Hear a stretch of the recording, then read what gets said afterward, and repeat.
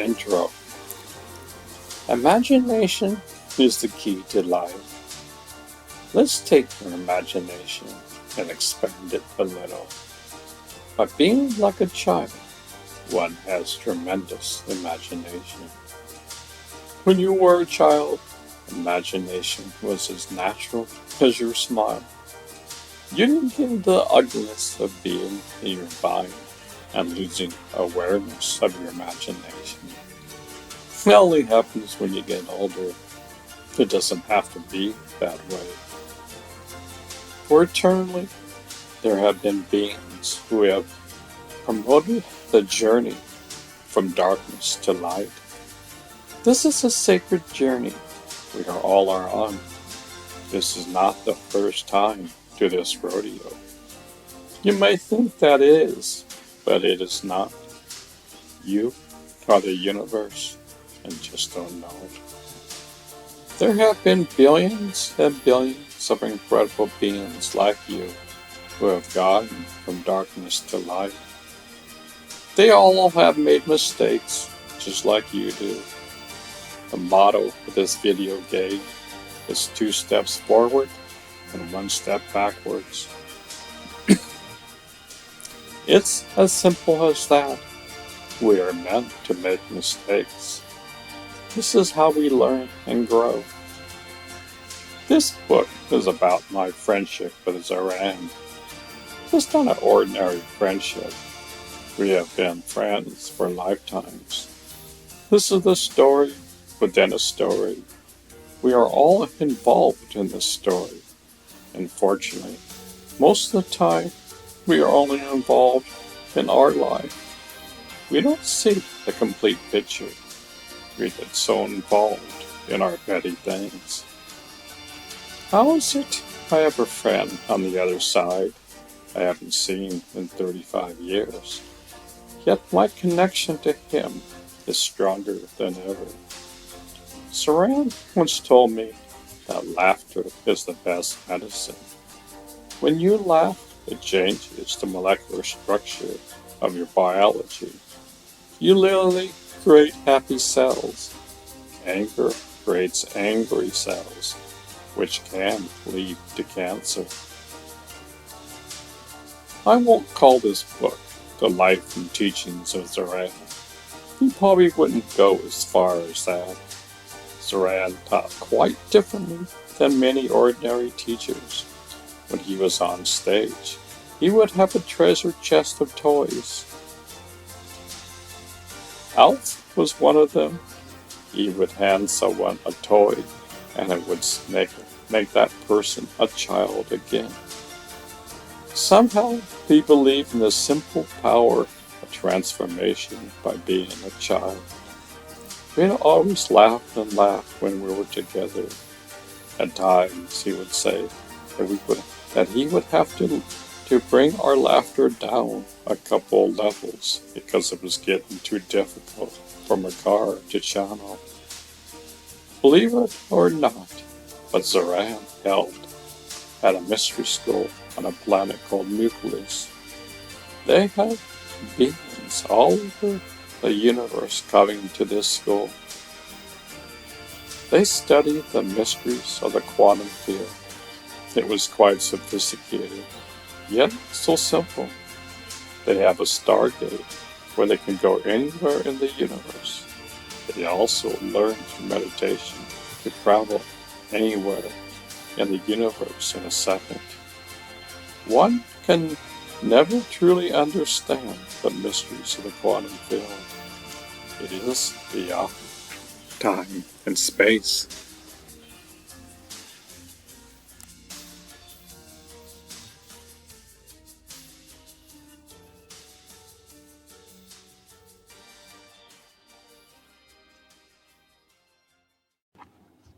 The wise man has said that you are the universe. You just don't know it. Your true nature is kind. You are love and compassion. You are tolerant and patient. You do not judge.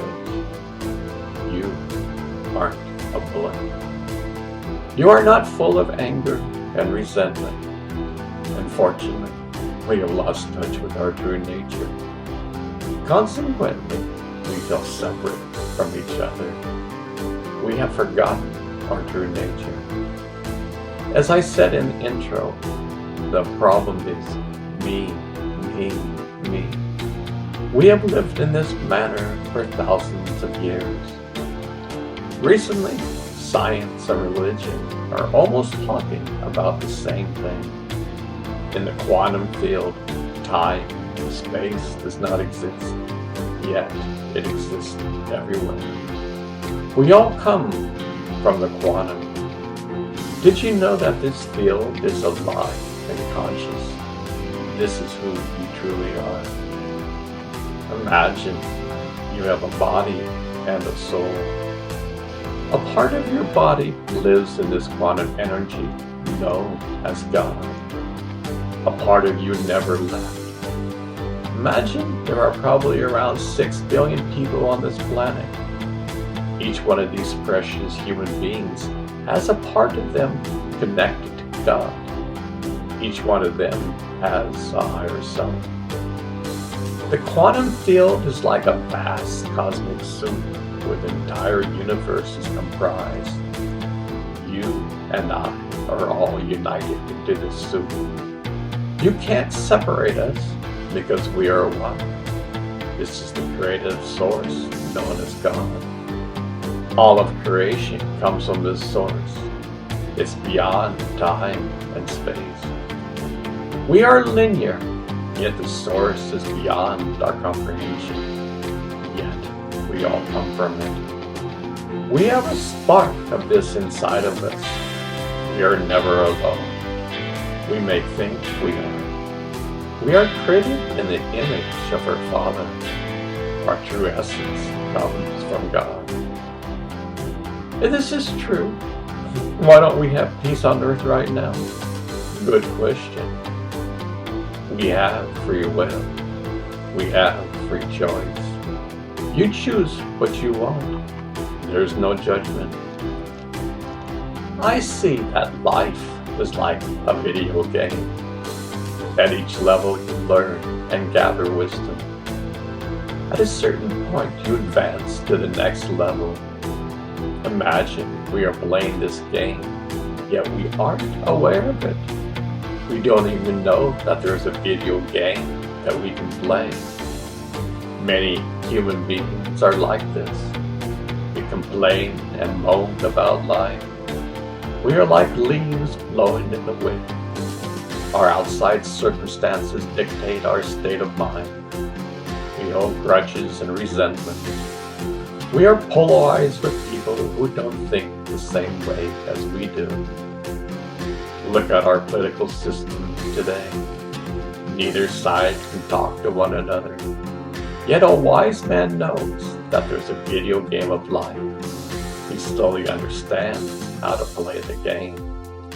In each and every moment, he tries to monitor his thoughts and actions. Yes, he will stumble and fall, much like a baby does when she learns how to walk.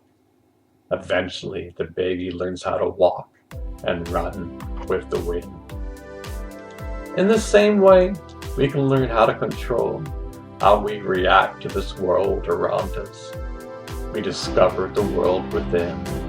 We discover our piece of the puzzle, which ultimately helps in bringing peace to this planet. Our goal is to take care of our inner garden. We need to pull the weeds, toil the soil, and water daily. Our world would change for the better if we all did this.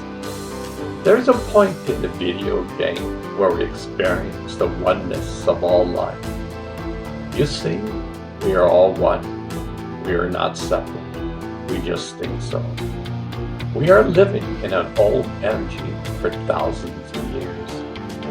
Consequently, we have wars with each other and can't see eye to eye. So how do I play this video game of life? The first step is free will and free choice. You must make a conscious decision to learn how to play the game of life. You see, Most of our life is a habit. Our subconscious is in control. We speak what comes to our mind. We mostly have the same daily routine. Get up, brush your teeth, eat breakfast. We have our daily commute to work or school.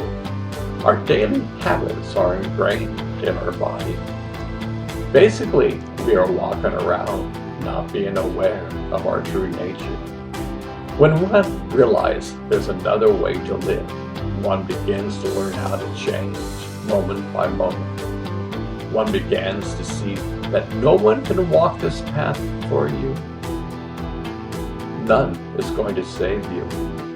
You are responsible for changing and discovering your true nature. Now, help is always there. You are never alone. You can do this. It just takes one small baby step after another. I don't have words to say about how incredible this game of life is. Each and every moment we can change for the better.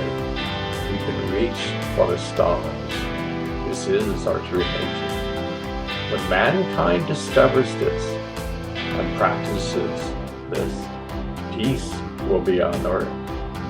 You see, you and I are one.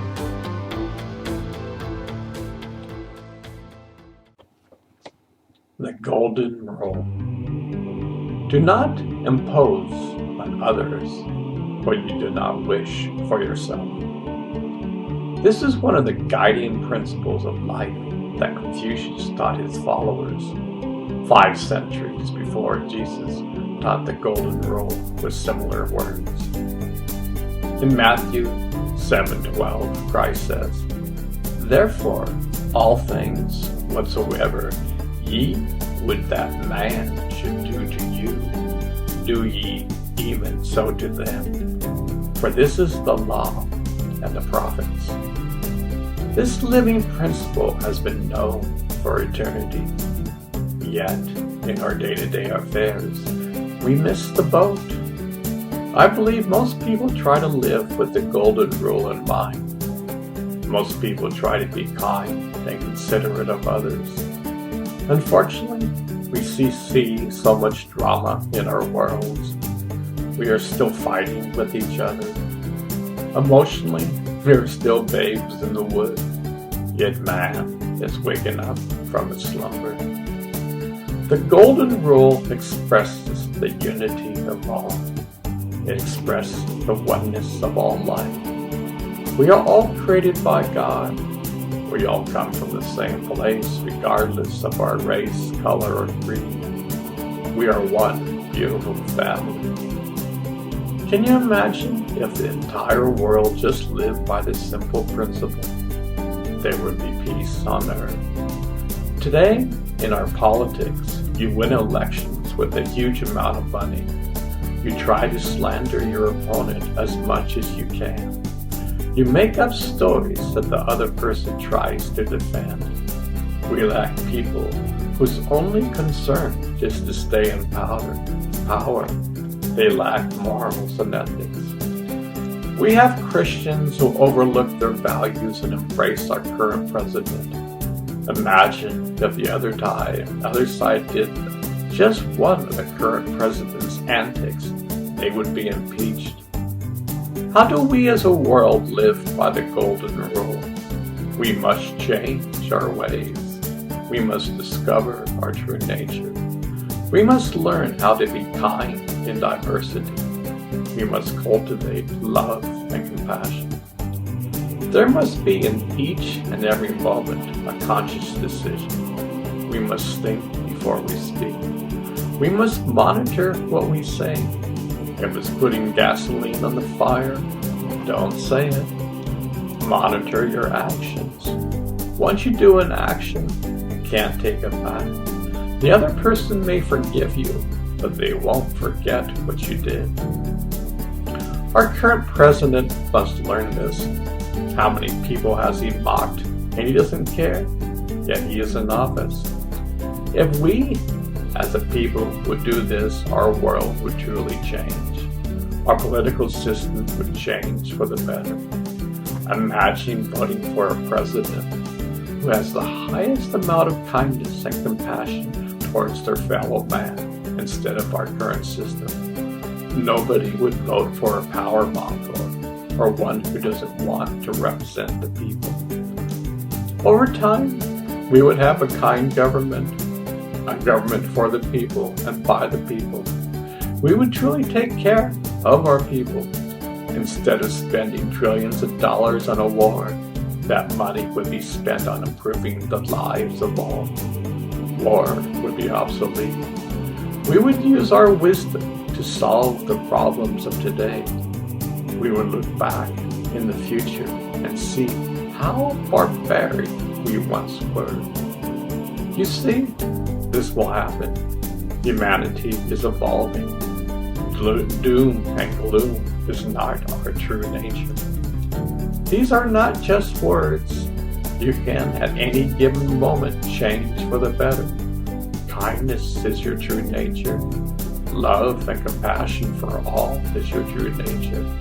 Your mirror is cloudy, so you can't see your true reflection. You can clean your own mirror. All the great masters in the past told you so.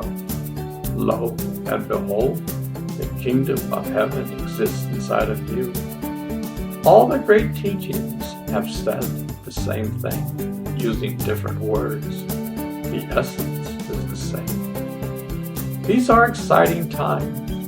I love to see the compassion people have for one another. People are helping each other all around the world. The news gives us a very small fraction of the good people have. In my eyes, the news should be reversed. We should show the good things humanity is doing and maybe have a small segment on the negative. Today, our news is delivered to provide shock and awe for ratings. The almighty buck wins. You see, just like in voting, your vote counts.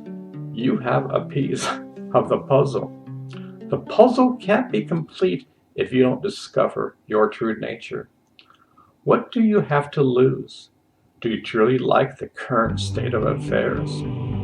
How would you like that in each and every moment the world would be kind to you and your family?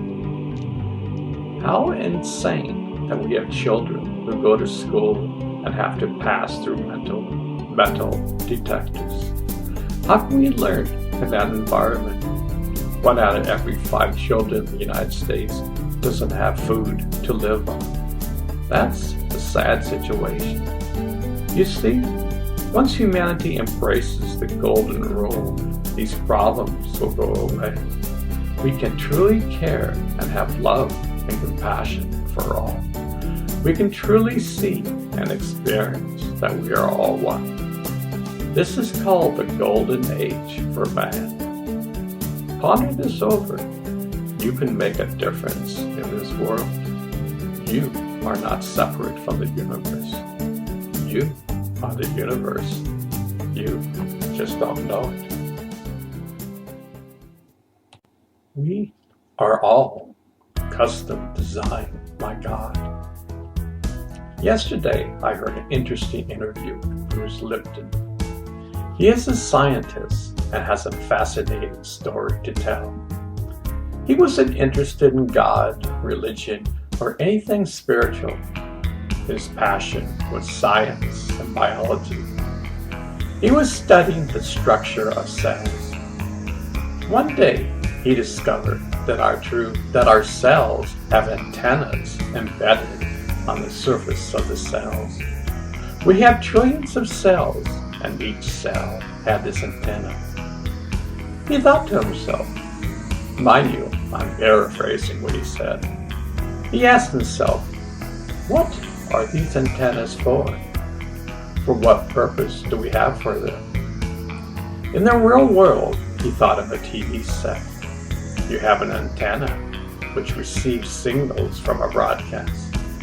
You can change the channel and a different TV program will appear on the screen. At this point, it gets extremely interesting. Somehow, he has an epiphany that our awareness and consciousness is being broadcast from God or the quantum field. Each one of us has unique signatures. He realized that the body will die, yet our essence is always the same. We can never die. Our essence is eternal. To his amazement, he discovered that God exists inside of us. The treasures exist inside. We are hardwired to discover the universe within. Imagine all this took place within 5 minutes. From that point on, his goal was to discover his true nature. The clues are there in plain sight. Bruce then, as a scientist, began to use the lab within to discover his true nature. In the interview, Bruce said that some Jesuits said that, "Give me a child for 7 years, and I will tell you how the child will grow up." The first 7 years, a child will pick up the good, bad, and ugly. A child's brain is theta, which everything external gets sucked in from 0 to 7 years old. This goes directly into our subconscious. Now, imagine that we live our lives 98% of the time from our subconscious. Our subconscious drives our life. This means that our lives are being driven from our early childhood. While pursuing ourselves and discovering our true nature, we live most of our lives driven by our subconscious. We react like leaves blowing in the wind. Our body is so entwined with our subconscious that we react automatically without being aware. Imagine our subconscious is like a hard drive. It has tons of data stored from the ages of 0 to 7. When an event occurs, the subconscious will go instantly to the hard drive and it knows how to react. Notice, we are oblivious to what's going on. This is mankind to a T. We have been fighting for so long. The world is on fire. People flame each other on Facebook. We have a president who tweets whatever comes to his mind. Humanity is on the verge of a major breakthrough. The signs that we were built to discover are all around us. We have all the instruments inside of us to discover our true nature. We are about to go from me to we, which is the title of this book. Imagine every single person on earth is hardwired to discover we all came from the same place. We are all family, regardless of race, color, or creed. Our true nature is kindness. Our true nature is love and compassion. We are all a spark of the divine. We are the universe. We just don't know it. These are exciting times. You hold a piece of the puzzle of life inside of you. You can change and discover your true nature. Millions of people are waking up. Recently, science and religion are really talking about the same thing. Discoveries that Bruce saw are major scientific breakthroughs for all of us. Bruce saw in a flash of light that we are being broadcasted from the quantum field. We have our name that God knows and the universe knows.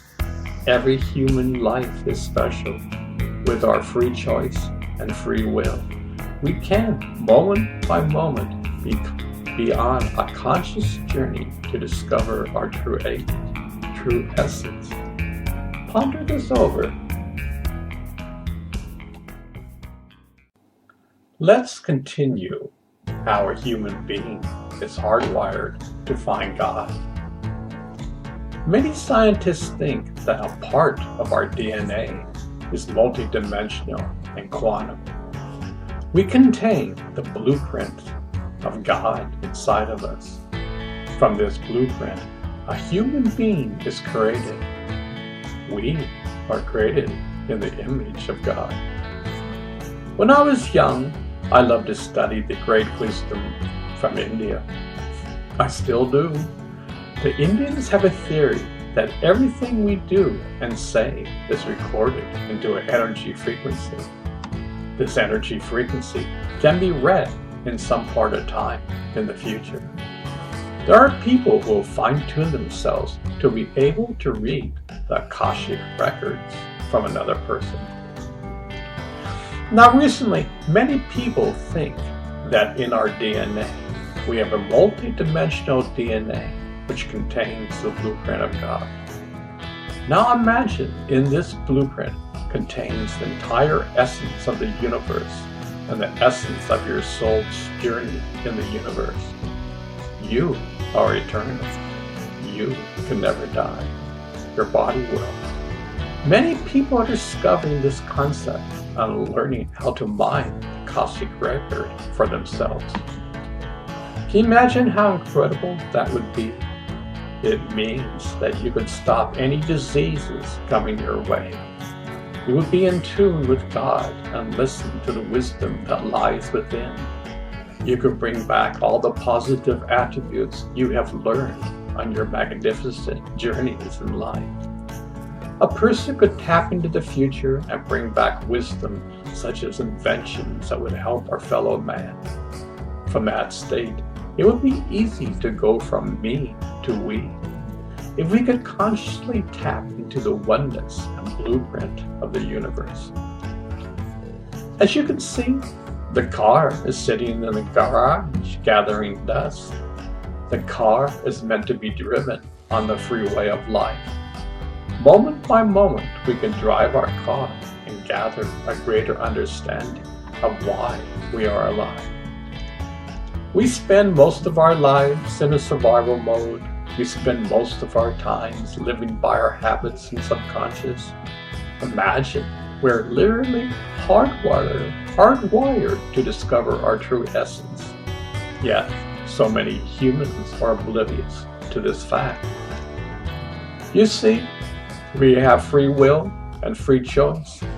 The entire universe lives by this law. At times I think, well, maybe human beings shouldn't have free choice and we would come into this world and never forget our true nature. Peace would always prevail on earth. Anger and war would not exist. Heaven would be on earth. Yet, life is a grand adventure. We come into this world to discover our true nature and to help transform this world from darkness to light. It's a cosmic game. This isn't the first time this game has been played. For time immemorial, this game has been played through the universe and countless other universes. The entire universe is watching us and cheering for us. They are rooting us on. We have incredible coaches that help and assist us. Yet, they can't take a single step for us. You see, each of us has to play the game without any steps taken by another being. These are exciting times. We as humanity is going from me to we for thousands of years because of thinking. It's all about me. We have fought countless wars. We're living in an era where this is changing right before our eyes. Ponder this over. You are hardwired to discover God. You contain within your DNA the blueprint of God.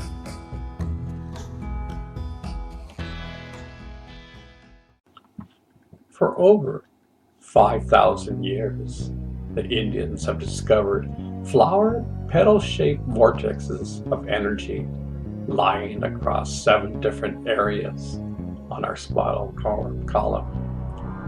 These chakras are definitely directly connected to the endocrine system of glands.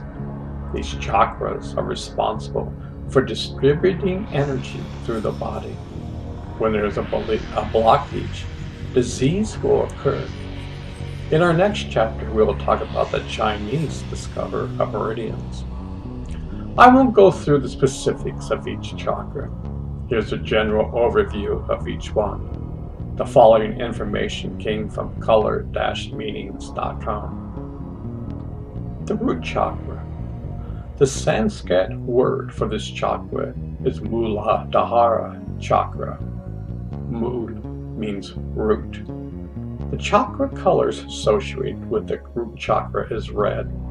The root chakra defines our relationships to earth. It impacts our vitality, passion, and survival instincts.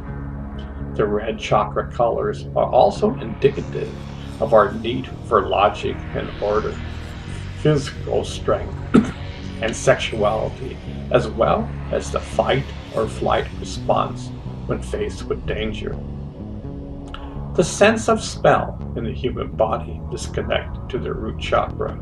The gland to which the root chakra is affected is the gonads. The sacred chakra. The chakra colors associated with the sacral chakra is orange. This chakra relates to the water element in the human body. The chakra colors are orange, which impacts sexuality, reproductive function, joy, desire, and even creativity, compassion for others. The sense of taste is associated with the sacral chakra.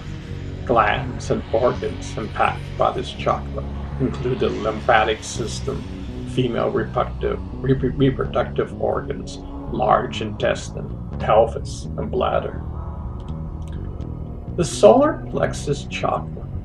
The Sanskrit words for this chakra is Manipura chakra, which literally translates to city of jewels. Thus, the solar plexus chakra is the personal power chakra that is responsible for one's personal and professional success. The chakra colors, yellow, of this energy vortexes are associated with fire, energy, change, etc. This element of fire, when balanced and harmonious, allows one to feel more confident, cheerful, and energetic, along with the right amount of respect for self and others. Our sense of sight is associated with the solar plexus chakra. The glands or organs associated with the solar plexus chakra are the adrenal glands. The heart chakra. Anahata chakra, or the heart chakra, is associated with the chakra colors green. This chakra influences our relationships and has the air element. A weak heart chakra is responsible for sabotaging the relationships through distress, anger, and envy, etc. The sense of touch is impacted by the heart chakra, and the glands connected to it are the thymus and lymph. The throat chakra.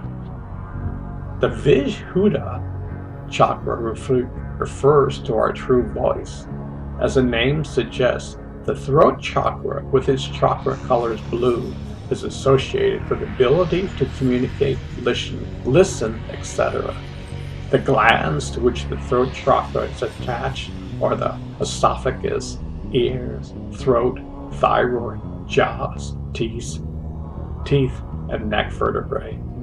The etheric element of the throat chakra, when balanced, allows an individual to have pleasant voice, artistic abilities, expressive ways, and also ability to be in a higher place spiritually.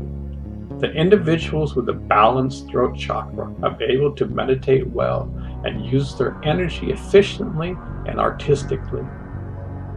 The third eye chakra, the Anja chakra, literally translates to center of knowing or monitoring. This chakra is associated with the chakra colors indigo and is connected to the pineal or pituitary gland. Those with a well-balanced brow chakra can have telepathic abilities, charismatic personality, and they often do not have any fear of death. The element of electricity or telepathy, along with the chakra colors of indigo, are associated with our sense of thought. The crown chakra. This chakra is known as Sahasrara chakra in Sanskrit and is associated with the chakra colors of violet or purple. The crown chakra is associated with the pituitary gland, nervous system, and the brain and head region with its elements of light. In its balanced state, this chakra can render individuals the ability to perform miracles, transcend the laws of nature, and have a heightened awareness of death and immortality. Now, according to the great masters and mystics, the journey begins at the base of the spine. There lies the Ida and the Pingala nerve. Imagine a column called the Sushumna, which is not physical, which goes from the bottom of the spine. Here's a definition of the Sushumna from Wikipedia. Sushumna, very gracious, kind, runs along the spinal cord in the center through the 7 chakras. Under the correct conditions, the energy of Kundalini is said to uncoil and enter Sushumna through the Brahma Dwara or Gate of Brahma at the base of the spine. The Shiva Chamanta Treaty on Yoga states, for example, that out of 350,000 nadis, 14 are particularly important, and among them, the 3 just mentioned are the 3 most vital. It seems to me that God hardwired each individual human being, to help discover his true nature. The journey begins at the base of the root chakra. Here, the consciousness of me, and me reside. The human being is existing in a state of survival mode. The goal in life is to master each chakra and ultimately arrive at the crown chakra and enter its doors. At this state, one will realize that I am the universe. We are all one. This is our true state of existence. We are all one huge, gigantic family. Each one is responsible for discovering our true nature. The world would be in a better place if we all did this. Ponder this over. So you think that you are hardwired to find God? Maybe in time. Maybe it's time to use your inner key to start the engine. The Tao that can be told is not the eternal Tao. The name that can be named is not the eternal name. The nameless is the beginning of heaven and earth. The name is the mother of 10,000 things. Ever desireless, one can see the mystery. Ever desiring, one can see the manifestations. These two spring from the same source, but differ in name. This appears as darkness, darkness within darkness, the gate to all mystery.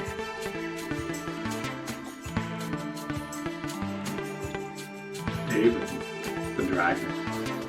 Hi, I'm David, the dragon. I'm best of friends with Little Ricky. You read about me in the story. I'm over 5,000 years old. I'm still young at heart. You see, I take care of myself. Where I come from, the British Isles, the dragons really didn't have any common sense. You could say common sense is uncommon.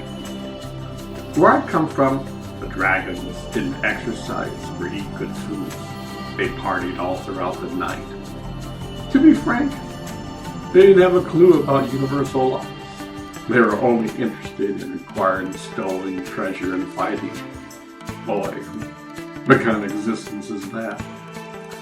When we flew from the west to the east, our entire lifestyle changed for the better. We started to take a look at how to make a better life for the dragons. As you see, only young dragons came with us. The rest were stuck in their old ways. Quite frankly, they had no desire to change. They liked misery. Well, we decided to have a grand adventure. We learn how to meditate from Zoran, and the rest is history.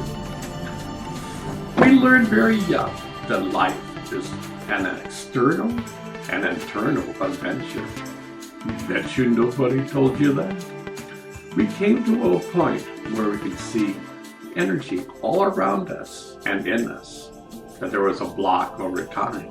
Disease would take place. You see, in the bodies of humans and dragons lie a vast number of rivers and streams. In a healthy body, these rivers and streams are flowing properly.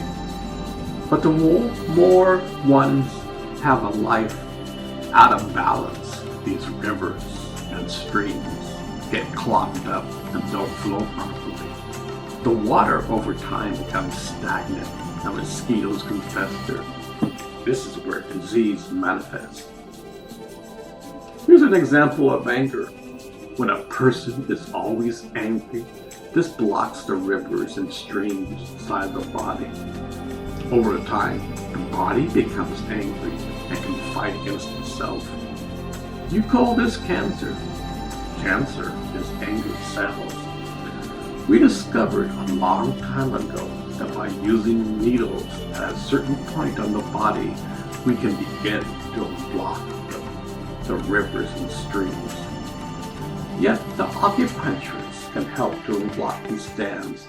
Yet it's up to you to change, modify, and learn how to be healthy.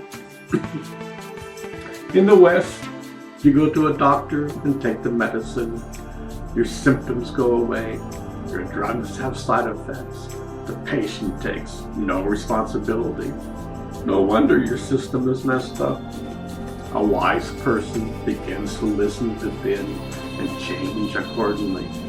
This person realizes that proper rest is the key. In the West, sleep and rest is sort of a nuisance. They don't have the understanding of how important it is. In order for the body to heal and repair, it needs rest. Period. We live such a fast pace, we have forgotten why we need sleep and rest in the first place. The acupuncture during this time had an easy job. He knew how to break the dam and let the waters flow properly. He might give some healing herbs to the child. The child understood completely that the acupuncturist could only assist so far in the process. She knew that it was up to her to follow through and live day by day the natural laws of life. You see, their culture was understanding and practicing every moment these natural laws. Unfortunately, in our world, today's man has lost touch with his true nature. Consequently, disease is quite common. Our herbs that are given out are organic and have no side effects. They're extremely beneficial in helping the body to balance. Your Western medicine has extreme side effects and can cause death. Listen to the commercials today, and you will hear a lovely voice telling all the side effects that drugs have. They are concerned to make a profit. That is the bottom line. No, kids, listen to this story. Only your generation can change this wacky system. You can look at different and natural ways. You can see chemicals are the least effective ways for healing. Their scientists know about energy, but at the present moment, only a few doctors are researching about the power of energy. This is where acupuncture comes in. In the future, there will be myriads of different discoveries and inventions. The more a society becomes more aware, the more the discoveries can occur. You see, only in an open society can change occur for the better. These new discoveries can be used for good, or they can be a complete disaster. The nuclear bomb is a prime example. The genie got loose, and now the world is trying to find out how to rein in the genie. You see, Your world has a lot to learn. Imagine most of the world is looking externally, but the jewel lies within. You need a balance between the external and internal. Millions of people are waking up to this fact. At a certain point in time, when humanity truly understands this, your inventions will be so-called a miracle in life. In fact, they aren't miracles in life, but your understanding is at a different level. Your cell phone would be considered a gift from God. 500 years ago, I bet each one of you kids knows how to operate one. You have no problems with that.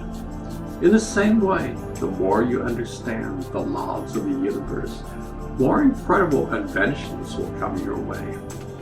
Nature wants to give her incredible gifts, but you have to be in sync to receive them. Anger, war, and greed will never be the way to discover these gifts. For thousands of years, war is not the answer. It has never solved anything and never will. Only the kids can truly change for the better. Hopefully, you will listen to this story and remember your generation can change for the better. The seeds have been planted many millions of years ago. You can be the fruit that can change this world. Remember, you are never alone. Someday you will realize this. You will see that all of humanity and the dragons are in the same boat together. You are the universe. You just don't know it.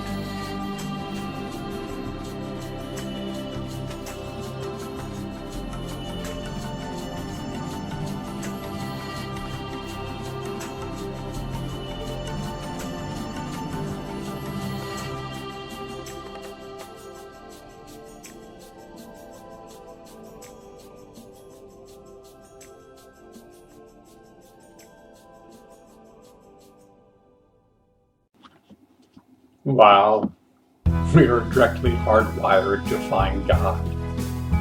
Yet we are so dense at this present moment. How can the world at large discover their true nature? Did you know that the same power that is keeping you alive is keeping the universe alive? Behind your breath lies the secret of life. The universe is keeping you alive. The mystics have known this for thousands of years. On average, a person at rest takes about 16 breaths per minute. This means we breathe about 960 breaths an hour, 23,040 breaths a day, 8,409,600 a year.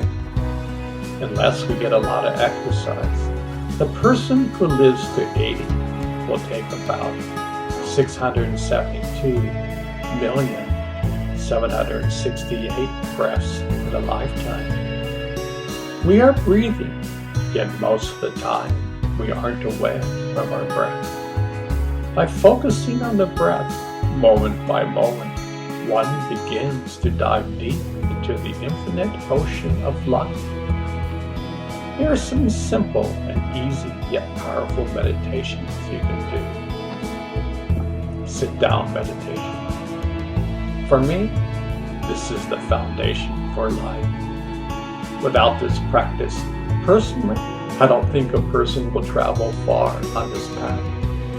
You see, by closing your eyes and concentration on your breath, you are closing the doors to the external world and opening the doors within.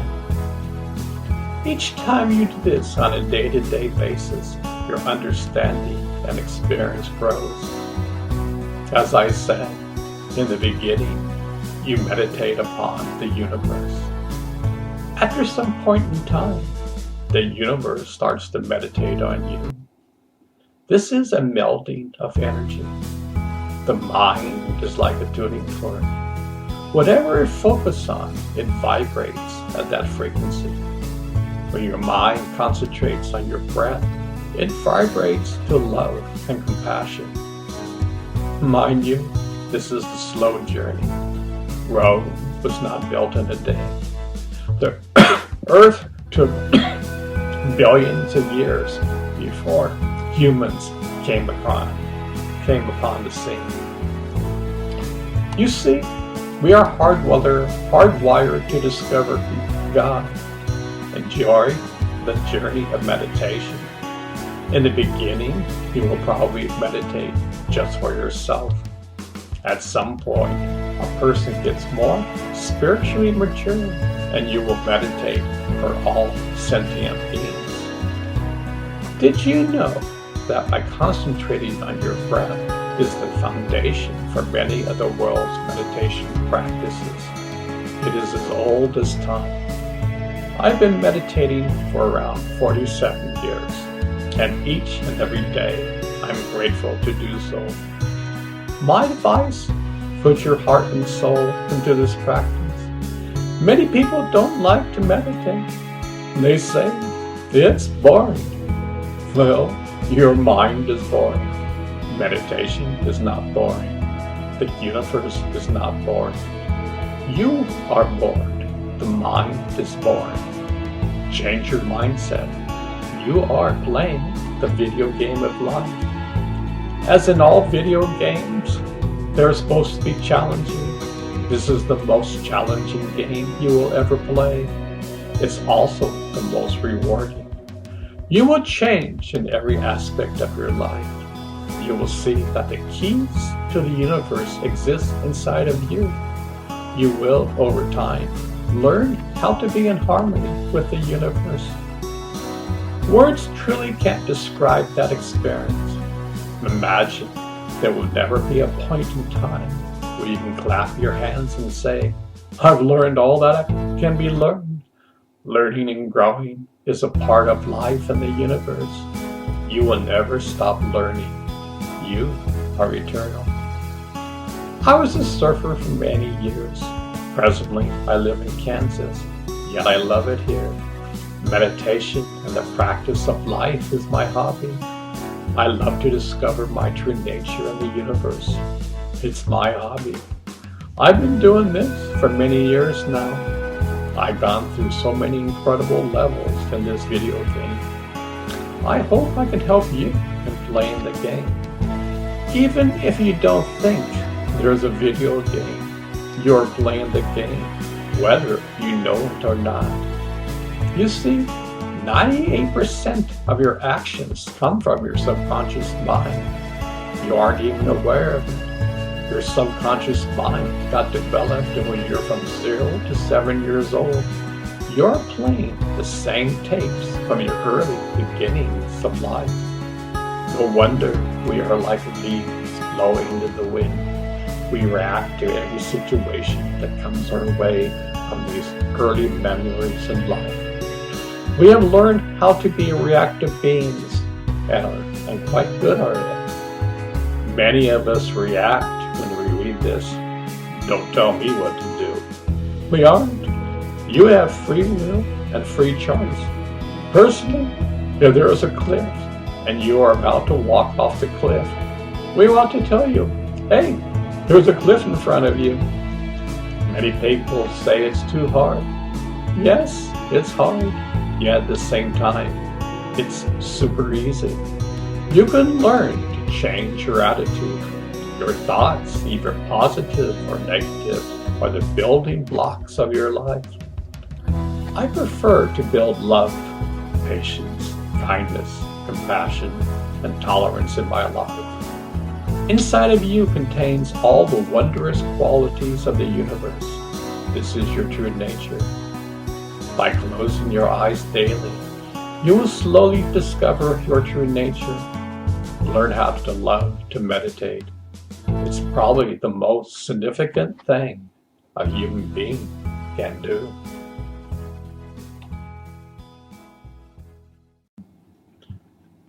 When you concentrate on your breath, you're constantly bringing the mind back towards your center point. The mind loves to wander. Mystics have said to control your mind is the most difficult thing to do in the universe. I bet you for the last 47 years, I've brought my mind back to the center point, probably around 1 billion times. Yet, if I look back from where I started and where I am today, there's a difference between night and day. In the beginning, my mind was out of control. It still is, yet my mind is my friend. The mind's natural state is to wander. The more I drench myself into the ocean of silence, my mind is getting cleansed. Learn how to become friends with your mind. Don't make it an enemy. It's like training a puppy. You could do it. Every time your mind wanders, bring it back. In the beginning, it took a while to sink into the silence. It was like struggling in water. Yet at a certain point, silence would fill you up. It's hard to describe.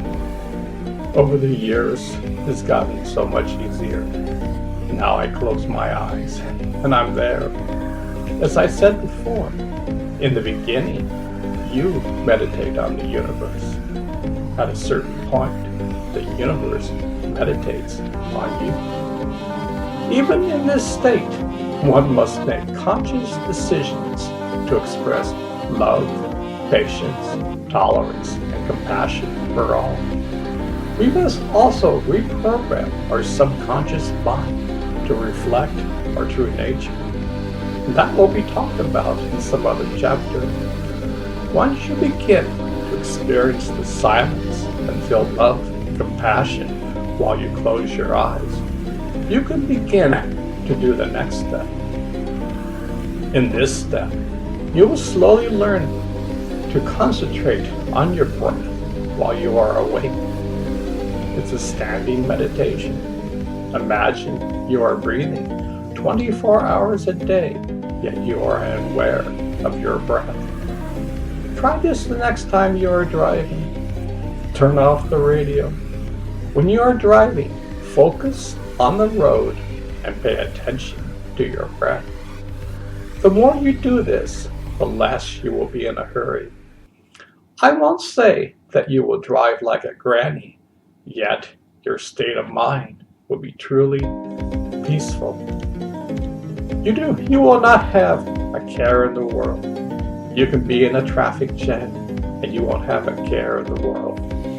I have a personal theory. The more agitated the mind is, the more reckless and impatient a driver will be. Sometimes you can almost see a fire of anger from a driver. You can see their hands flaring in a state of anger at being impatient. I'm sure they are completely oblivious to their condition. They are just responding automatically without any self-control. Try this every time you drive. Once you begin to feel this wondrous effect while driving, slowly begin to consciously meditate during other activities in your day. For example, do this while someone is talking. Listen truly to what the other person is saying. At the same time, follow your breath. At some point, you will feel the stillness, and at the same time, you will truly listen to what the other person is saying. This leads to incredible communication skills. The other person will know that you are truly listening to them. Most people don't truly listen and are thinking what to say next while the other person is speaking. This leads to broken communication. Now, I say this is our political environment is like that today. Nobody truly listens, yet they only speak without truly thinking. It's more like an automatic response. Our current president does this on Twitter. He tweets nonsense without going through true filters. Emotionally, he's like a child that never grew up. Otherwise, he would never mock someone and call them names. That's for another topic. Need I say more? The more you do this over time, you will be filled with joy and happiness. The more in harmony you are with the universe, the better your life will be. You will truly see and understand that happiness exists inside and nobody can take it away. Your worldly desires will slowly fade away. Most important of all, you will let go of all negative emotions. They don't serve you at all. In fact, they harm your mind and body. You may be angry at some person who wronged you 20 years ago. They have forgotten the incident, yet you still hold on to it for dear life.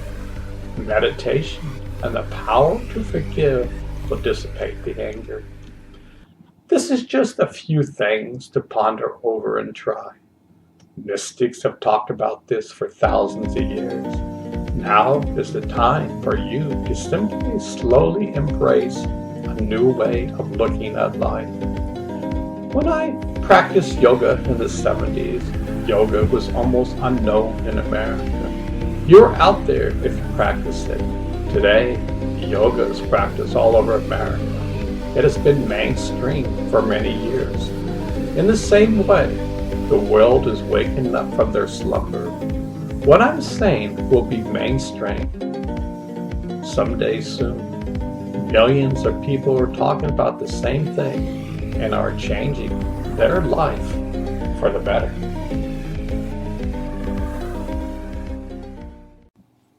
Have you gotten yourself into a pattern where you wake up around 1 o'clock in the morning and can't go back to sleep? You are wide awake and restless. Well, this is a perfect time to close your eyes and concentrate on your breath. Just relax and watch the sweetness of breath. Don't struggle.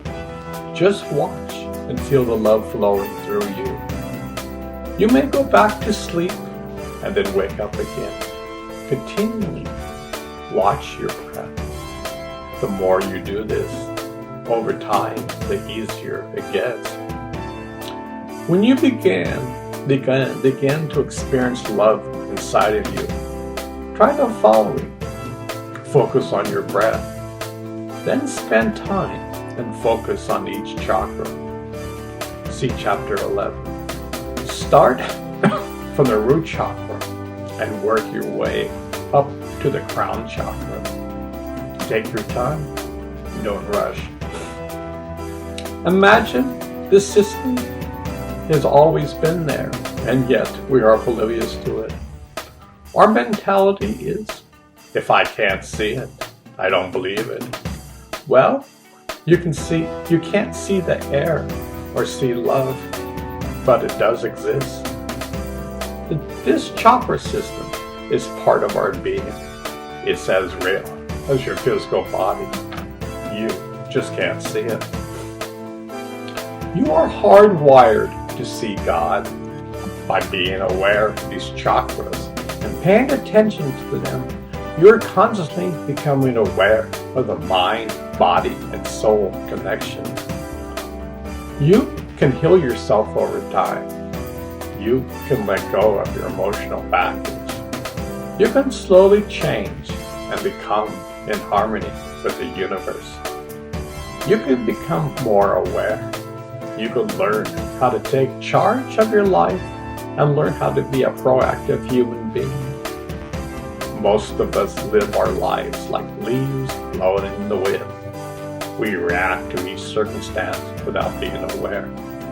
Our subconscious is running the show. Many people think that sleep is a drag. They wish that they didn't have to sleep. They are obviously not in sync with nature and the universe. Sleep is a time when the body can get rid of toxins from the day. Scientists have discovered between 8 o'clock and 12 o'clock is the best time for the body to repair itself. Unfortunately, most of us are oblivious to this. Every night while we sleep, we tap into the source of life. This is how we recharge ourselves. It's like we have a battery inside that needs to be recharged every night, much like our cell phones need to be recharged. When we wake up from our dreams and can't fall asleep, try this. If you don't want to do this, then spend some time forgiving all those people who have wronged you. Forgive yourself. While you're doing this, try to feel what part of the body is this energy stored in. You see, your negative thoughts and emotions are stored in your human body. We are all carrying boulders inside, and we all feel the weight in ourselves. Forgiveness is the key to drop our emotional baggage. By concentration on your chakras, over time you release emotional baggage from the specific chakra you're focusing on. This path is meant to be fun and full of adventures. As Bugs Bunny once said, don't take life so seriously, because you'll never get out of it alive. These all are tools that you can use on a daily basis. There are hundreds of tools that you can use to change for the better. Most people don't like to change. We have been taught since birth that change is not good. We have been taught to fear change. We don't want to upset the apple cart. Even when we live our lives in misery, we don't want to change for the better.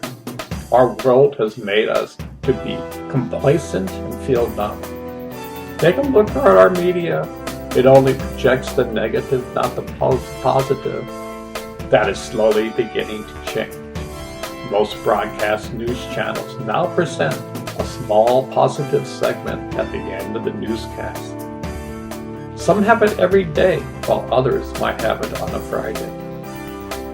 If you just spend a little time each day and use these tools, your life will change for the better. You are the company what you keep. If you just blow this off and say, I don't need to change, I'm fine with myself, that's your free will and free choice. Nobody is going to judge you. All I'm saying is that you are hardwired to discover your true nature. You are the universe. You just don't know it.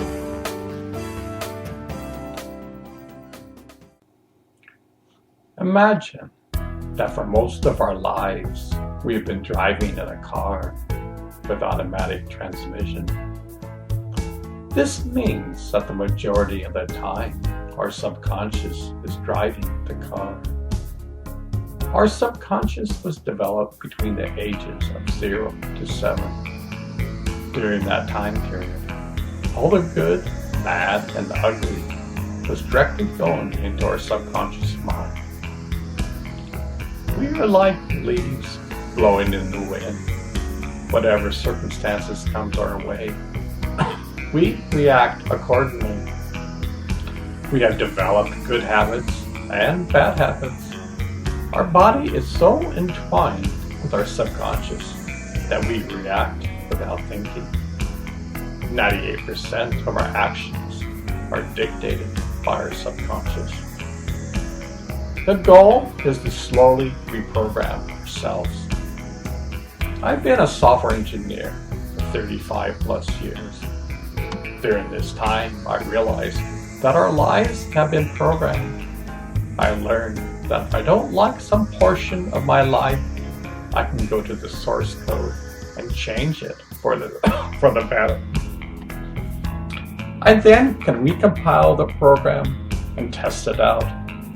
Over time, the bugs I see in life are fixed, and I can see more clearly.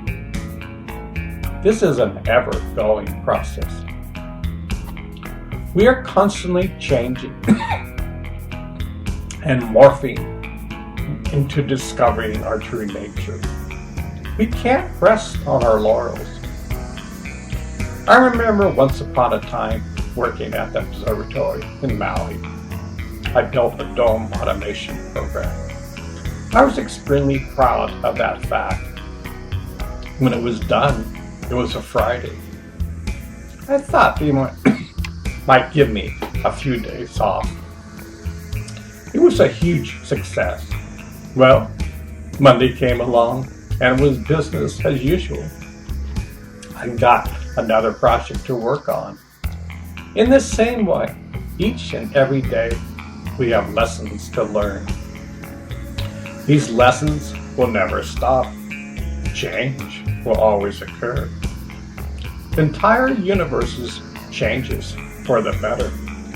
Change is constant, yet change leads to a greater understanding of ourselves and the universe. We are all divine farmers.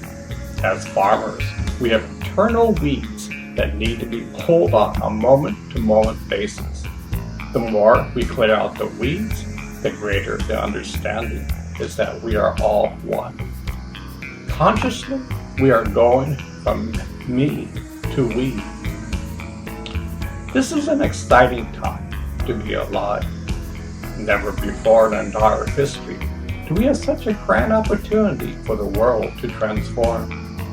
Granted, the world may seem messed up. It just looks that way.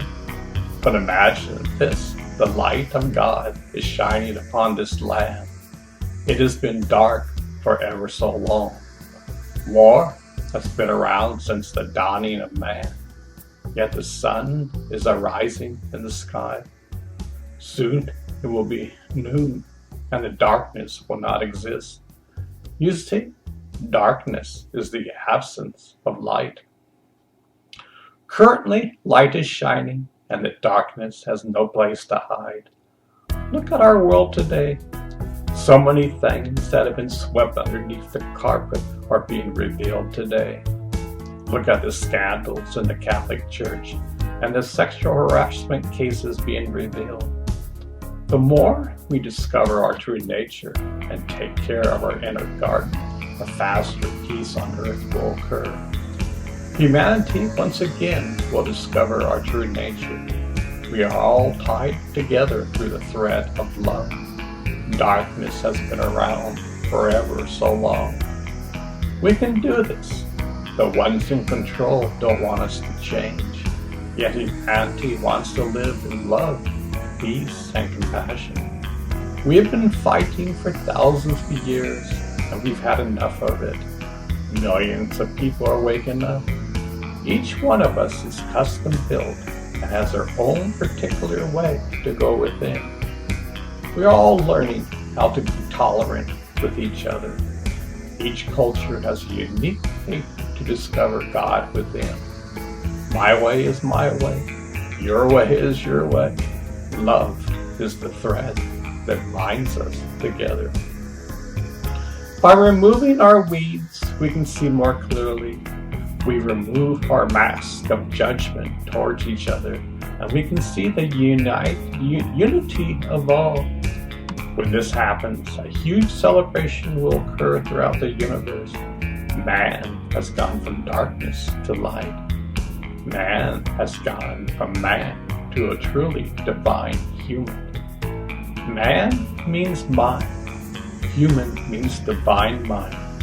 We have transcended all our negativity and left them behind for good. A new dawning has occurred. The kingdom of heaven will be upon this earth. Mark these words. It will take time, that change is coming. Millions of people are waking up from their slumber.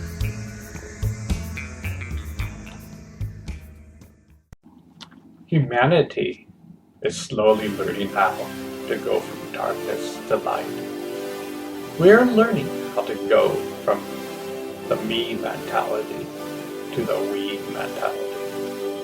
Millions of people are waking up from their slumber. Human nature is about to change quite dramatically. We will look at this present era someday in the future and say, what a dark age it was. Where was humanity coming from? Well, it was a mixture of dark and light. It was predominantly dark. People flame each other. The world is in disarray. I could go on for hours, and still, people are waking up from their slumber. A new dawning is occurring. Can you imagine the changes that will occur when we totally transform from me to we? It means that bullies will no longer exist. It means that politicians will be elected by their state of kindness, love, and compassion. A person who tries to run a negative campaign will no longer be elected. We will probably still have a two-party system, but they will truly work together and get things done. We will actually pass laws that are beneficial for all, not just the rich. People will learn how to compromise with each other. When you can see through the eyes of the other person, you can see both sides of the issue. Our whole society will change for the better. Granted, change will be slow, but all beneficial changes are slow. Yet over time, we will see incredible changes that have occurred. We will be most pleased where the world is heading. We will finally take care of the poor and homeless. New ideas will come out that the world will be properly fed. Finally, people will learn how to solve any problems. The solutions are there, and we have to think outside of the box. With man connecting directly to the source within, the answers to many unsolvable problems in the past can now be solved. Many incredible inventions will come out, but the dangers of war are now obsolete. Invention from the quantum world may come to fruition. These inventions could never occur presently due to the warring nature of man. Humanity will live to a grand old age. Disease will be a thing of the past. Humanity will learn how to be in harmony with nature. Most of the diseases will soon perish from the earth. You see, disease can't live in a being who is full of life. The disease occurs in a being whose body and mind are unhealthy. This will take time, and many adjustments must occur, but this is where humanity is heading. Never before in our history have we seen such an incredible human shift in awareness. Consequently, with this new awareness, this kind of change will occur on this planet. Our daily news will be focused on the new discoveries and positive changes that are occurring around the world. Every day, something new and incredible is happening. The world will be in constant amazement. Society will be amazed how quickly so many of the world's problems will disappear into the night. Religious groups will honor and love each other. Many people will go and visit other religions and enjoy the meal by seeing a different new food of thought being presented. They will see how barbaric it was in the past that religions caused so many wars. Unity and tolerance will prevail throughout the land. This is where humanity is heading towards. Many new ways of thought will occur that we don't have the vision to see or even think about. A huge global transformation will occur. We are on the verge of becoming something so grand and magnificent. It would be a fairy tale-like event, yet it would be real. Ponder this over. We are living in exciting times.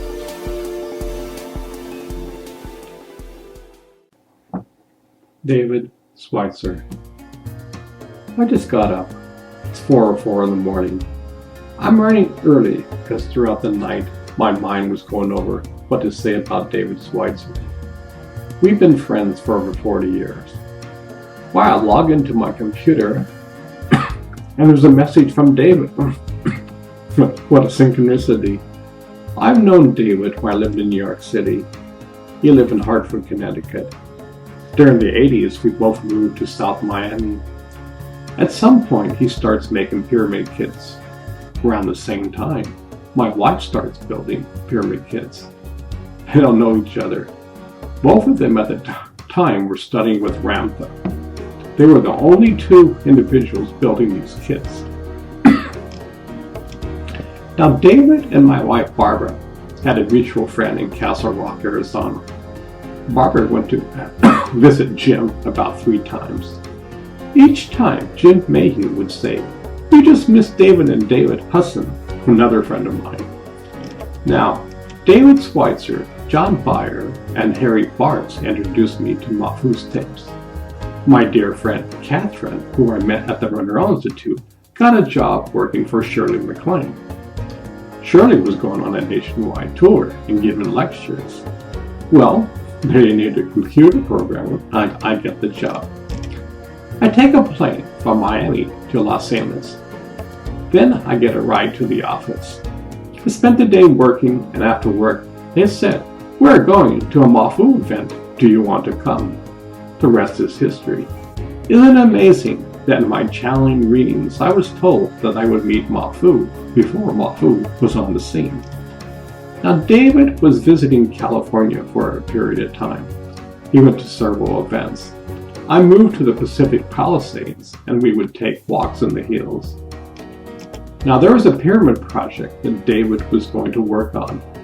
Mafu called David Hermes. Hermes was the main architect in Egypt for building the pyramids.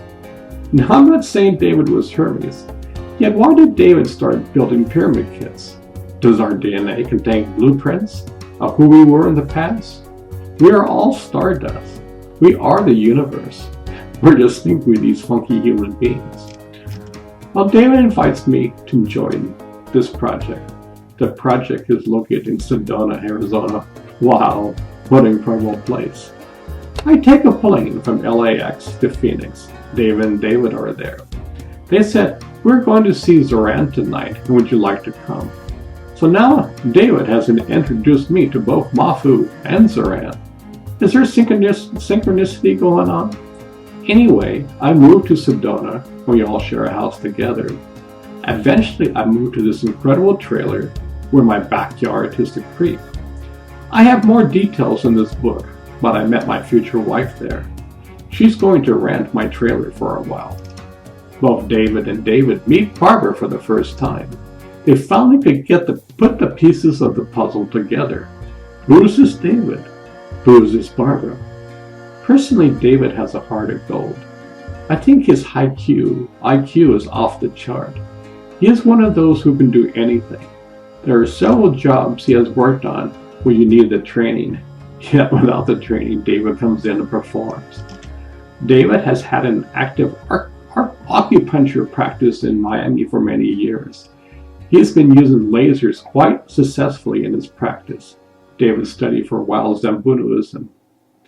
Personally, I think meditation helps in our daily life. Both my wife and I see David as a great example who brings heaven to earth. Frankly, I think that's the goal in life. If we all did that, then there would be heaven on earth. Meditation is not hocus pocus. Let me introduce Zoran. Zoran is an entity who is known in other dimensions as Logos. Logos on this planet comes from the Greek word which means word or power. The Bible talks about Logos as the word. In the beginning was the word, and the word was with God, and the word was God. Zoran was the personification of that word. The first time I met him was in Phoenix, Arizona. A few of my friends saw him and said I might like to see him. They said he was real different and liked to teach with toes. Zoran is channeled by my heart. When he comes into her body, he takes over much like Mafu. Anyway, we arrived late to the hall. I see the program is starting. From the loudspeaker, I hear a voice which sounds like Mafu. I'm thrown for a loop and ask myself, why is Mafu's tape being broadcasted through the sound system? I sit down and see that this voice is actually Zoran. I love the way Zoran looks. This whole teaching was through games and laughter. He had all these stuffed toys that he would hand out. At one part of the program, he started to pull out people from the audience. He pulled me up and gave me an orange ball. He then proceeded to ask each one of us what this toy meant to you. When he came to me, he asked me about the orange ball he gave me. I told him that orange represents collagen, the substance which ties the cells together. Without collagen, the cells would fall apart. This ball represents a life force which keeps the entire universe together, otherwise it would fall apart. He just laughed and blinked his eyes and said, "Good answer." That night I was very intrigued by Zoran.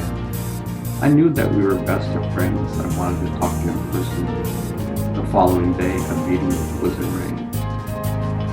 The first part of the meeting was spent in such laughter. People outside the rooms, it was like an auditory of people laughing. There was only 3 of us. At one point, Zoran said, "If I laugh anymore, we'll have to leave this physical body. It will cause damage to her body." At this time, the tone became more serious. I learned I was a student of his at a planet called Newton. This school was learning about the ways to split open the atom using one's mind. The school was built on practical experience. It was truly a mystery school. Makar and I were both students in this school. Zoran told me many wonderful things. We became real good friends. At one of the seminars, he had always called me. I became a friend just like the good old days. I remember one day he asked me, "What do you think about women?" "Why," I said, "I want to solve that mystery." He said that someone special was going to happen and that very soon I would meet the woman of my dreams. The next day, I had a dream where I met my future wife, Barbara. A voice came to her and said, "When you meet this person, you should get to know them." A month later, I was staying at a friend's house and Barbara walked into the house. I recognized her at once. I played it quite cool because I knew that destiny would be played out. The rest is history. Zoran taught me a lot of techniques of getting in touch with myself. His whole style was through laughter.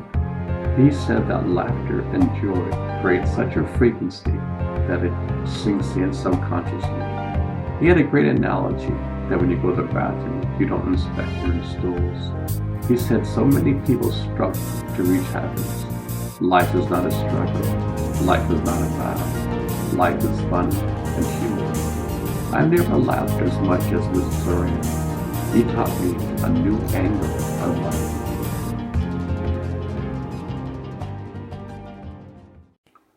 One night in Sedona, I was with 3 of my friends. We were outside looking at the stars in lawn chairs. It was early July. It was a nice evening. The sky was perfectly clear. There were thousands of stars in the sky. We were looking at a strange phenomena taking place. We would see these streaks of light going vertical in the sky. Imagine a huge flashlight sending a flashing light from left to right across the sky. It would come in 1-minute intervals. All of us were delighted in the show. We were making the same oohs and ahs when kids see fireworks. In the midst of a lull, I noticed 3 stars in the sky I never noticed before. These 3 stars formed a triangle in the star. It looked like a pyramid. All of a sudden, I felt myself being sucked out of my body. It was like this huge vacuum sucking me out and out of in my body. There was this tunnel of light. I was traveling inside of this tunnel. We all have seen on Star Trek, The Next Generation, the sensation of warp speed. This is the same kind of sensation that I felt. The next thing I knew, I saw this huge mothership. This ship was so large that there were mountains, oceans, and Earth-like planets inside of this ship. I was greeted by a group of 12 beings. I recognized Zoran and Lord Michael. They took me on the tour of the ship. The whole ship had a clear plastic-like substance, which was the outer shell. Inside of this were the mountains. The main engine room was driven by energy itself. They had the technology to convert energy itself to drive the whole ship. All electricity was generated by pure and perfect energy. There was no pollution whatsoever. It's hard to put in words what I was going through and what I saw. It was so beautiful. These beings were so beautiful. They were friendly and extremely intelligent. Their technology was light years ahead of us. At one point, I was placed on this beautiful table. Zoran, Lord Michael, and the rest of the 12 beings placed their hands in my body and started to send me brilliant colors of light. My whole body was enveloped in a rainbow of light. This light was pure consciousness. It was alive, if extremely blissful. I felt all the stress being taken out of my body. It was an incredible ceremony taking place. No words were spoken. There were 12 incredible beings performing an ancient ceremony on me. I felt they were once again reminding me that we are all come from the same source of life. There is a universal consortium of beings who are called the White Brotherhood, whose mission is to transform this universe into something far beyond what we can imagine. There are millions of humans alive on this planet who are part of this consortium. Before we were born, we all decided to come down and help this planet Earth. All the major religions now know that something incredible is about to happen to this planet and the beings on this wonderful Earth. We are to usher in this era along with our friends. Our weapons are simply love itself. Love is the most powerful force in the universe. Our mission is to consciously change ourselves to bring beings of love. Christ was a prime example of this. We all have the same capacity. We just have to stop, look, and listen to what's going on. Here's the most incredible event that's taking place on this planet, and we are asleep. We are too involved in our little lives to stop just for 1 second and ask some basic questions. Who am I? What is the purpose of this life? Where is true happiness? I feel as a society we need to learn about tolerance, forgiveness, and being open-minded. Each of us are so caught up in our own mindset that we can't see that we are flowers on a beautiful garland called life. Isn't it so beautiful that we are all so different, yet all of us at the same time are so similar? The breath of life is keeping us alive, and we are unconscious of this fact. It's time to wake up and smell the roses. Each one of us have to have this experience to remind ourselves to wake up either consciously or subconsciously, even if you don't believe in any of this. Imagine if this is all make-believe. There was a time that flying an airplane was make-believe. It is now reality. There are millions of people on this planet whose prayers are to see peace on this planet. In time, this will have to happen. We just have to bring peace to ourselves. We have to know who we truly are. We are beings of love. We have simply forgot who we are. It is time, as a whole, that we wake up. It's kind of funny the whole world wants peace and happiness, yet there's so much misery and poverty and grief. The love we have inside is boundless and endless. It is worth more than all the riches in the whole universe. Without it, we are nothing. I know I had many incredible experiences in my life. Many people are envious of them, yet without love, they mean nothing. It's like a body without the breath, no life whatsoever. Our main mission is to be filled with love, that whenever we touch, it turns to love. What would happen to this planet if every citizen on this planet was experiencing such a love? We would have no conflict, war, or poverty on this planet. We would truly help each other out. We would truly know that human beings are incredible beings. Well, when I came back, my friends knew that something incredible had happened to me. I told them just a fraction of what happened to me. It was all so personal that I didn't want to blah out or be arrogant. Years later, I felt the time was right to put the experience in words. The incident showed me that my friends beyond the stars were always looking after me in this planet. I knew my days as a young child looking at the stars was based upon an unconscious yet conscious connection with my friends. We are never alone. We have friends who are looking after us. Most of the time, we don't know that.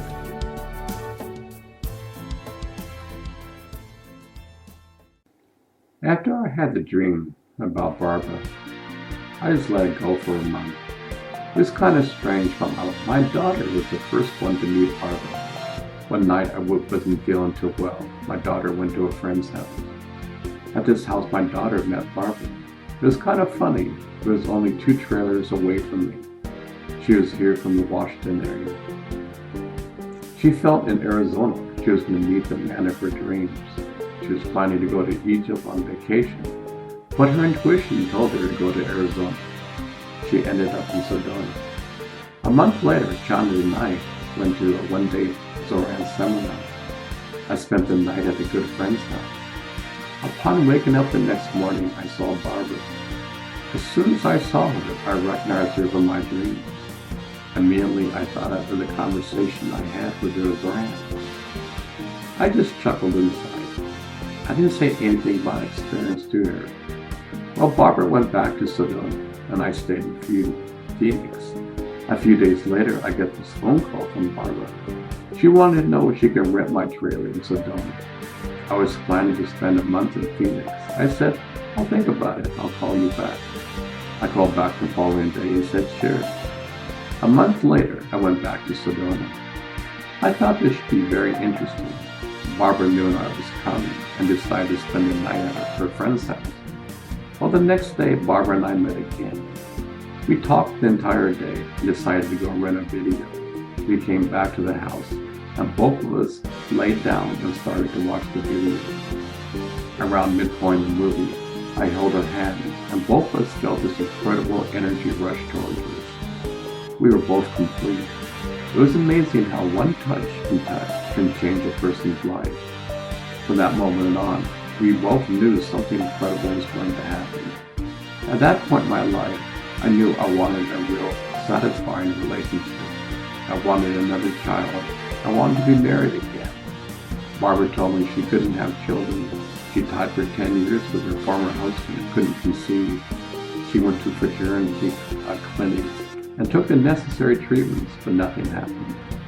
I thought, well, having a meaningful relationship might be enough. We spent the early winter in Sedona. On New Year's Eve, I had this Sai Baba dream.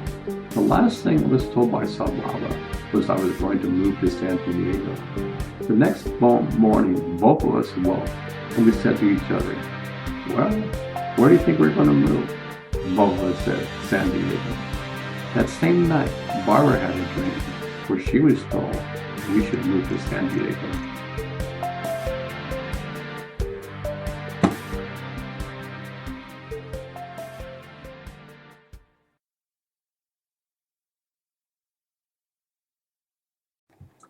I was working for the Navy as a computer programmer. One day I got off work. I was walking downstairs in the main building I was working in. All of a sudden, this alien is behind me.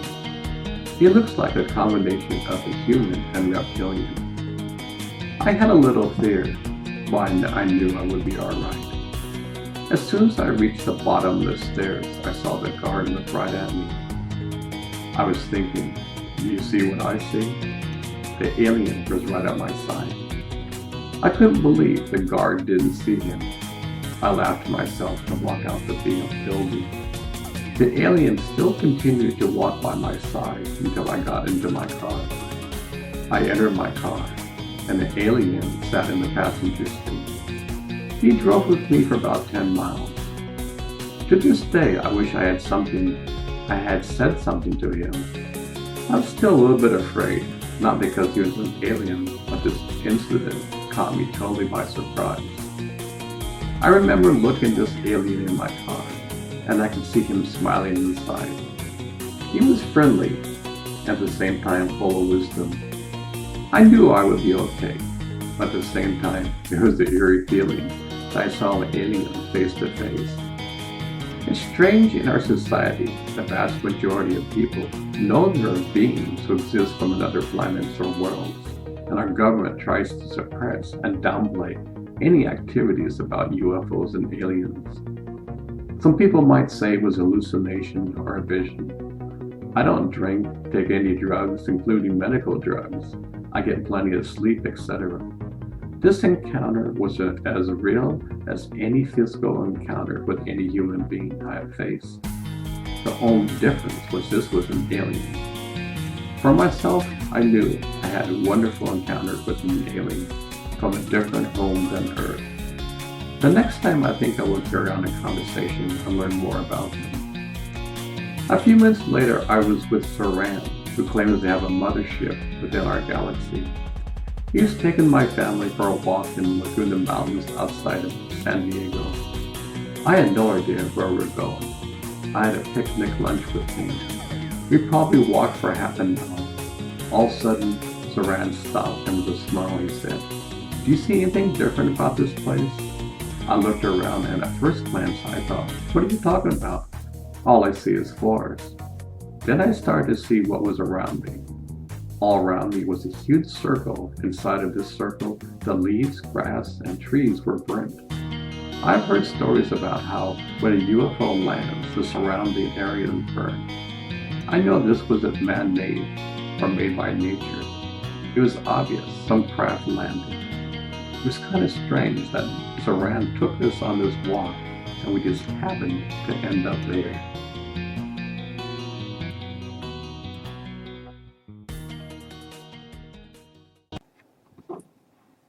Harry farts. It's 2:13 in the morning. I've been sleeping, meditating for an hour.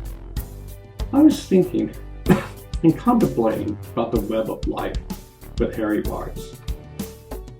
I first met Harry in LA in 1976, about 40 years ago. It wasn't until the late 70s did we come in contact with each other again.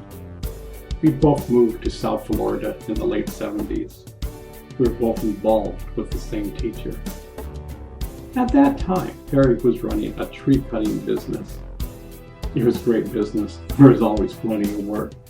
Harry hired me and we became good friends. At that time, windsurfing took off in America. Harry took up windsurfing. He invited me to his house, and in his backyard, I learned how to windsurf. I bought a board and it was love at first sight. John Byer and I were windsurfing buddies. During certain seasons, the wind would howl and you would have the time of your life. I didn't see Harry for a while. One day I bumped into him and he told me he finished a year course at the Computer Science Institute. He took Basic, Fortran, and COBOL. I always knew I was going to be involved with computers. Even at a young age, I knew that. To make a long story short, I'm still in law and still involved 35 years later. So Harry was a catalyst. Here's the definition. In chemistry, a substance that causes a chemical reaction to occur, but is not itself involved in the reaction. Note, the term catalyst is often used to refer to the prime agent of any change. She was the catalyst for the reorganization. I find it fascinating that life's events help you to be at the right place and right time. Synchronicity was there. Harry gave me the impulse to enroll and start an incredible career. Yet, it doesn't stop there. Harry was one of the ones who told me about Mafu. Fast forward a few years. Barbara and I moved into a house with Linda Graham. Linda's ex-boyfriend was Don Rockman, who in the future, 25 years later, provided the music for my first poetry music CD. It's featured on this site. Yeah, guess who's living next door? Harry Marks. Harry made a ton of money selling computers and moved to Sedona. This was in 1987. In 1991, my family and I moved to Hawaii for 6 glorious years. I got a software engineering job at Maui Space Surveillance Site. My wife and daughter went to Maui, and I went to Portland, Oregon for a few weeks. I had a contracting job I was going to work on. In Portland, I get a call from Harry, and he tells me that Mafu was going to give a 3-day retreat in Ashland, Oregon. He was teaching about ancient Vedic meditation techniques. Now that's a subject I love and dear to my heart, so I went. In 1999, I started working with Charles Schwab as a senior software engineer. At that time, our family was living in Penn Valley, California. I was a telecommuter. Now, Penn Valley internet connection wasn't very good. In fact, it was horrible. You had to use a modem. So I started to look for a community that had a great internet connection and a great high school for my daughter. Well, Ashland, Oregon just recently installed the whole town with fiber optics. Ashland High was an incredible school for my daughter. Guess what? Harry was still living there. During 2000 to 2008, we spent a lot of time seeing Mafu. He liked me. When we first moved there, one day he got off the stage and came up to me and gave me his initiation jacket. This jacket he wore for many of his initiation. I was honored. At that time, I also was involved in a mystery school and used that jacket for the initiations. For many people, they think that Chaling was a fake. Well, I met and talked to Mafu many times. We had a relationship that was deep. Like any relationships, you know one another. Yet, there were numerous times I saw Penny, who channels Mafu, and said hello. She had no idea who I was. In fact, I think I spoke to her once when she was reading off the list of attendants for a seminar and said hi to each one.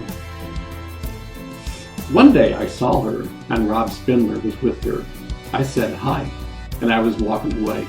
She whispered to Rob, "Who's that?" Rob said, "That's Richard Fletcher." That really gave me a sign that I had a relationship with Mafu.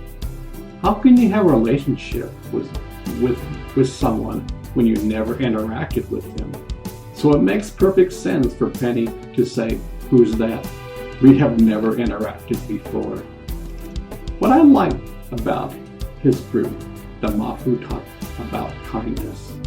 He taught about compassion. He talked about meditating for the whole planet. He taught universal truths. The universe is kind. That is its nature. Mafu is kind. That is his nature. As human beings, our true nature is kindness. It is just covered up. So here was a group practicing universal truths of love and compassion. It wasn't just words. Mafu was an incredible drummer. Imagine drumming there. It's snowing, and you're on top of a mountain inside of an ashram. It's nighttime, and the wind is howling. Mafu is on stage beating these huge Japanese taiko drums. It's a sight to see. At that time and place, you can be in some remote monastery on top of a mountain in the Himalayas at night. Now, back to Harry. As you can see, Harry has had a tremendous impact in my life. Harry is very kind. In Sedona, I had little to my name, and Harry would treat me to lunch. Harry doesn't say much, like myself at times. He doesn't preach. He just smiles. He has nothing to prove. He loves to meditate. I know he is having a great experience, but he doesn't talk about it. Yet you can see it from his eyes. He is humble. He has served the Foundation for Meditative Studies for over 25 plus years. I call him a few times each year. It's good to connect with a dear friend. Friendships are God's way to connect to Him. Imagine we are the universe, yet we have forgotten that fact. Friendship is God's way of saying, "I love you." Treasure your friends. We all have an aching soul that's trying to find its way home. Friendships help soothe the soul.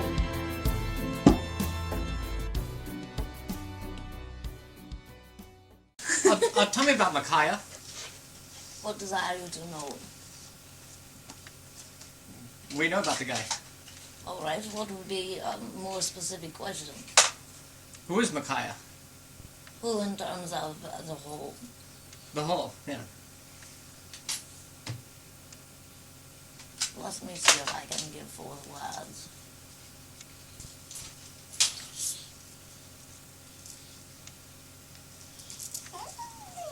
know you in terms of what is called universal core, essence indeed. There are some beings who direct specific energies at specific times. They are not confined to what would be termed position, as in hierarchy positions say, I just do this or I am over this. This being is not confined. Makes this sense to you? Yeah, because It is beyond what normally you think of as the whole. Like a radical. Indeed. So, if this being is allowed to move about and to do things that perhaps you might say, well, that's against the rules, or that is outside of what I have known, or heard, or learned.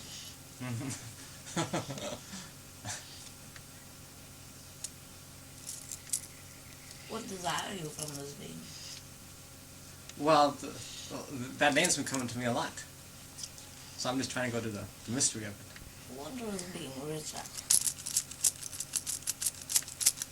Contemplate you that not all beings in this universe at this time not only came from this universe, how say I, some come from essence beings that are not confined to what you consider to be the whole. Indeed. Now, who think you be?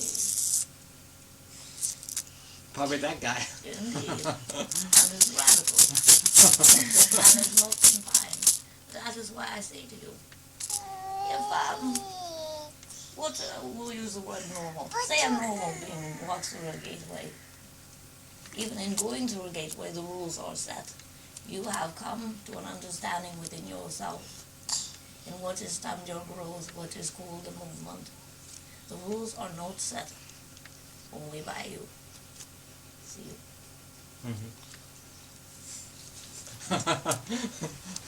There's a truth of us here. See you. You know this thing already. Yeah. You mean the cosmic jokers, right? Well, it's somewhat like that. Know you, they are the ones who bring about balance because of what is termed their freedom to move outside the rules, beyond space-time, without a judgment or a thought of it's this or it is that, indeed. The understanding is within the heart that it is greater than either one. Use you this name. Oh, I use it to myself sometimes. And I mean, it's been going for about 2 years. indeed, it is an important thing that you not only acknowledge here, but that you have, say some things here that acknowledges it to your senses. Understand?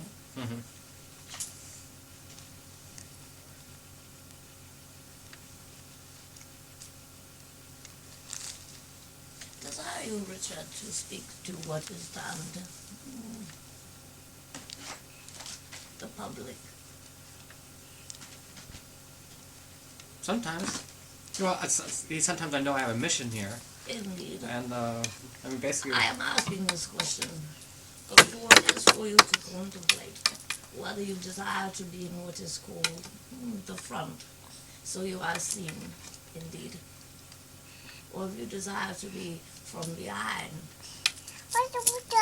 well, a lot of times I like to be behind the scenes. I don't want to be famous. I don't have a need for that. It is not about need. Well, let's put it this way. About choice. Whatever I can do to help. Because I will say this thing to you. It is not that you have to do it yourself. It is that you have the capability of creating a being to do that thing. See? So it is a choice. However, there are some things that would certainly be different were it be that it was yourself. How many beings are going to channel you? You? It is part of directing your troops. Understand me this? And that be grand, you know. But in what is termed, like I have said to this beauteous being, the secret.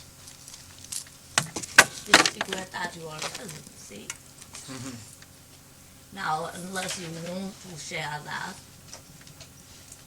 it is fine for it to be secret, but it must be known here, within yourself, within your heart. If it is not, then the expression trying to come forth creates havoc for you.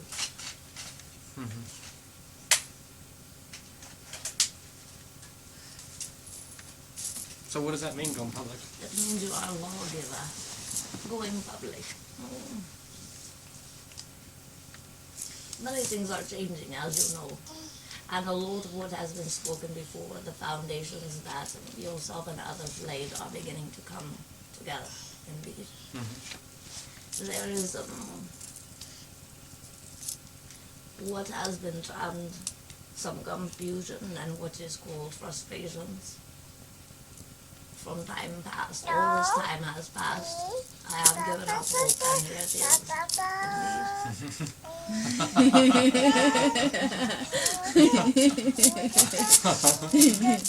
So what do you now? Your gas is coming forth and you say, well, will I get burned? Can I touch that thing? Let me see. Indeed. Yeah. Now you are more cautious of the picture. Yes.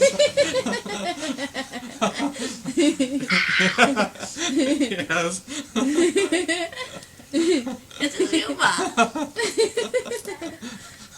Now what you have created you think will bite you.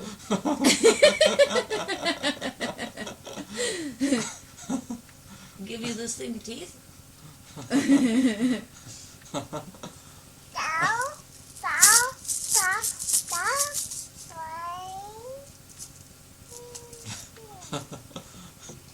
What do you?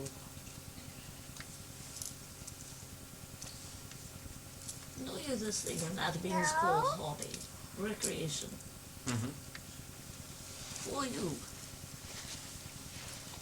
this thing of public, sharing your essence is recreation. Yes. That is true. Feel you what is termed guilty. Indeed, that it is recreation and so easy for you. So how do you rectify this thing, Richard? Within yourself, so there is not guilt. Look you around, you see beings who are in lack of understanding, who are in pain, who are in poverty, who are all these things, and mostly in ignorance, and have you so much and so easy. See you? Number one, you must let go of the guilt, or when you touch it, it will bite. Understand? You must love here yourself and be in love with yourself, that no other comes before. If you do not, it does not mean that you are not within this whole that is here. It means that you are in honor of the being that you are. And you cannot maintain the balance within yourself or perform your service in your easement and your joy and your simplicity. Indeed, if you do not do this thing for yourself.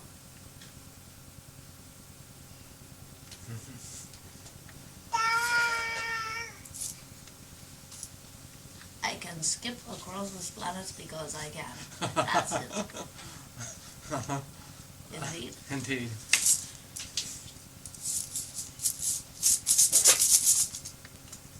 If I were to say to you, it has nothing to do with earning this reward or earning this thing or this greatness. That would happen a long time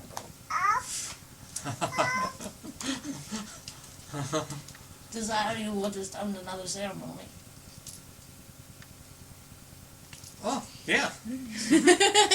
Oh. I know this thing, understand you. That is why I say to you, very important. It is up to you. You make the rules now. Not the same as it has been.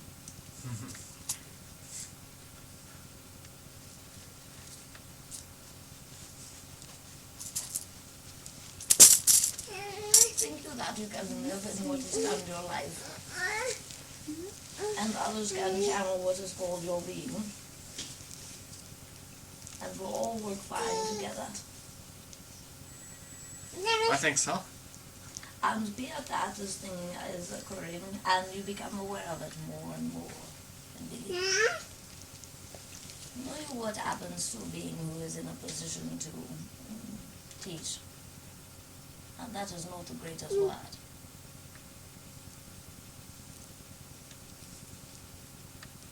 You go around pretending that you don't know.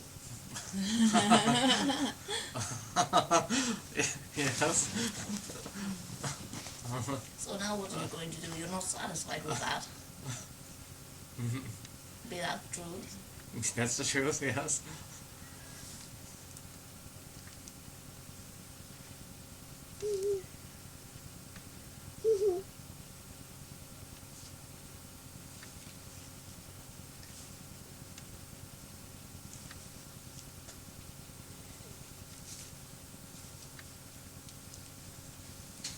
You must contemplate this thing. What you're willing to do for yourself. For your joy. Yeah. Now, let's say if I did want to do that, what do you do?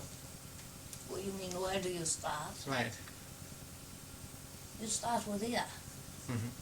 Start with those that are close to you. Indeed. Start with letting go and letting it be. Simple.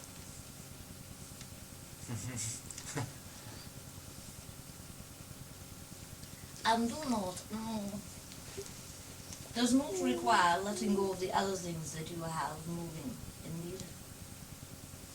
A being who is capable of stepping outside space-time, of making the rules, can certainly do more than one thing.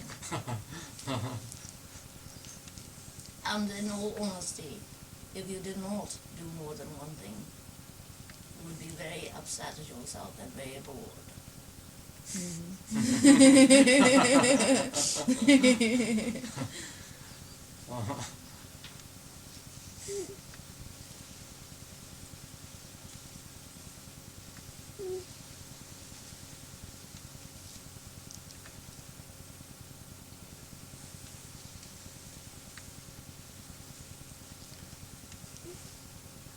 Start with getting some beings together.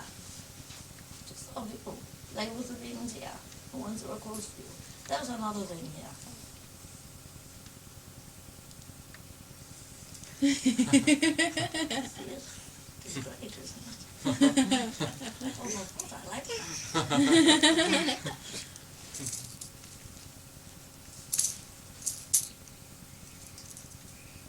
All of the beings have not allowed the foundation support to be present. And I am not just talking about funds, I am talking about people. The other beings that are meant to be there.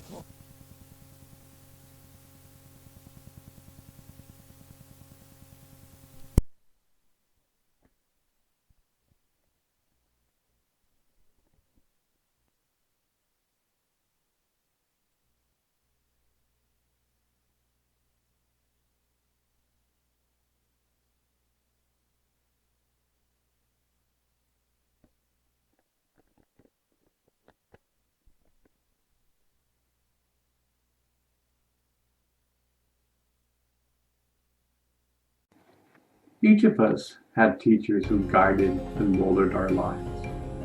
The The three teachers who had molded my life was Miraji, Mafu, and Zoran. Each one of them gave me different kinds of insight. I told you I first met Miraji in India. He was only 13 years old when I met him. Miraji as a person was incredible. He was very funny. I remember being with him and hearing him tell one-line jokes one after the other. I thought I was going to die from laughter. He was very bright as a boy. He was probably the most intelligent kid I knew, yet at the same time, he loved to play games. He had a serious side and yet the love to play. I only interacted personally with him for a few years. I felt he was my best friend, yet at the same time he was my teacher. He motivated me and encouraged me to discover who I truly was. He was so wonderful to have a teacher to assist you in your own personal growth. I saw he was totally motivated in his mission. He had millions of people who were practicing meditation. His whole life was spent in traveling around the world and helping others. One side I liked that Raji wasn't a hermit. He married quite young, had a family, was involved with the world. He was quite rich. Many people criticized him for having money, but to this day, it doesn't faze me. I like the idea that we can create our dreams. This world isn't meant to escape it.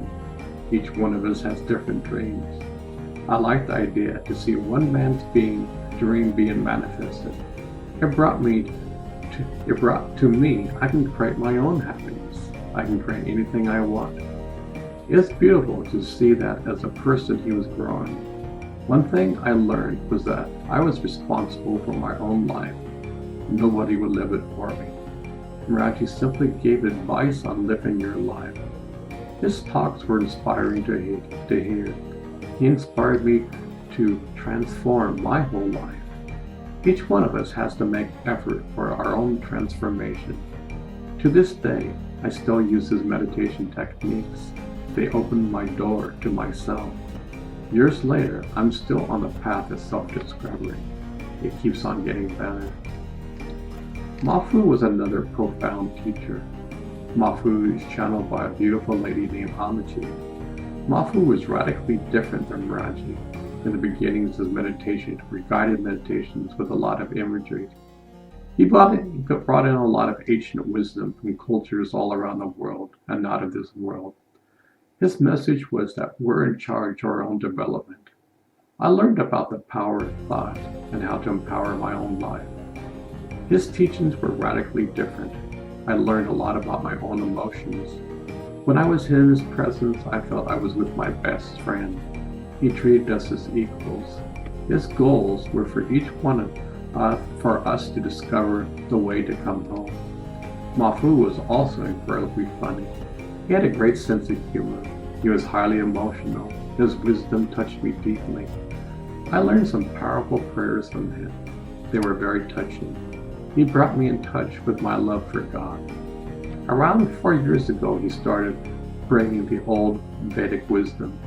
He introduced a lot of old meditation techniques to get in touch with ourselves. This ancient wisdom was the foundation of where India was built upon. I haven't spent much time personally with Mafu. I consider him to be a good friend and teacher. I've gained much wisdom each time I've been in his audience. I've had many profound experiences in his audience. I found a lot about my past through my many visions. The last time I saw Mafu was in Oregon in Oregon. I just happened to be on a business trip to Portland. I received a phone call from a dear friend, Harry Barnes. Harry told me there was a 4-day retreat, and why don't I come? A rental car was arranged for me, so I drove 4 hours to the retreat site. I had a great time there. The event was extremely organized. Mafu was sharing old Vedic meditation techniques with us. I remember the first time I walked into this temple. I sat down with a group and I was a little embarrassed. This huge rainbow stream of light hid my being and filled the whole room.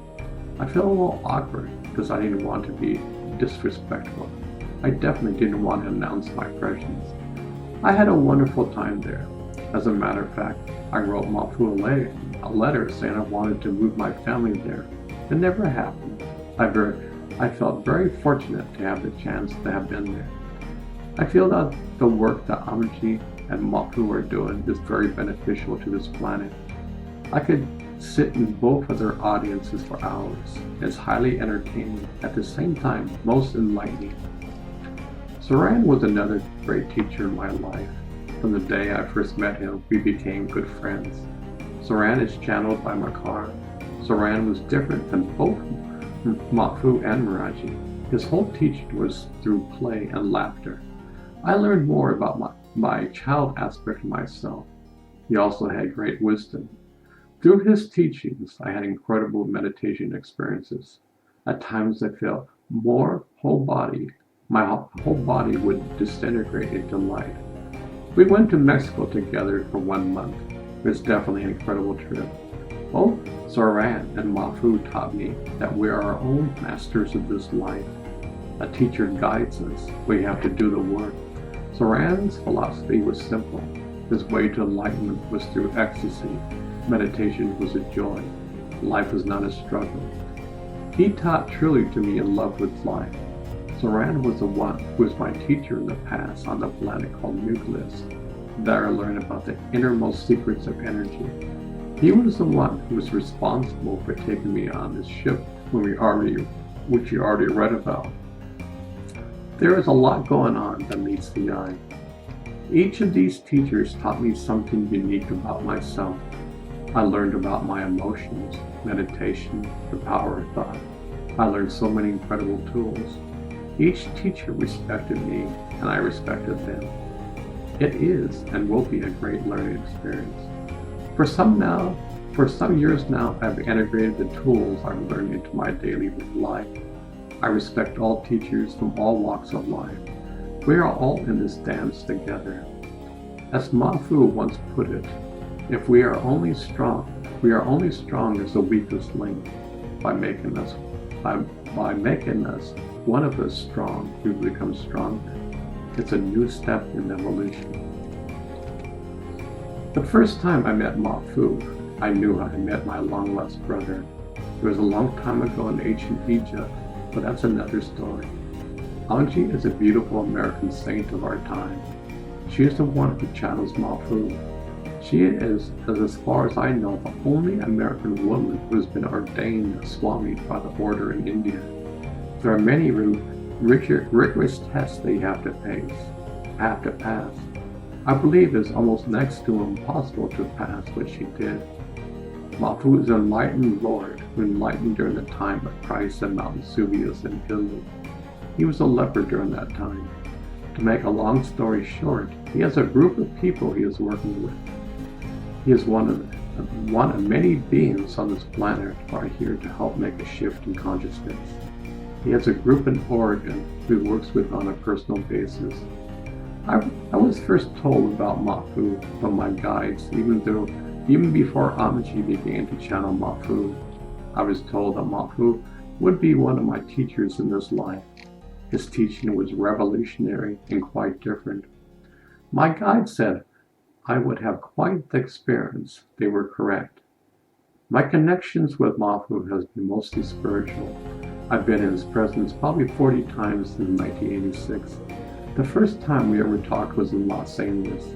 I saw him for 5 or 6 times before he talked to me. This occurred in February 1987. I was in the audience with some of my friends. Mafu was going around the room and talking to certain people. At one point, he came up to me and asked me, "What can I give you? Do you want riches?" He started offering me anything I desired. I just smiled and knew he was my friend.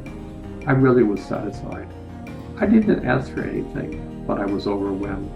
I felt such a love and compassion. It was like my long-lost friend seeing me and wanted me to feel completely at home. Mafu would have probably given me the world if I wanted it. There was such a connection between us. Over the years, I've been in contact with the group in Oregon through my friends. My connection is on a different level. For a long time, whenever I was experienced, I found out that the group was experienced or going through the same thing. I wasn't left out at all. I had my own daily seminars.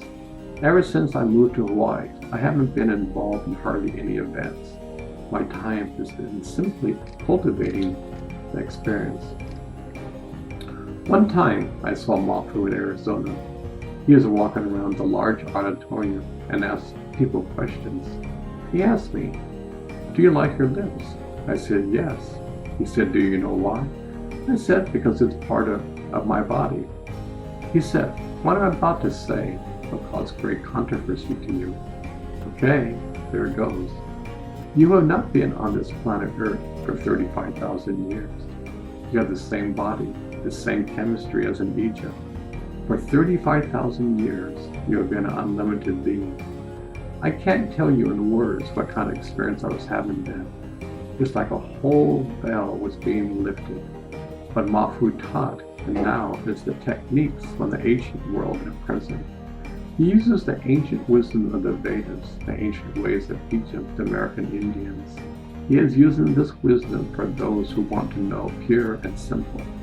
Some of this wisdom has been shared on this planet before. I've included the transcript of that seminar in Arizona. Mafu, do you love your mouth? Yes. Mafu, do you know why you do? Because I love myself. Mafu, do you know why it's so familiar with you? No. Mafu, are you prepared for an evenness? Yes. Mafu, it will cause great controversy inside of you. Well, here it goes. Laughter from audience.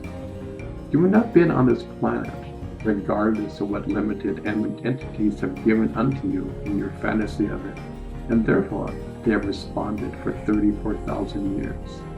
This is the truth, and this mouth directly comes from that. The whole of your cellular memory, you have been unlimited God for 34,000 years.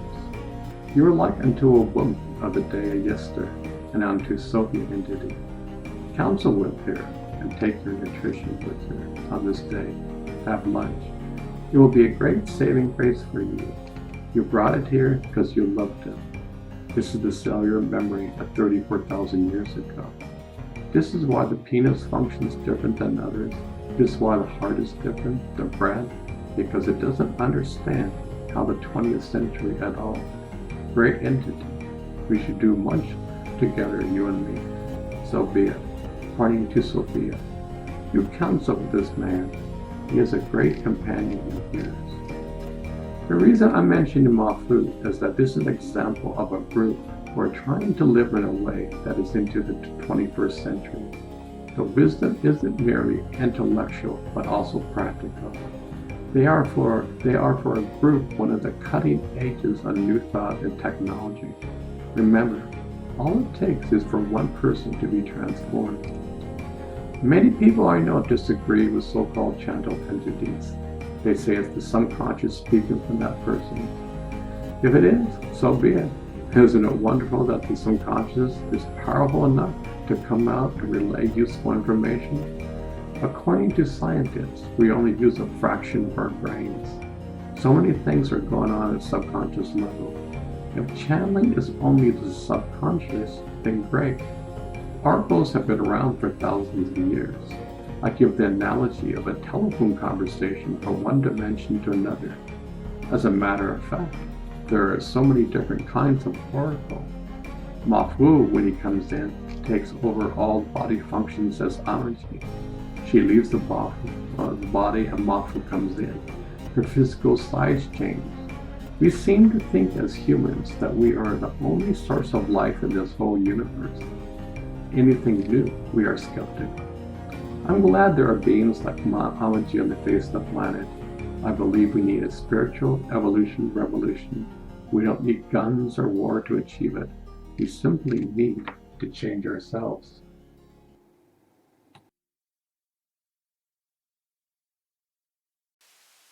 Stargate. Zoran has a mystery school on a planet called Nucleus. There, they had a Stargate, which they used to learn about the quantum field. They also taught the students how to go within. We have a Stargate that exists inside each one of us. Unfortunately, it is dormant. This school was known throughout the universe. Celestial beings would come throughout the universe. They would come to study more deeply the quantum field. The movie series SG-1 was based upon these stargates. We are still taking baby steps in the universe. There are civilizations out there who have been around for over 2 trillion years. They conquered their warring mind a long time ago. We are still fighting one another. Therefore, at this point in time, we're completely barbaric in nature. Note, this is not our true nature.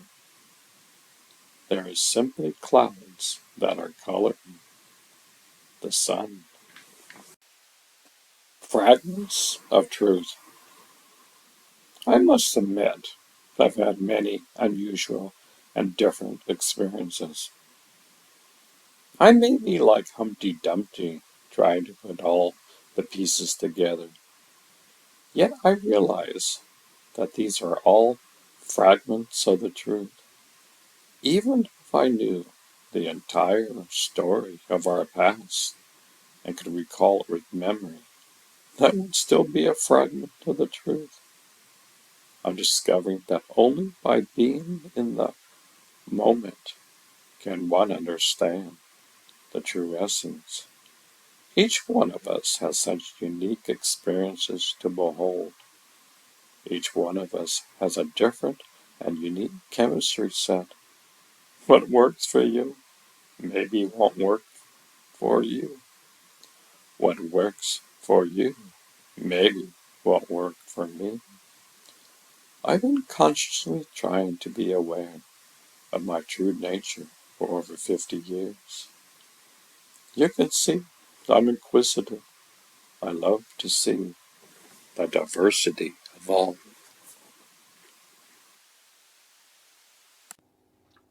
The title of this poem is Pleasant Surprise.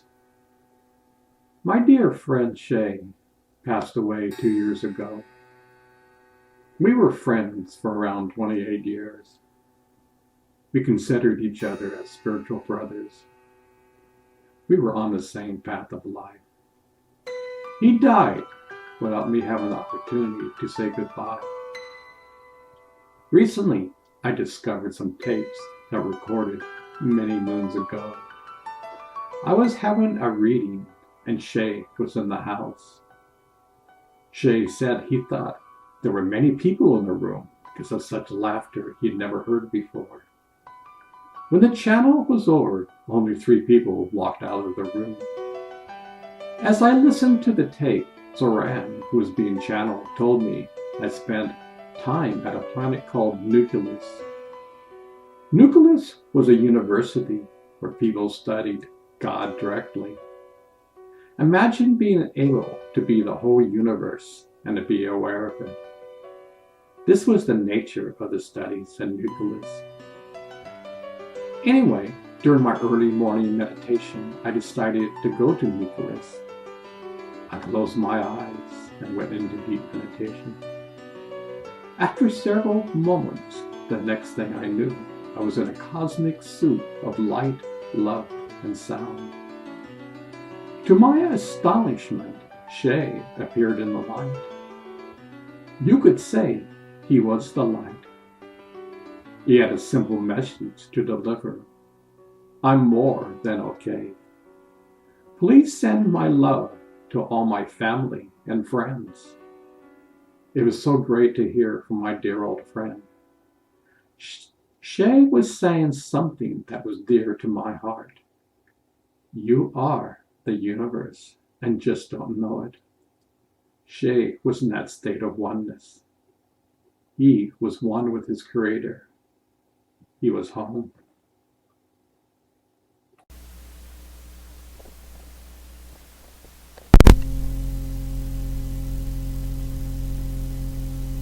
Now we have a go. That is a takeoff, indeed.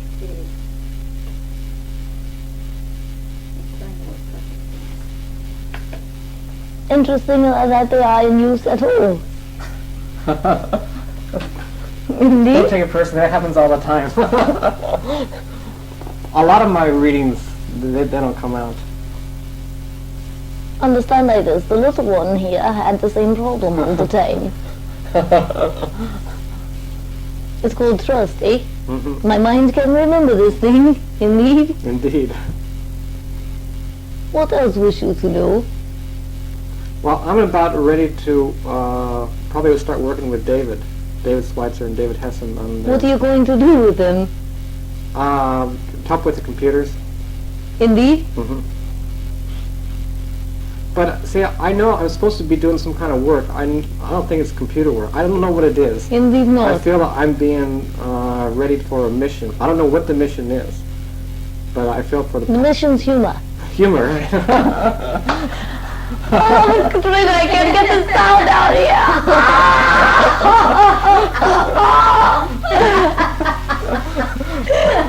Scotty, I will be it out here. You open your mouth. That's glad. Well, I think we do good with humor.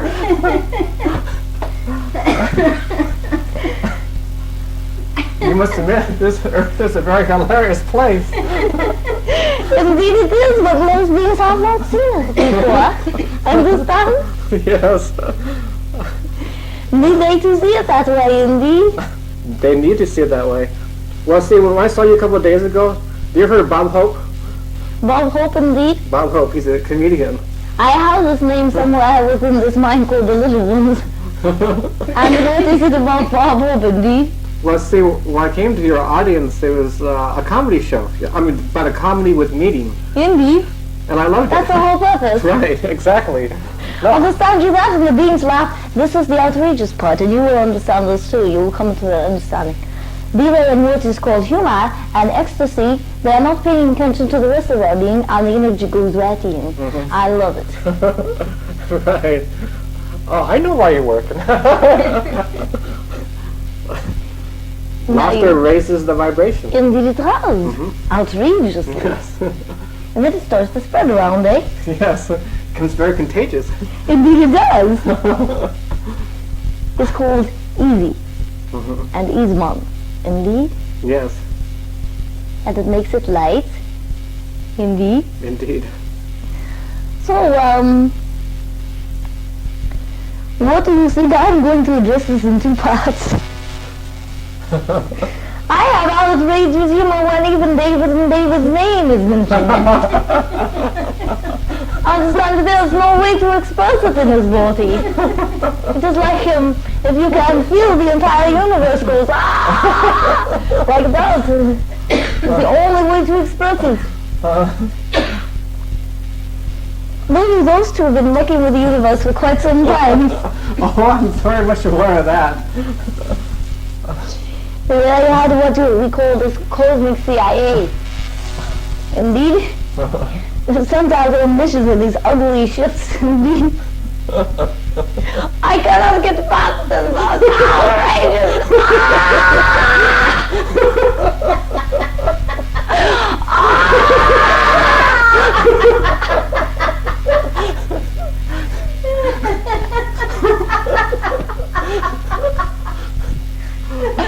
It's beyond time.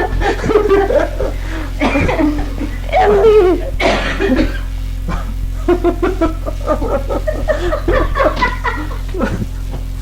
What do you do walking the eyes like you are? I must learn this thing here. Indeed you are. Be ready for something beyond David and David indeed. Yes. I feel like there are two cosmic jokesters from the universe. Laurel Harvey of the universe.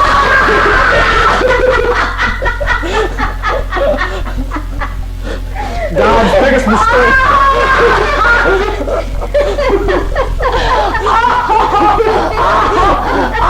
At least I know how to make you laugh.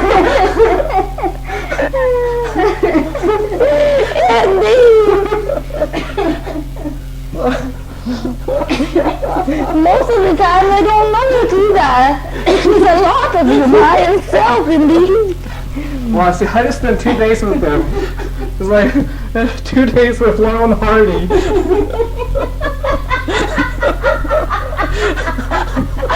I am going to have to leave this morning if this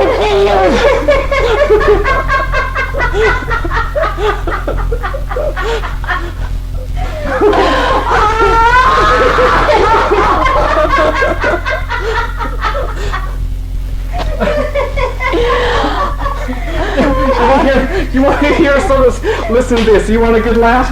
This is what David and David, they asked me to ask you. They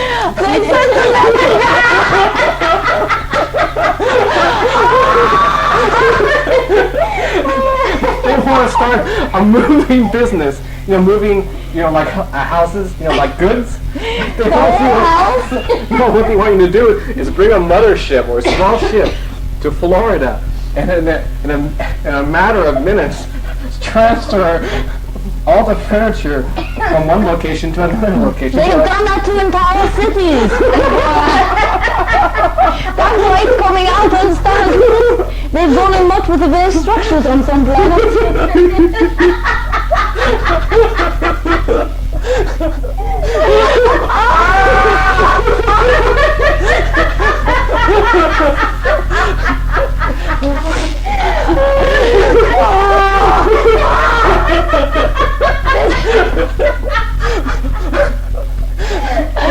Well, we certainly cleared the pipes, At least they're in line with their gold selves, Indeed.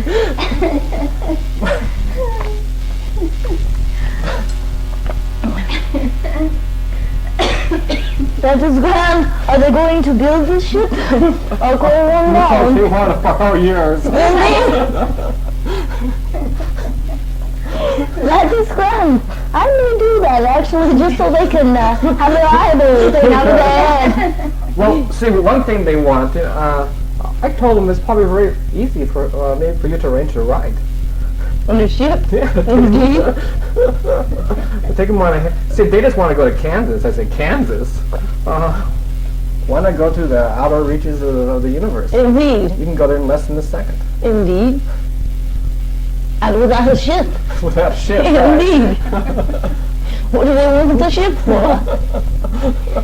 That is outrageous.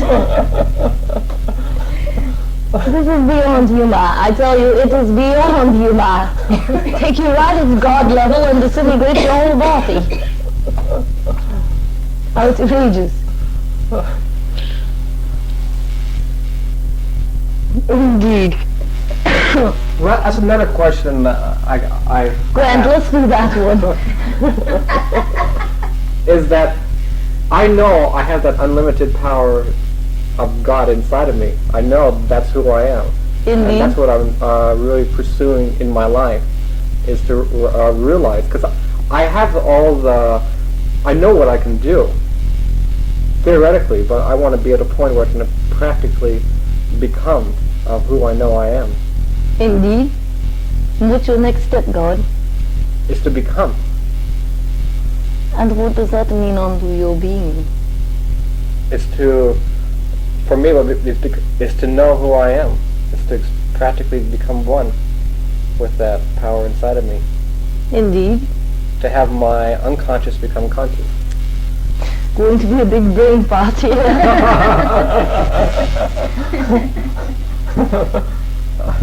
Or it could be simply enjoy. Indeed. Indeed. There you go. What do you think happens when you open up to more than that? More of your being. There's more to it. And it is like unto what is called the Christ energy descending in thee.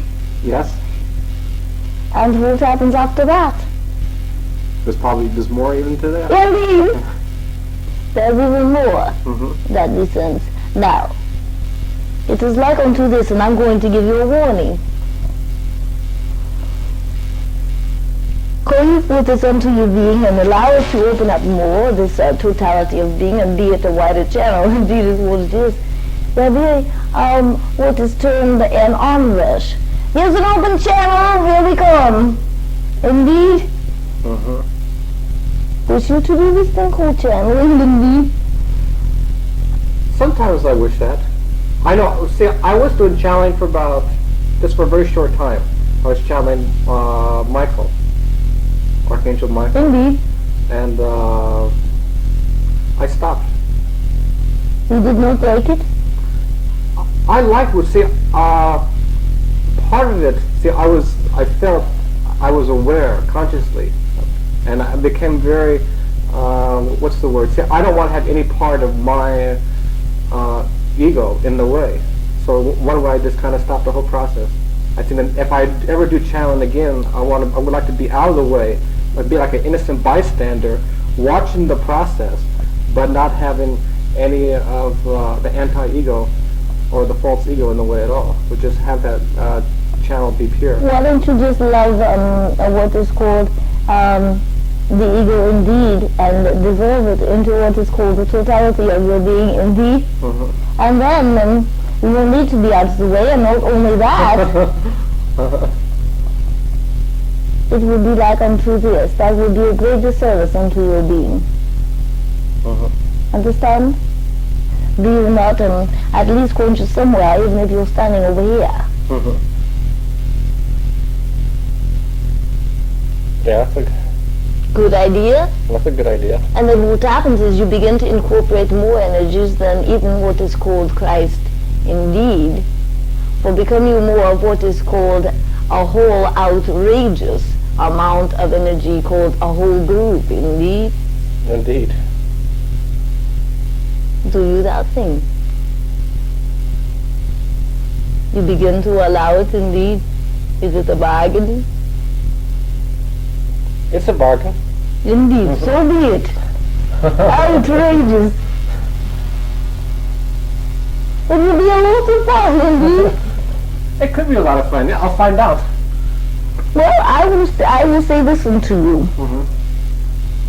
From up there, we had this plan, but we had to find a few, what was termed, we had a few beings here, indeed, to implement it through. Now, some of them also are not coming forward, and that is all right. But we want that to be this thing called roadshow, where there's more than one being on the stage at the same time. Indeed. Indeed. And there can be a sharing indeed with the audience, and there can be a lot of laughter, indeed joy. Now, also there's this thing about what is called sound music indeed. So there'll be what is called a new song that is played on stage. Now, think I that it would be highly appropriate indeed to be the opening act for a rock group. How feel you about this? Oh, I like that. I heard about that yesterday. I forgot the person who told me about it. But I'm very well of sounds definitely change a person's consciousness. Indeed they do. And this would be outrageous fun indeed for everyone. And to be very, not having to relate onto it like unto religion, indeed, or what is called seriousness. Indeed. Indeed. For God is in ecstasy, eh? Yes. It's closer to what the truth is. Indeed. Indeed. Grand. Then you will let go. I'll let go. I'll be a part of your traveling mad show. Indeed. Indeed. That'd be grand. That'd be grand. We're going to start right away. Alright. And bugging your being. Indeed. Yeah, you can do that. Be it a bargain. That's a bargain. Now that's a bargain, now, and you said it's a bargain for me anytime I want to come aboard your craft. Indeed. Consciously? Indeed. Indeed. That's a bargain. So be it. It's going to be outrageous, indeed. Yes, totally outrageous. That is the whole purpose. You know, there has not been on this plane yet what has been looked upon as a coming together indeed of the gods. Suddenly everyone seems to think that the gods are in competition. Indeed. Indeed. Outrageous. We won't do it that way. Let's have fun. Indeed. And that's another thing I was really thinking, how, see that there's so many different brothers from the White Brotherhood who are actually manifesting here. And I feel it's about time for all of them just to get together and recognize we're all here for the same purpose. Indeed. Mm-hmm. That is what will happen also with this thing. Understand you this? That is another purpose. Mm-hmm. To pull together the whole and entirety and have the recognition and the sharing, indeed. Mm-hmm. Also, there are other things to do in this whole thing. There is what needs to be brought onto this plane, 144 of these that can be built. Mm-hmm. Various locations, and also what would be called, we shall create this change in clothing. Indeed. Mm-hmm. And there is something else, and it's called world government. And it will be easy. We'll love our way there. Mm-hmm. Indeed. Indeed. And also what part of our physical structures will change. Well, absolutely. That's a byproduct. Mm-hmm. It is like unto this.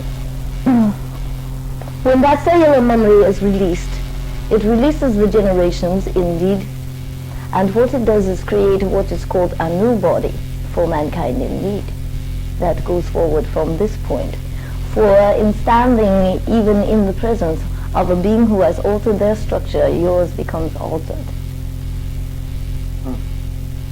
Wondrous, indeed. Wondrous. Like by changing one atom, change our macro atom. Indeed. It is like unto that. And learn you this on this planet called nucleus. For you have the capability to see within what is termed the mind's eye a changing of the atom, indeed. And what would happen is this body would dematerialize and rearrange you the configuration and go you on to another dimension or system of stars, indeed, and manifest you a different structure there. Mm-hmm. See, I always knew this. Now I just want to be able to do it practically again. Indeed. You know, for years, you know, I've known all about this, but I forgot how to get there, how to do it. I know. Mm-hmm. Maybe that's my only frustration in this life.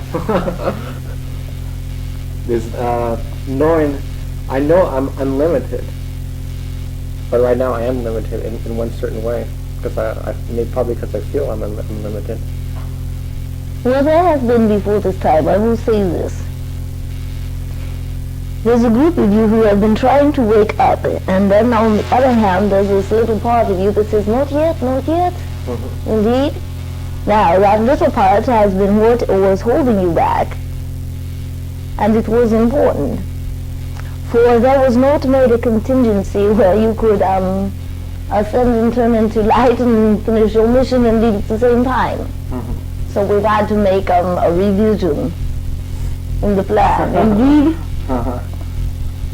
Otherwise the pod would not perform my mission, right? Indeed. And there will be no purpose. Mm-hmm. We've got an exit stage left. Indeed. But maybe you can do an active stage left and still be here. That's why I know a person could be anywhere in this whole universe at once and still be in this human body and still be performing human actions. Indeed. That is the truth. But you want to experience it consciously. Yes. Indeed. Indeed. And that is what is coming for your being.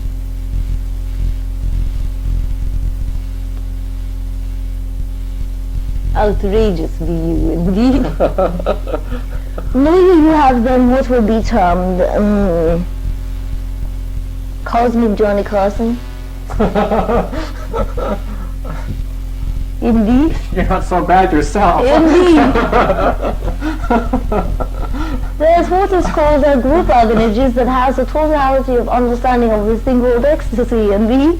Yes. And we are nothing in the totality of what is termed the universe that cannot be laughed at. Indeed. Indeed. I can see the humor behind everything. That is because you are seeing God behind everything. Mm-hmm. It is grand. It is.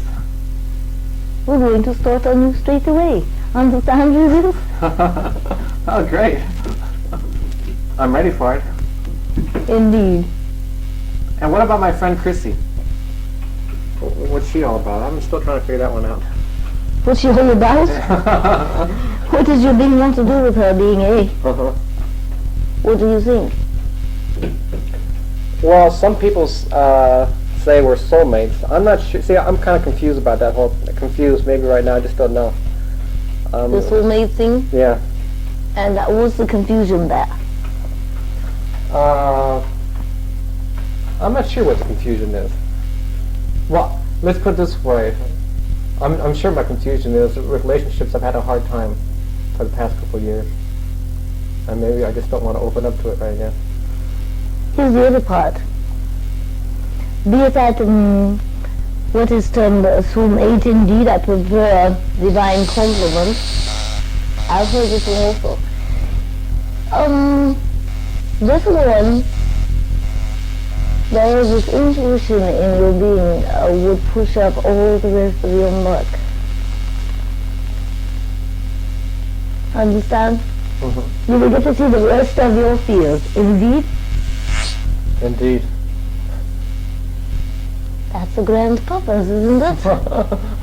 Yes. So why hold back? Mm-hmm.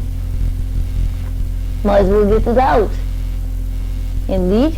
Indeed, yes. And laugh your way through it. Indeed? This is probably why my life has been such a roller coaster. For a while, I was working, as you know, for the Miami Beach Police, in charge of the computer system. My life was very stable. And next thing I knew, everything fell apart. My whole life went. Isn't that grand? It is grand, yes. That's the way it is. Mm-hmm. No, the universe does not work through what is called a static state. Mm-hmm. Indeed. Indeed. And so began you to work in more what is called accordance with the universe. Mm-hmm. Indeed. Indeed. And when you get that, it's okay. Indeed, even what is called your personality or small being Mm-hmm. gets, okay, I'm safe anyway. Then there becomes this outrageous joy, because there's a knowing you are in the flow of it all and working along with it.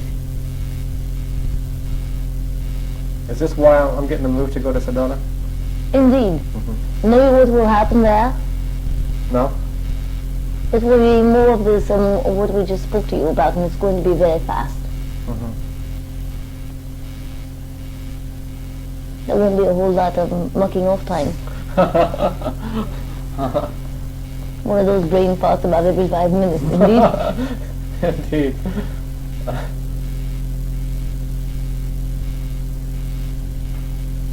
And then from there, you just keep on going, huh? Indeed. And from there you shall begin to do what is called, what this little one does, a sharing.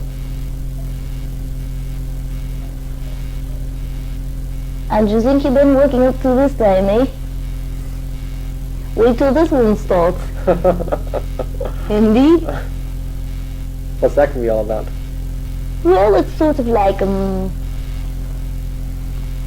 never being alone and knowing you are never alone. Indeed. Mm-hmm. Not even the shower or the potty. And then it's sort of like also having someone in your mind who talks to you about every little thought. Indeed. Indeed. It is like going through that.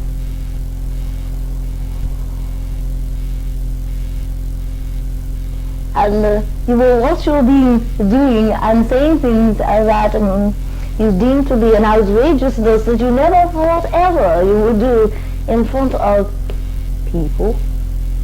Indeed. Uh-oh. And then you will understand also in doing this that what is termed that has been called ego indeed can never stand in your way. Mm-hmm. And there will be only this outrageous love for the whole of creation, indeed, the outrageous adventure and the movies that are going on. Indeed. Indeed. It's already what is termed an outrageous stage here. Thinking about this, it's a stage that doesn't look like a normal stage, indeed. It's round, and it has a sky. It has a moon and a sun that shines. And pretty soon it's like you forget that you're on stage, indeed. Indeed. And when that knowingness of that begins to really, really be here, and in every cell of your body, that is when you let go and simply be it all. When you can see nothing that is not you, there'll be no reason for you to be here, understand? Mm-hmm.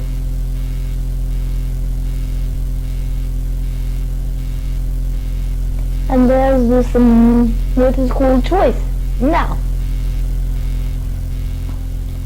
you can laugh your way to enlightenment, you can struggle your way there, you can pound your way there, indeed, you can fight your way there. I just happen to think it's easier to laugh your way there. I'll go in the same boat as you, laughter. Indeed. Indeed. The ecstasy boat, eh? Perhaps we could buy one of those boats and have the ecstasy boat, and all the beans could come on it, and we could take them off to ecstasy. It's a grand idea. I have considered renting what is called those large trucks from, what are they? 18-wheelers? Mm-hmm. Loading everybody in the back with little chairs and having a seminar and taking them to another universe, indeed. Now, it wouldn't matter where we got out, it would just be another universe. Understand? They might get the idea. Right. I'm not so sure they'd let me drive it, though.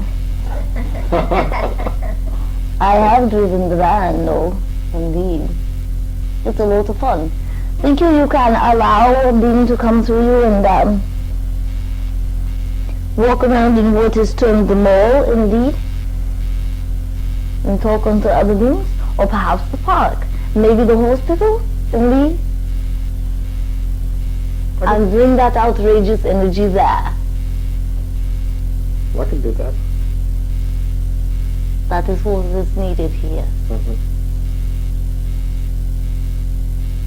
It's sort of like no holds barred, indeed. I'm beginning to see that, yes.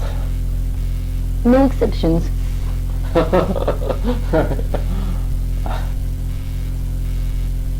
That's the whole point down on. Mm-hmm. And we want everyone to have equal opportunity to get it, indeed. Indeed. Well, I feel that's one of the reasons why I'm alive. It's just so everybody can know. Indeed it is. That was your choice, outrageous though it be. Mm-hmm. For you need not have come. Yeah, I'm beginning to realize that. But it's nice for me, that's the outrageous thing about this, is I get to know, find out who I am, at the same time get to help other people. You already know who you are. Mm-hmm. You are working through what is called the veils that kept you here. Otherwise we would have come into the body and turned into light and left. Mm-hmm. That wouldn't have surprised me either. What's the role of my brother, my twin brother? What's the role? Mm-hmm. What kind of connection do we have? I feel it's very, very, very, very close. Indeed it is. It is like unto, well, a lot of sharing. Now let's see, how do I bring that down to maybe a couple of them? One is this. You be what is called,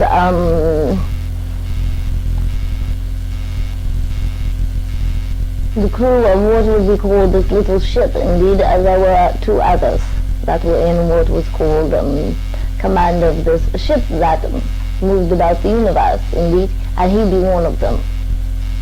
And he'd be what was called always the greatest of friends, indeed. And also there was this thing. He wanted to come into what was termed a physical body in this fashion, so that there would never be a time when you did not know that there is a oneness somehow. Indeed. Indeed, I always felt that. See, even when I grew up as a family, I never became identified with my family. Indeed. I was identified with my brother. And even from there, there's a lot of communication going on, which was beyond my conscious level, which I perceive now as being in touch with my own being. Indeed. That is grand, is it not?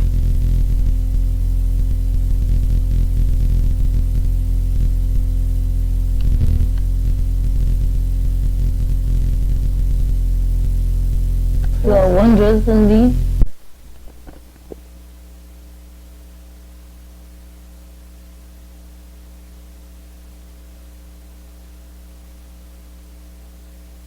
You are wondrous indeed.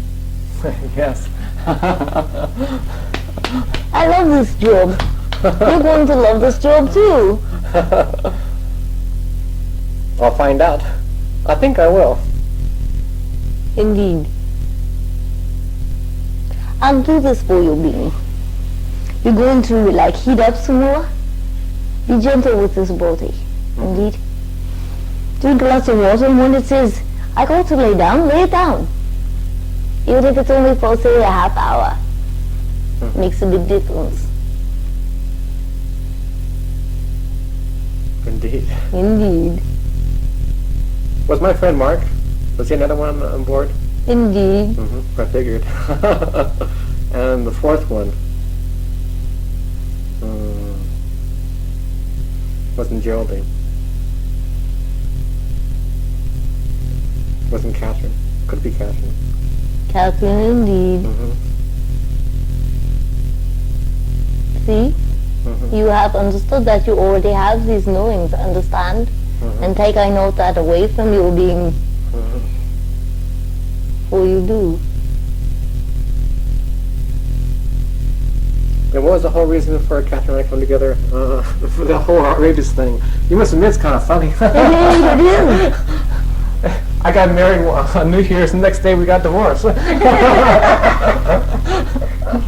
that grand? Yes, it was. Whatever way to do outrageous, you might enjoy. Yes. We were together in Alicante. There are a lot of beings who could not have allowed that to happen. And some even allowed their being to experience it. Understand? And that is the whole wondrous thing about your being. Indeed. Indeed. It is what is called a letting go of judgment.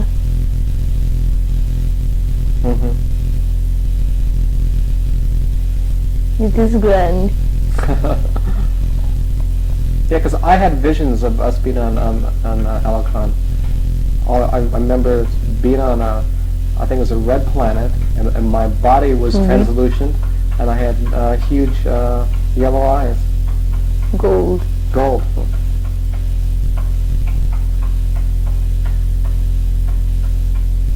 Indeed. And Maledict too. Was I had visions of being on Maledict, flying on these huge birds. Indeed. With 20-foot, wingspan. Wingspan. Indeed. That was at a Mafu retreat. I had that experience. And the mother who was next to me, a lady who was my partner, was my mother on Maledict. Isn't it wondrous how it all fits together? It is. It's grand, indeed. And that's where I was with the pyramids, right? With Rata Ben. Indeed. Was that the last time I was here then? 34,000 years ago? Indeed it was. Approximation. Give or take a few years, Indeed, what is it? This would have I feel that's made my whole part too, of working with David and David. I was being part of the transformation process in the pyramids. Not so much to do with the structure itself, but with the process of what actually happens in the pyramids. Inside. Indeed. Right? That's why the little one is here too. There's a whole group of you, understand? Mm-hmm. Who's the little one? The little one is this being who inhabits the body when I am not here. Oh, okay. Be that an amusement also. Mm-hmm. Understand? I call her the little one. Mm-hmm. She's like unto a child. And that is grand also. Mm-hmm. Now, do I know her? I must have. Huh? It is called innocence. Indeed you do. We're going to get back in this area.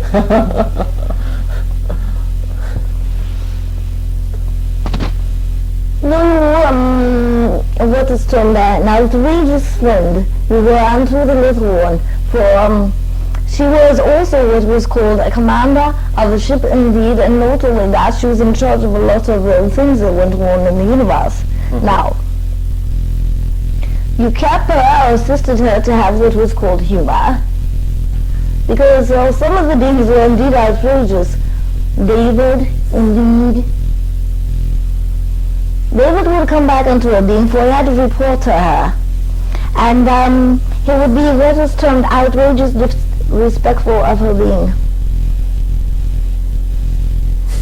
Huh. And the only way she stayed in the humor was to share with you what had happened, and then the two of you would laugh outrageously. Indeed. Indeed. And so you were part of all that goings on too.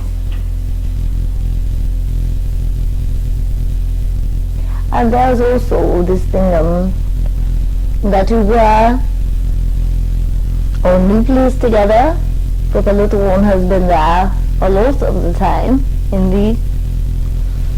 And in the Pleiades a lot together, also on Saturn, also on Venus. And that's where I probably know that's entity named Jamie. Indeed. All fits together, eh? Mm-hmm. All fits together. Mm-hmm. Indeed. No, you've done a few missions like this before, the group of you. And indeed, there's some consideration, maybe going on and doing another one after this one.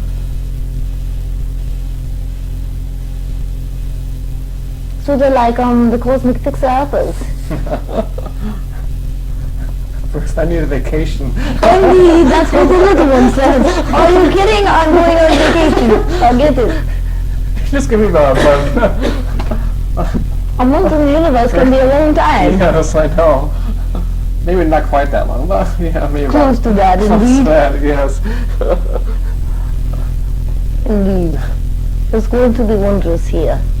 And it's going to be a lot easier if a lot of you allow this outrageous humor, which is indeed yourself, your being, to come forward, for it will lift the others. Mm-hmm.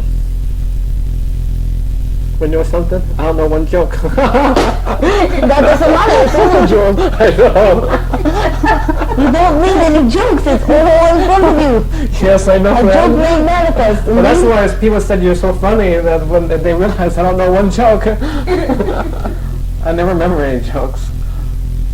The little one does not tell jokes. One thing I know is Bugs Bunny said, don't take life so seriously because you never get out of it alive. Another one is, let's see. There's no gravity, the world sucks. That's one. That's interesting. I don't hear that voice out loud, and Those are and lots of people will be standing there going like this, and did I hear that? And most of them did that the first time I said brain fart. They went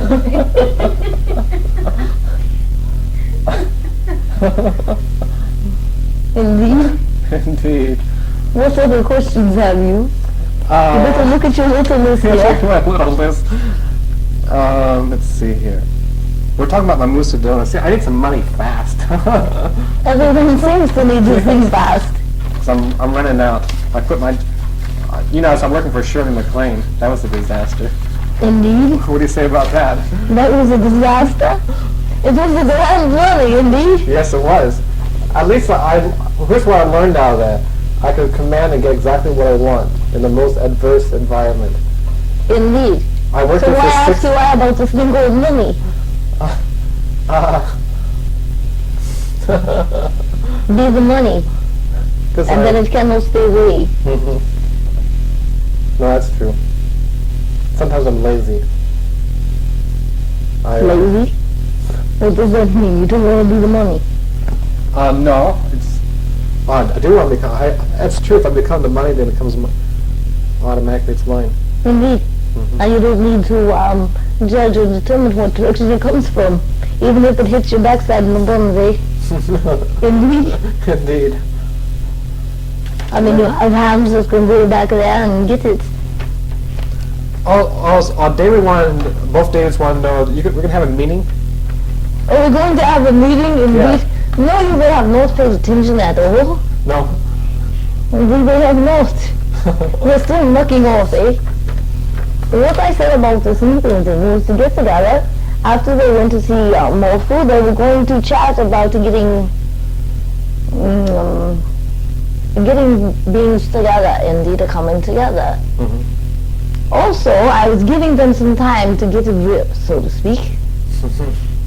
I'm not so sure what has happened, you know what I mean. I check on their beings and they are outrageous. I cannot do anything but go into humor. Indeed, so they will be coming together, but tell them not to get all shook and worried about it.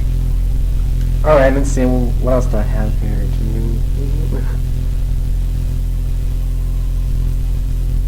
I have a question here on Nemesis. On the major Nemesis that I need to see and relinquish. Relinquish your seeing?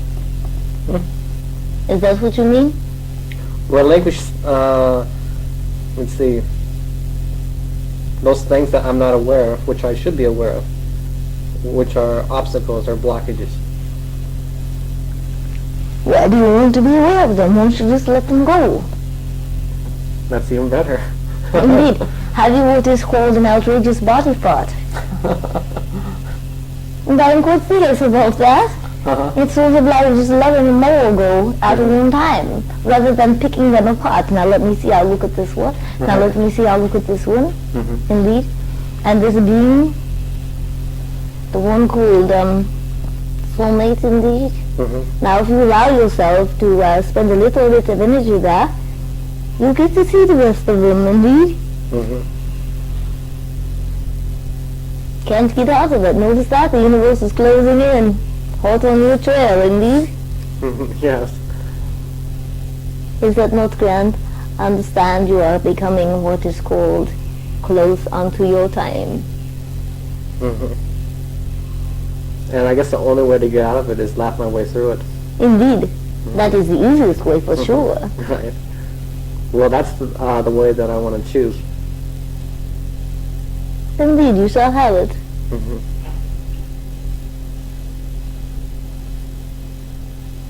I'm becoming more aware then. That's why I put down my yearbook. What do you want to be when you grow up? Professional bum. Indeed. And you could not even be that.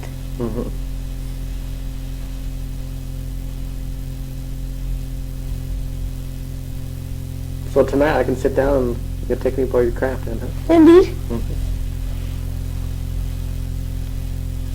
And allow yourself to know. And to be conscious of what is happening at that time, indeed. Your body is not going to quit functioning here.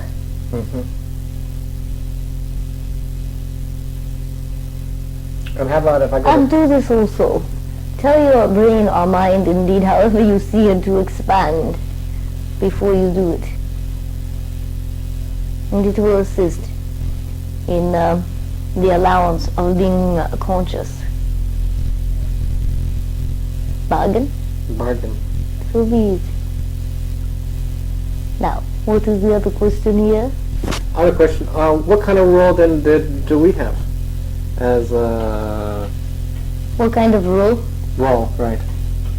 Are you talking about your being here? you will become those greater energies that channel through you. You will become them. And then you just go ahead and do. Indeed. Indeed. Easy. Easy. No way you can lose with that one. No.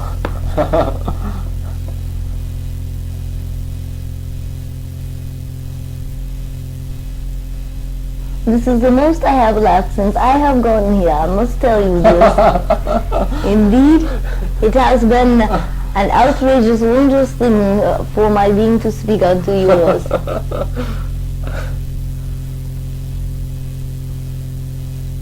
Well, may you laugh more and more. Indeed, and you have assisted me in this process. See, we human beings aren't always that dense.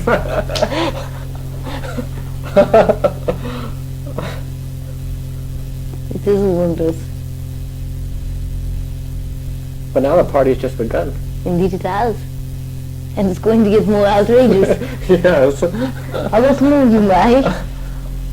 Have to teach the vorties how to be more unlimited in the laughter, indeed.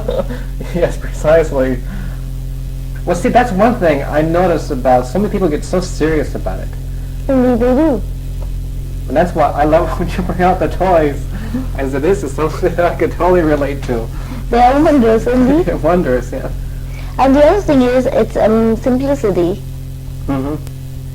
Because it's easy to comprehend that. There's your few thoughts. Oh, okay, I can see that, indeed. And it's not something that is large. It can be dealt with. Right, exactly.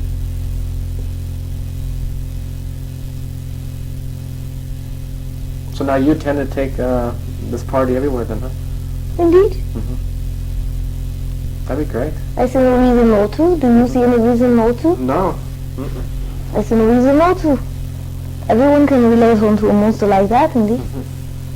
Everyone can relate onto laughter. Indeed. And we shall have created what is called an outrageous script. And there will be much laughter in that. For there is no what is termed unlimited energy, indeed, that will not change the script every time. And the rest of them will have to go along. Indeed, is that not outrageous? That would be grand, eh? Let's see if the masters can follow along. Indeed, it is a lot different expressing out this level through a body. It's a different, what is called relation or connection to. So won't that be grand fun? Even for you beings who are doing what is called the channeling, then you can sit there and laugh too. Indeed. Look at what's happening to them. There will be nothing but humor in the air. There's no way to get around it. Indeed. Indeed. It's outrageous. They've been trying to escape from the house here lately, you know what I mean? They come in the mornings and I guess we'll go down and check out the grocery store. And the little one, whom I have stepped out of for a while, is trying to round them up. No, you're not going anywhere. You're not taking my car. Indeed. It is outrageous. You're going to love seeing this thing. If the masters come in through the bodies and steal everyone's cars and take off and go to the zoo or something, indeed. I thought you were going to give all our money away last week. I thought that was Indeed. It shall get more outrageous. I'm being gentle with their beings. Have you any other questions? Know you that you leave here not alone? Indeed.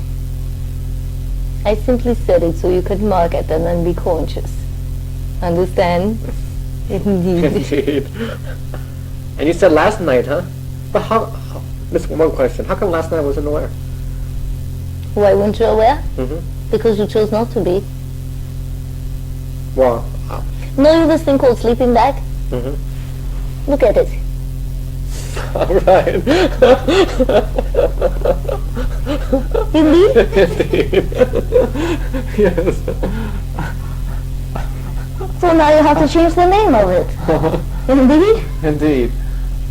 Now what would be a good name? Conscious bag. Conscious bag, right. Exactly. Conscious bag. Indeed. And aware bag. That is grand. What did I do last night? What did you do? Mm-hmm. What do you mean, what did you do? You said last night I went aboard a craft. You visited with my being. Well, now I want to be aware now. That is fine with me. Mm-hmm. For sure. The more of you who do that thing, it's going to get wondrous. Mm-hmm. Indeed. So you are definitely part of the White Brotherhood. You've been traveling. Well, certainly I am. I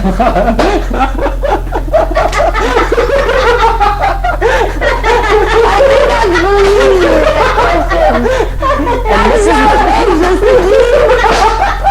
And this is where the Freedom Fighters comes in. Oh. No matter what it looks like. And this is where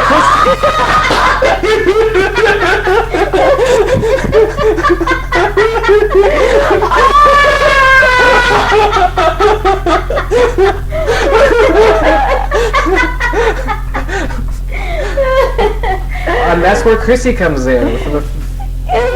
Indeed. I'm learning how to do this now.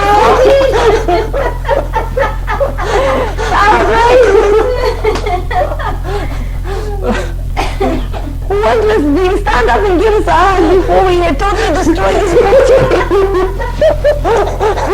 We have to go again.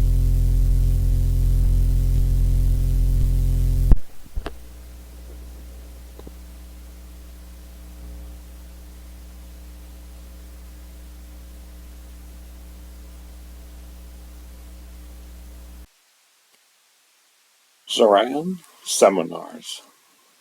I find it quite fascinating that Zoran had healing seminars. It was out of this world. In the previous chapter, I mentioned going aboard the ship and having an initiation on board.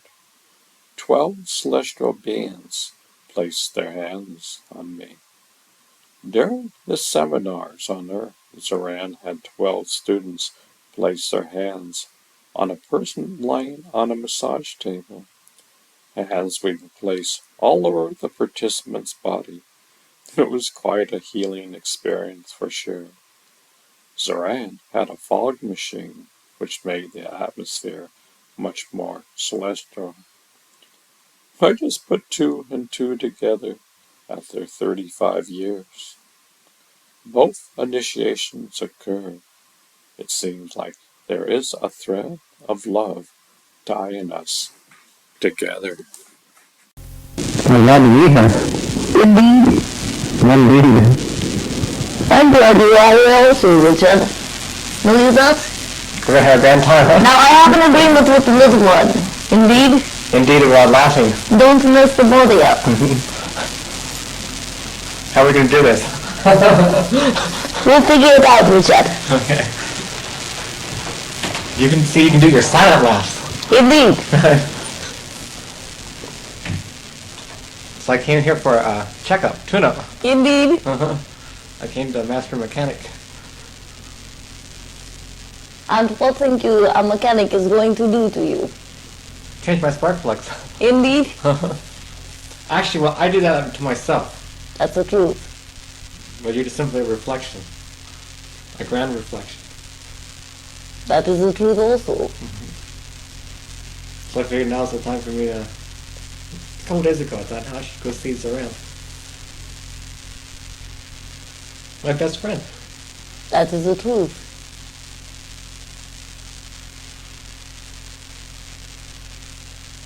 You like these rides on the ship? I love them. Indeed. I want more of them. How many do you want, Richard? Every day, every night. Every day, every night? Mm-hmm. During the daytime, here's what I like. During the daytime, I be in this world and completely get absorbed in this world and do my mission in this world. At nighttime, when I'm sleeping, go on board your ship. That's a bargain. Now,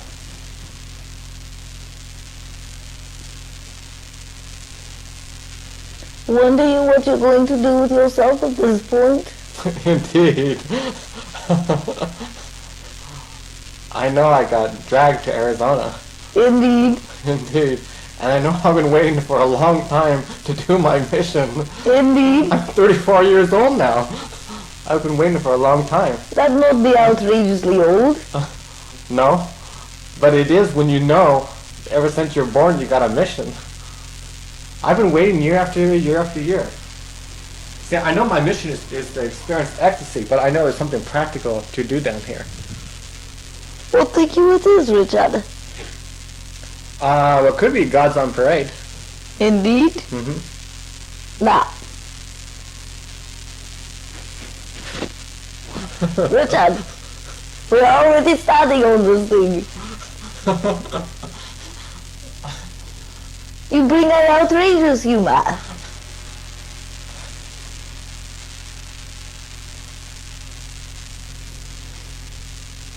What are you going to do right now? Enjoy myself. Now. In ecstasy. Indeed. Indeed. And in what you call practical manner, what are you going to do? In practical, I gotta look for a job. And that's Richard. But my job is to be in ecstasy. That is the truth. Mm-hmm. Think you that it would do you good to have this thing called job for a short period of time? Not at all?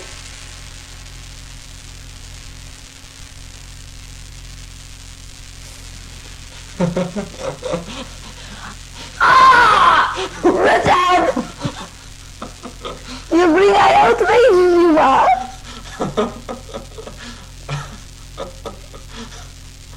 What are you going to create, Richard? That is what I'm trying to find out. And what are you going to do about these things called monies, the goods? I want to embrace them, have them come to me. See, I feel if I embrace them, they automatically they'll start, instead of me running after them, they'll start running after me. Indeed. Mm-hmm. And how do you this thing called embracing them? Loving them, and not worrying about it, knowing that that I can take care of myself. That is the truth. And where be they? Inside here. Inside. So I figured by going inside, see, that's why I know by going inside and becoming aligned emotionally, that's what we were talking about physically, because sometimes my energies, one's here, one going this way, but when I'm totally in line, then whatever I want to manifest, I can declare it from Lord God my being instantaneously, it will be there. Indeed. Now, how feel you about this place called Sedona? I like Sedona. Want you to stay there? For a while. Because it's magical there. Indeed it is. It can also be a bit disturbing, can it not? Yes, it can. Mm-hmm. I like Phoenix too. A lot of good friends here. But see, with Sedona, I can see your ships out there very easy. That is the truth. 3 stars. Indeed, I will say this also. There will come a time when the troops will gather together, and it will be here in Phoenix. Know you why? Why? For the Ease Month. Mm-hmm. It be closer to what is called transportation. Right to the airport. Mm-hmm. Well, then when that time comes, then I move to Phoenix. Indeed.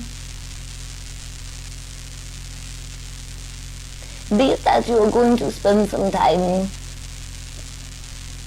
contemplating yourself and looking within your little one's eyes and remembering where you came from. That'd be smart. You're talking about the little one, Chanda? Indeed. What is our relationship? I know it's completely outrageous. What think you it is? You tell I, God. What is it? I would say that Chanda was with me in some other planet. And she's probably Indeed. one of my best friends. Best friends. That is the truth. Outrageous friend. She has also come from the ship. Now, this little one is an outrageous generator. She will bring unto you what is called stability, outrageous love, indeed, acceptance of your being. And via that you look upon it and you see this little short body, you will understand that the size is never important. There be no large and small miracles. They're all the same. And they take the same amount of energy. And they're all easy. Richard, you be in an outrageous stage of growth. Know you that? Yeah, I know that.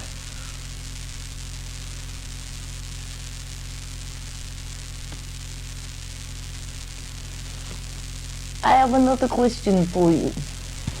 Okay. You can ask me any questions. Indeed? Indeed. Richard, what think you about women on this planet? Man to man. I like women, but they're a mystery to me. They're a mystery. And what do you with a mystery, Richard? I want to solve the mystery And how think you shall do that thing? by getting involved. Indeed? See, that's one thing I've been trying to do. I see every relationship, I'm learning more and more and more and more. That is the truth. Richard, think you these women are a lot like you? How some are and some aren't. Richard! I'm going to lose it on this one.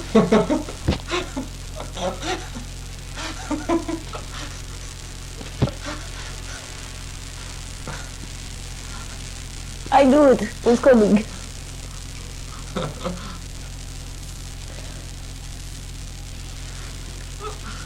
Richard, we must control this thing, indeed. Indeed. Here's the thing about this.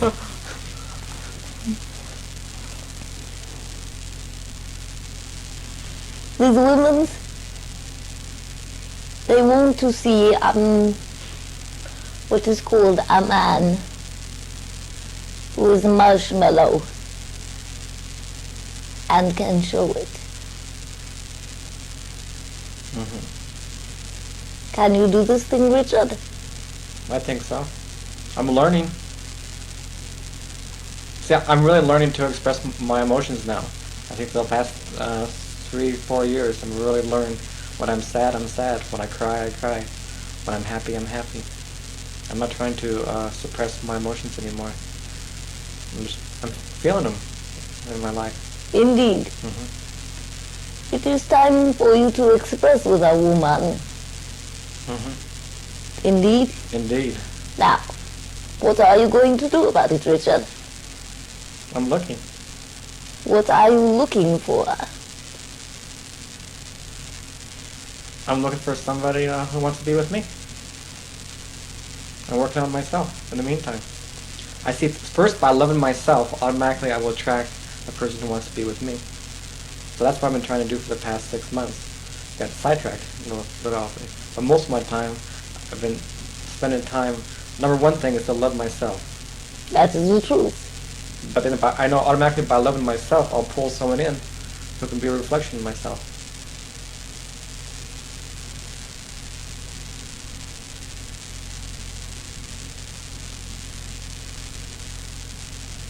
What can you say on that? I see this. What color is her hair?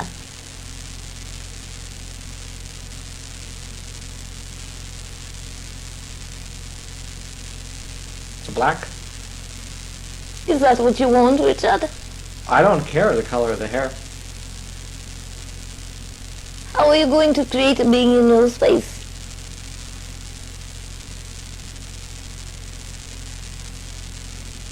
So it's up to me then to create exactly what I want. Indeed. Indeed. Now that be wisdom, Richard. Now how will it be? Now if I created it, then somehow it will manifest. I just gotta declare from the Lord God my being that will manifest. Indeed. I can go for that totally. Actually, I will go for that totally. That'd be a good plan. And what I wish you this being to express. In other words, be it a being who is in sovereignty, Indeed. who understands this thing called equality and sameness, who has an outrageously large heart, and wishes to do what is called service along with you. I would love that. Indeed. Indeed. All of those things, you must write them down, Richard. Okay. I will. How expect you for what is called the form to be filled without a form? I never thought of that. Now that'd be a wise thing to do. Do you that thing? You got anybody planned for me? Indeed. Indeed. Do you that thing and you shall see what happens. Can you manifest it tomorrow? Can you be open tomorrow? I think so. Can you allow it? I think so. Right now, I'm ready for anything that's positivity. I'm running for it. I'm sure you're aware of that. Indeed. I'm not stopping for anything right now. And that'd be wise also, is it not? Richard, when all the muck falls down, let it fall. Just look at it. Who cares? Now think about this.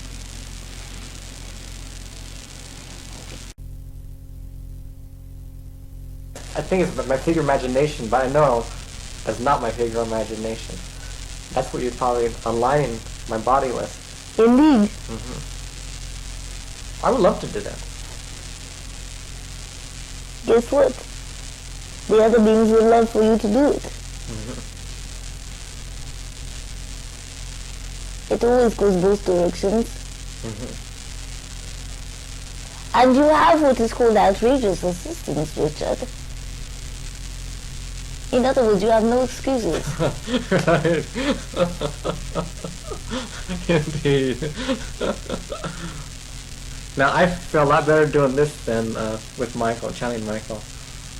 I love Michael, but I don't know what it is. See, when people ask me, see, I feel it's not a show. When Michael comes through, it's got to be a proper setting. A lot of times people want a circus act, and I'm not into a circus act. Indeed. Understand I dispute. And that be wise of you. Know you that? I feel You like shall do that also, but you'll get a what is called a handle on it. In other words, you will begin to say no. It's not proper now. And you will trust your own wisdom. how's Michael doing with me? Outrageous. He's an outrageous humor. What kind of relationship do I have with him anyway? You have a relationship of what is called caring for the universe. I do nothing about it. It is only turned over. Oh. It turns around. Oh, yeah. Oh, great. That's why the arrows are going the other direction, Richard. Now here's the thing about Michael. There were some whom he had worked with before, whom he wanted to work with this time here. Indeed. And also, it's be those beings who automatically already had within them what is called the blue ray. Indeed. Makes it a lot easier, know you that? That's the experience I had like in 71, right? Indeed. Seeing that incredible, that was the most wonderful, one of the most outrageous experiences of my life. I want more of that. Commands is forth unto you, Richard. You be outrageous. Know you where Disneyland is? Where? In California. No. Oh, It's in you. this is my Disneyland. Yes. Indeed. That's why I call your seminars. People say, where'd you go? I went to Disneyland. Indeed. It's the truth. But someday, let's go to Disneyland. I plan to do this thing. Well, Think it would be outrageous. it would be outrageous. There is also this place called Universal Studios that's outrageous. The little one got sick there to her stomach. She believed what she saw. There'd be a lot to learn from that. Well, I'm learning this whole thing's an illusion. The only thing that exists is that But here's the other part. Use what you see to lift you higher. Whatever is seen with the eyes can be taken within and created. Indeed, Indeed. that's the way to use them.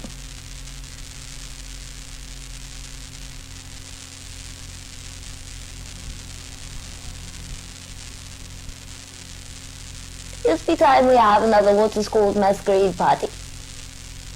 That'd be outrageous. What think you about that? I would love that. What should I dress as?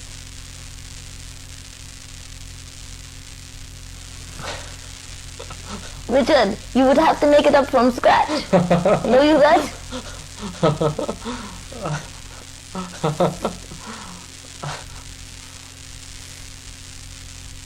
I should give this little one this thought, so that the lot of you can create what is called a party called masquerade. And a lot of you will learn a lot from that. Bargain? Bargain. So be it. Have a grand time. Indeed.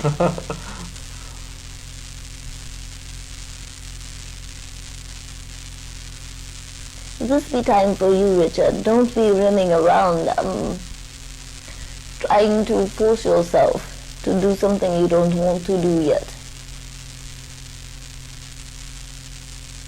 Well, for the healing, I'm ready for that.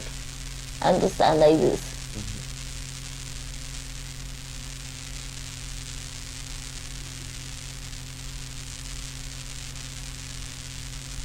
Or you can give me assistance and techniques. Of course I will. Then I'm ready anytime you are. I'm ready right now. To learn this thing of assistance on techniques, is that what you speak of? I'm learning about, right now, learning how to use myself in order to perform in that way. And that comes to any kind of assistance that comes my way, I'll accept it. And I'll bring it into my being and use it. I see I gotta use my own intuition and also knowledge from others. Indeed. Instead of And you have already opened to part of this process through this thing with Michael. allowing Michael's energy to come in. You see, for me now, it's comfortable now. Indeed. And I only do it when I want to. Or once I let him in, it's outrageous. Indeed it is.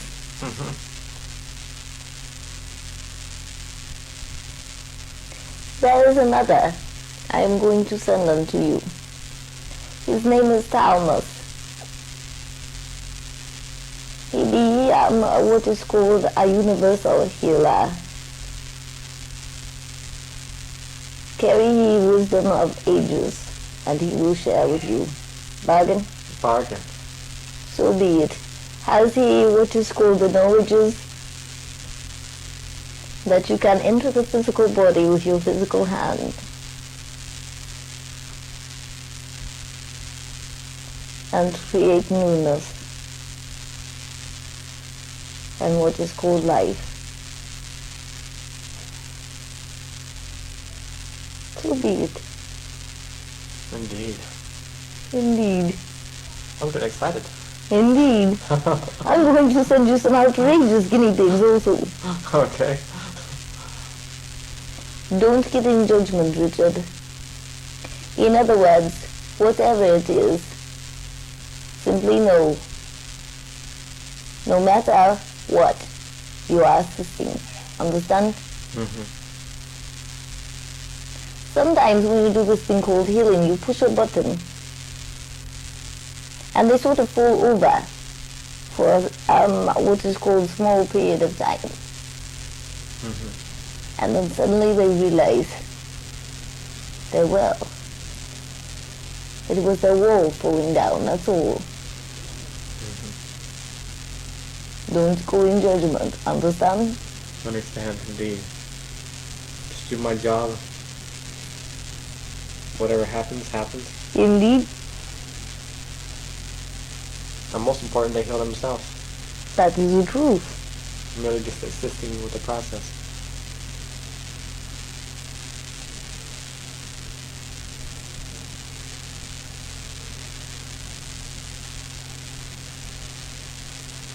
Richard, you have this thing also. An outrageous ability to bargain. Know you that? Yes. But I feel I'm fair at the bargaining table. Indeed. But you are very good at it. Think about that one.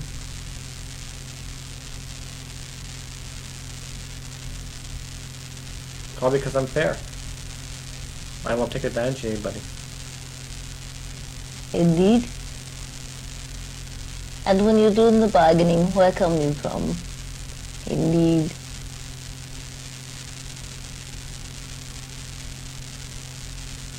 There are beings who have that wisdom.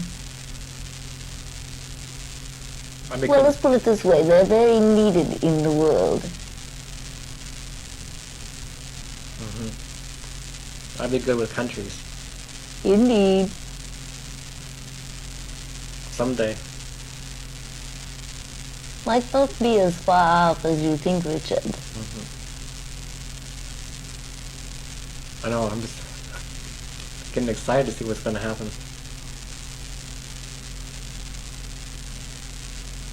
How if I send tomorrow? And come How back? about if you do? That would be fine.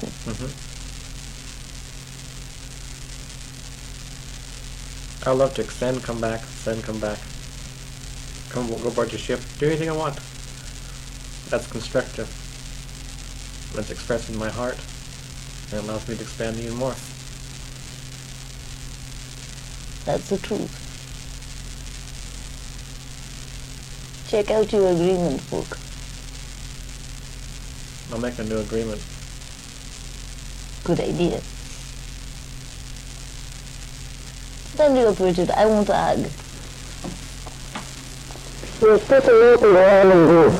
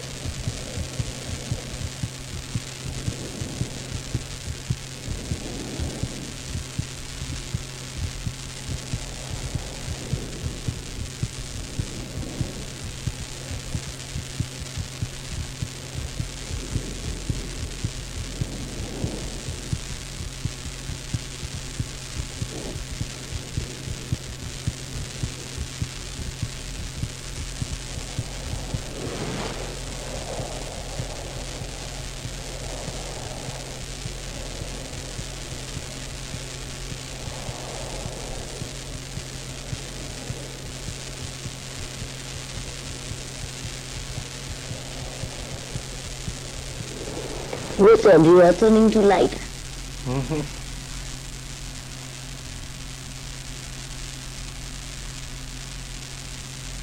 Even with dimples.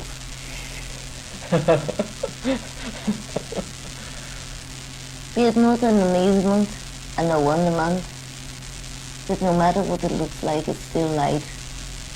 Yes. It blows my mind. That's good. It's on vacation. I still have your thing in my pocket. Be out of your mind. And ecstasy is yours. So when am I going to meet this girl? Sit down and write about her, Richard. Okay. Fold it up. Put it away. Statue and open the slices. Coming from love. You'll see. I will be laughing.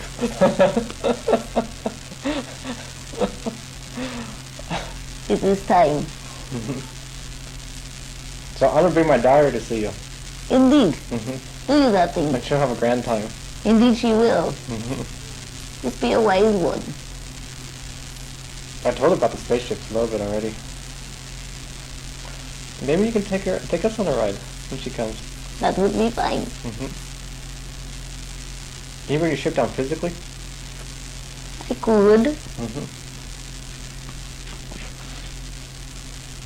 The most of you take your physical body on there will have a difficult time kicking you out.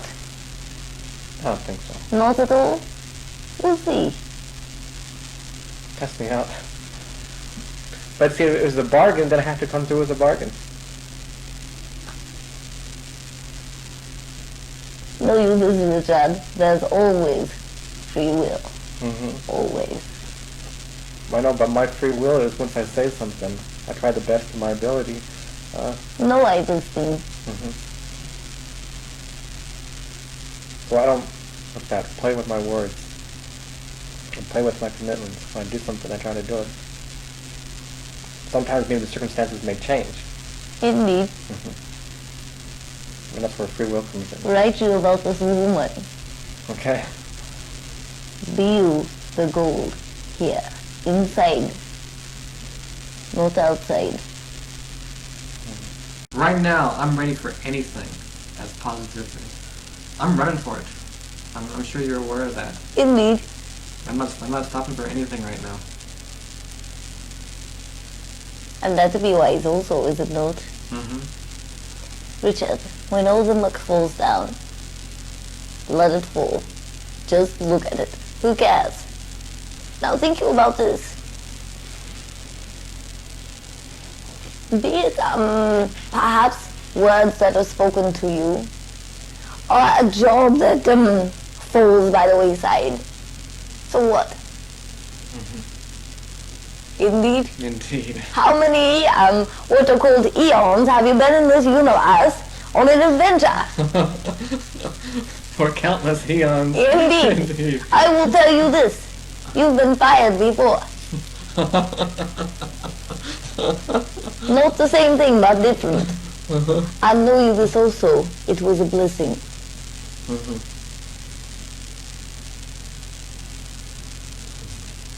I'm sure this was a grand blessing in disguise one. Indeed it was. And now have you this wondrous time with yourself.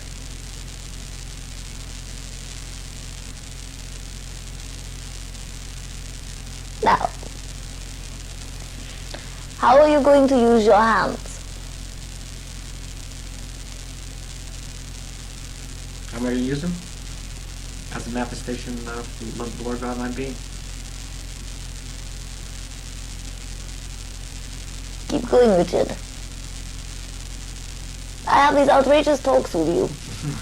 They bring outrageous amusement. There's more. Well, these hands are made to create something. Indeed. So now I gotta find something practical to create, to put my And would energy think into. you that would be good. I would love that. That's why I think that's where service comes in, to perform something. I'm still trying to work inside to realize what kind of what my hands are used for, what practical things I can do with them. That's where my mission comes in, doesn't it? That's what I feel. What about healing? I could do that. What think you happens, Richard, when you touch another being? My energy gets absorbed into them. Indeed. Mm-hmm. And also this. You teach yourself how to love with a touch. And the other beings are lifted. Now, when you are using your hands, Richard, begin to do this thing with the energy that flows out, send you the spirals. You will see what happens. Okay. You will do this thing, indeed? Indeed. So be it. To be in drunken joy, huh? Indeed. And to the ecstasy. I love this ecstasy. It's always there, Richard. Mm-hmm. Notice you that? I'm noticing that. Even when I go through my emotions, sadness, I go through happiness, behind that is ecstasy. That is the truth. So now I'm just learning to connect with my ecstasy and all, at the same time express my emotions. Indeed. What think you is happening to you? You're becoming so wise.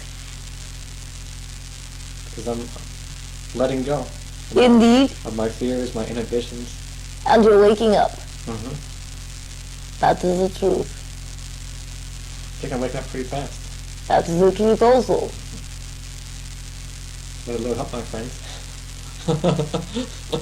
And that was an agreement. I certainly needed that. It was an incredible agreement. We had this wisdom in having agreements. Know you that? Mm-hmm. It was understood that no matter what was said before you came here, it was going to be a lot different. So now you're getting to speed up the clock. That is true. Put the foot on the accelerator.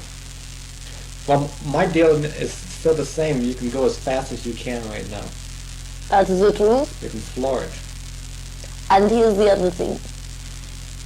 Be prepared for it all to fall to the ground. Grand. Indeed it is. Mm-hmm. When it's down there, it's not covering you up. Mm-hmm. And you become greater.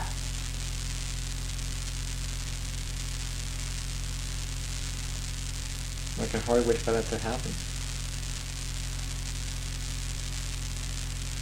And then I can simply perform my mission with ease. You know, your little one wants to go on a ride with me. I told her. Understand like this thing. Mm-hmm. And Know you this also. If the little one gets conscious aboard ship right now, we might have a real problem. But I told her it would be my duty to bring her back here again. I said, because I said... You're going to take what is called responsibility, Richard? Well, between you and me, we would take responsibility. I would have to, tell her, Makar, we made a deal with Zoran. Zoran never would have came through the deal if I would, you both of us would come through with our part of the bargain. So I'm willing to do, let's put 1,000%, every percent of my ability into telling her that we had a deal. And when we make a deal like this, you have to come through with the bargain.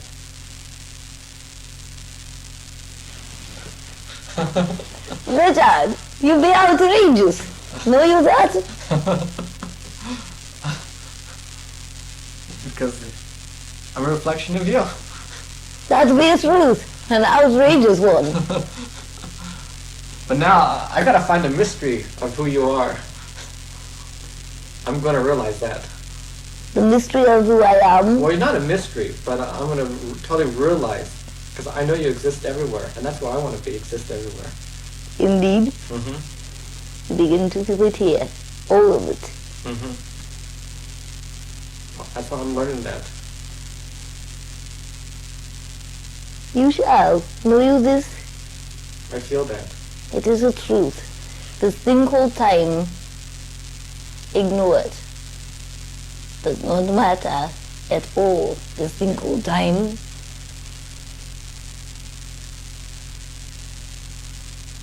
And here's the other amusing part.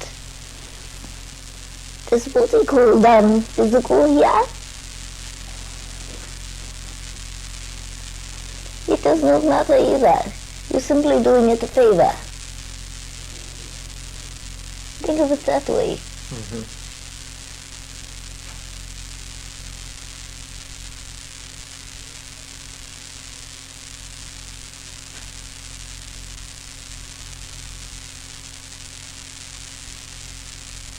There's what is called another shell peeling away from you, Richard. Feel you this thing?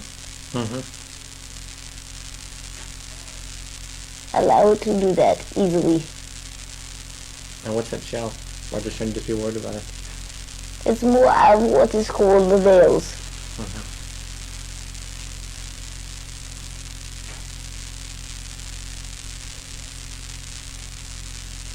Here's the main thing about you coming this day, Richard, for I speak to you a lot of the time. I'm pushing more energy into your meridians. Know you that? I can feel it, yes.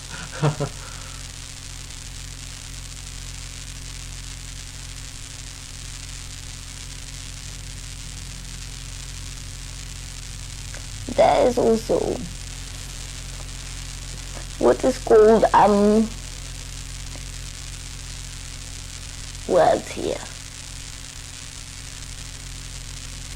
We call it a plug here that you will feel coming out, and it will feel like it physically did. There won't be a hole in your head, Richard, but it will feel like there is. Wish I for you to know this ahead of time. And after that will come this one here. Indeed? Indeed. Now, be very, very gentle with your being. Indeed, your body. And when the time comes, do you this thing. Know you the breathing? Breathe into the mind. Give it more. Allow it to move larger. Bargain? Bargain. So be it.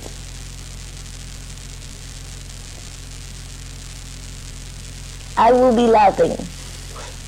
You will think someone has squeezed you like this and it has popped out. Great.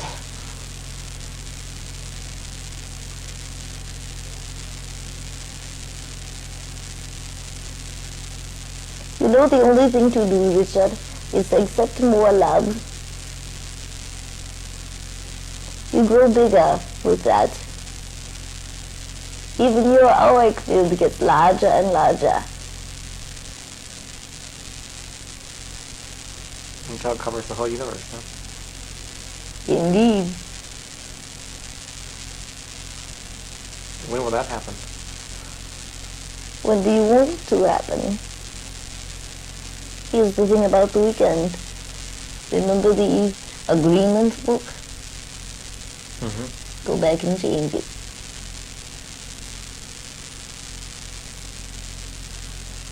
Good idea. Grand idea. Grand idea. Wise idea. Indeed. Indeed.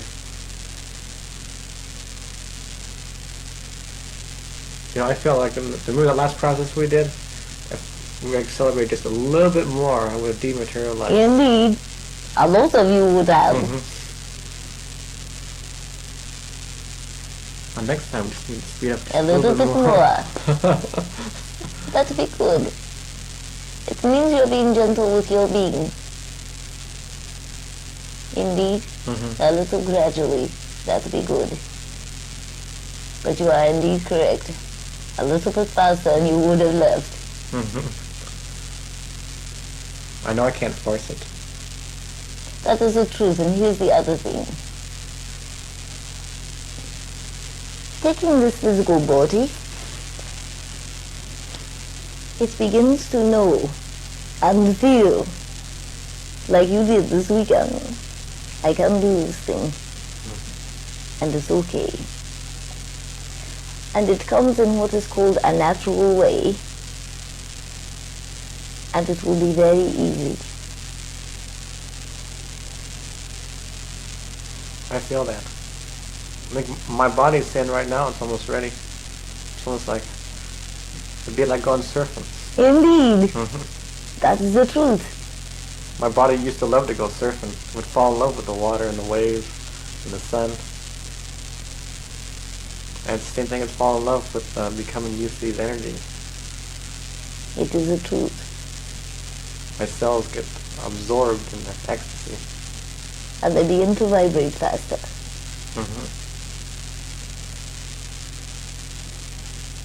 And there's this thing about using all the tools.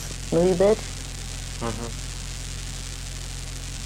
I need to do that more. Indeed. It will assist your being.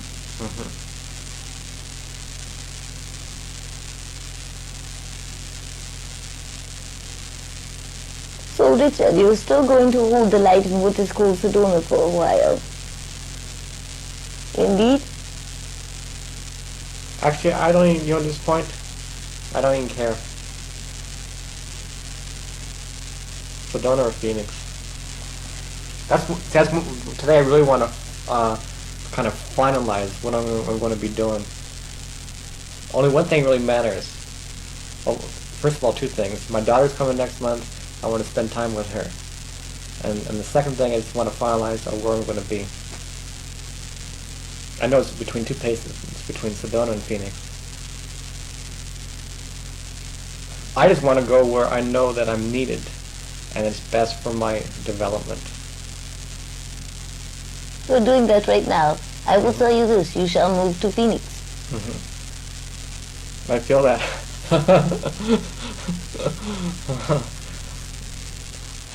Sedona for the summer and Phoenix from here on out. Indeed. Know you this, Richard. There be a lot of beings who are waiting for you. No one else, you. That be truth. And when you walk before them and they see this body, the key will be turned. Know you that? No, I don't. It's a truth. They also ask for an agreement from you. I know that.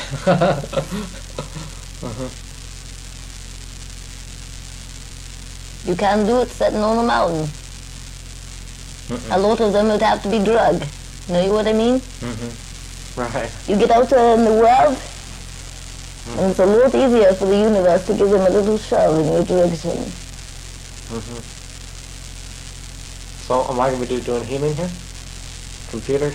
Indeed. Do some of this thing called healing. Begin you to practice. Okay. Get some guinea pigs. Indeed? Indeed, yeah. I'll do that. That's what you were doing a couple days ago, weren't you, on board? Indeed. With laser lights?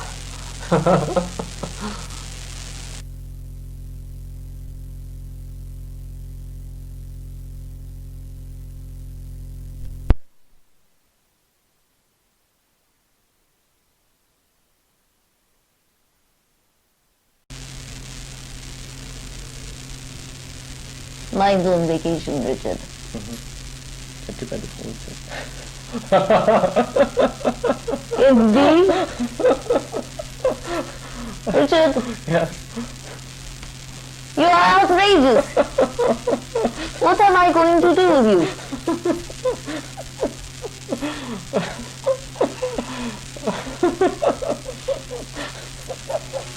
One day, Richard, I shall learn how to get this laughter in this body, and you will hear something you have never heard before. You have to give you a laughing lesson. I'm not so sure it would help. I'm not so sure it would either. There's so much of me that is laughing all at once. Richard, when you come to see what is really going on, it's going to take a few eons to get the laughter over and done. Indeed? Indeed. I'm beginning to realize that. That will be wondrous. So I guess I'll move here in September, huh? It looks like to me. That would be wisdom. Maybe during August I can start getting to know people and start practicing. And if you don't, I'll start sending them to your doorstep. Bargain. So be it.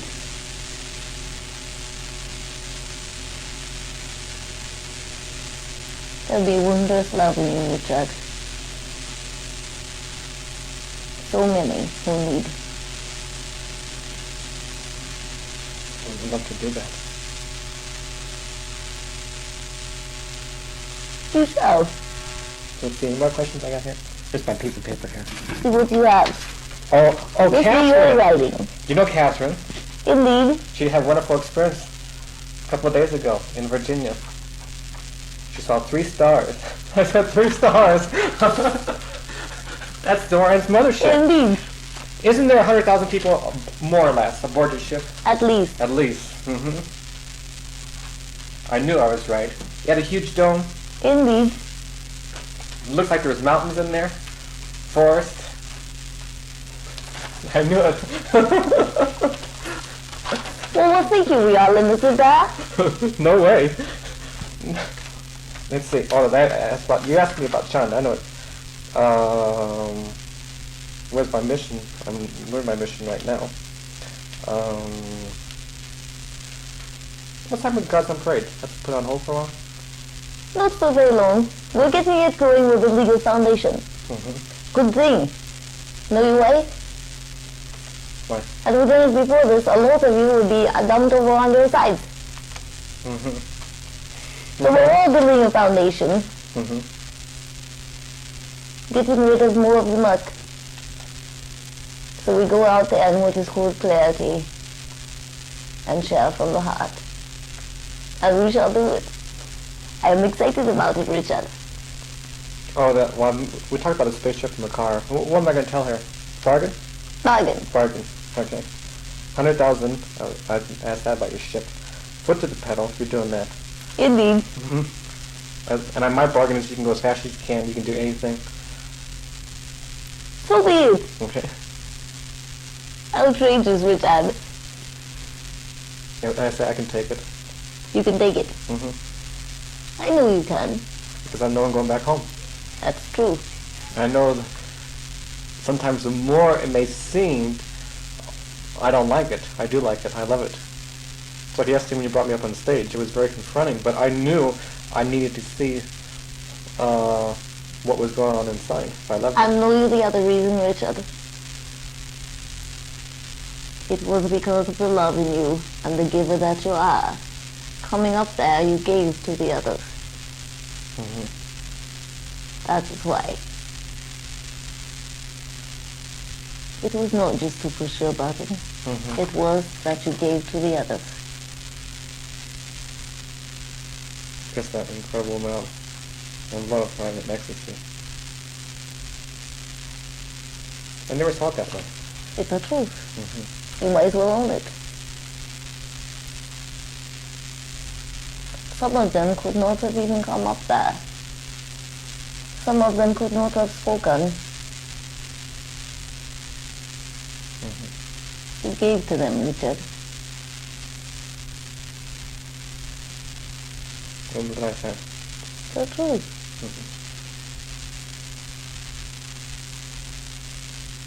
Think you I am only picking on you? No. I know there's a reason. I know there's a purpose. But sometimes I just don't have the vision to see. Because I don't call it picking.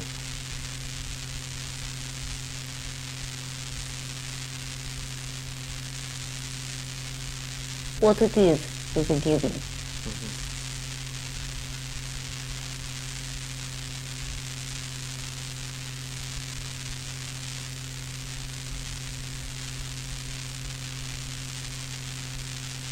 Don't drive right away, Richard.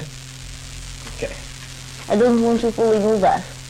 I guess let's see. We got everything. Indeed. Job, purpose. I'm gonna have fun doing this. Of course you are. Well, thank you. The jobs are not any fun. Oh. Pretty soon I'll be just saying, I love this job. Indeed you will. Because you might know something? I never want an ordinary job again for the rest of my life. I've had enough of it. Understand like this thing.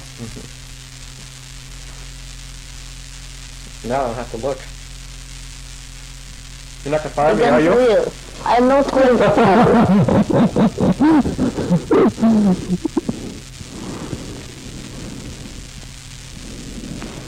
But I will fire yourself anyway. The face just looks different. Outrageous beings here. I shall get Katrina. You can't stop the tape. Guess what? We're done talking. You might want to stop the tape. Oh, good idea. Thank you.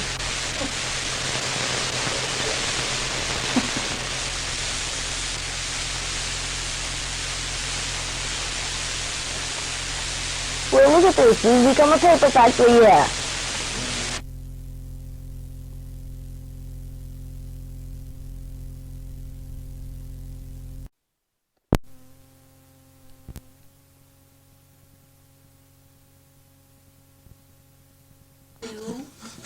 Good. Boy, I haven't seen you.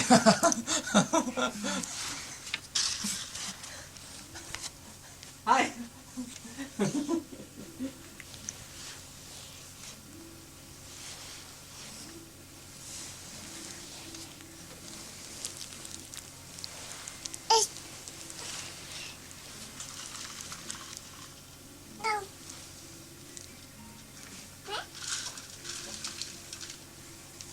See my family. I see what you have created here. Hi. You're grand being.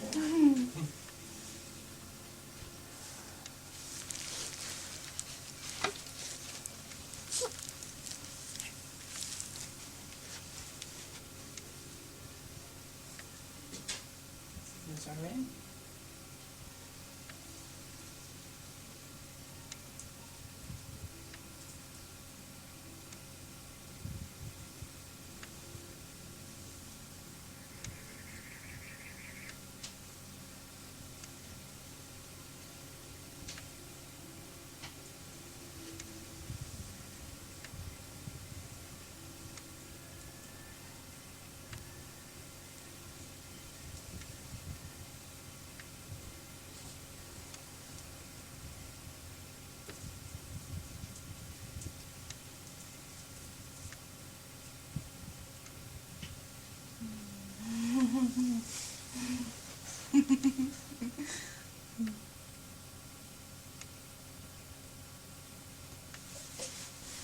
Grow you these things this color. No. I like to play with the color. Made a good pick, didn't I? Or didn't we? I know who that little voice in my head was now. You're alright, Zoran.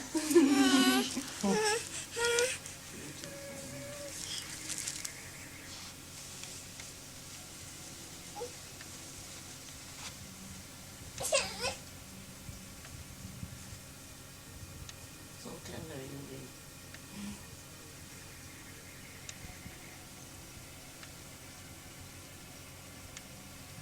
You feel you must protect this tenderness a lot.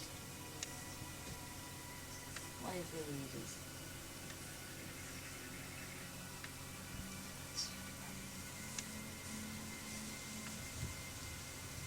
Know you how powerful this tenderness be? I think I'm beginning to have a feeling about it. It is greater than any might. Know you that beings have this thing called secret? Your secret is your tenderness.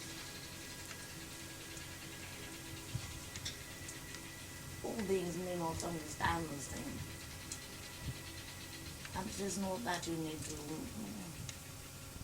share it all in the way you think. That is the fear. Okay.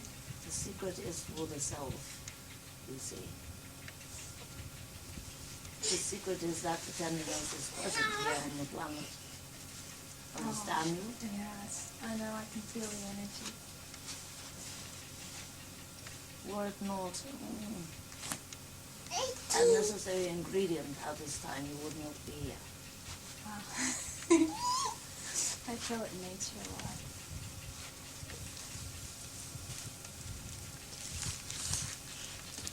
It is a wondrous thing that such a thing as this body can be so important to the whole thing. Mm-hmm. It looks very small. Mm-hmm.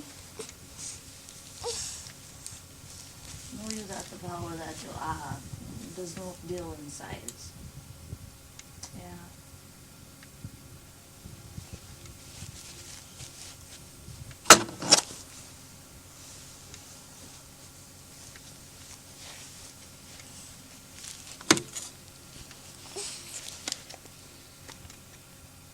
Do not make the mistake of thinking you are human.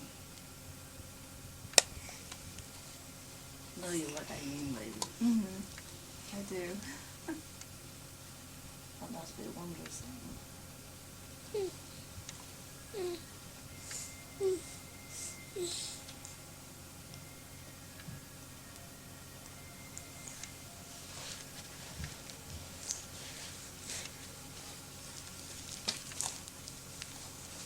You have taken yourself and made it feel like human. Mm. But the cover is very thin.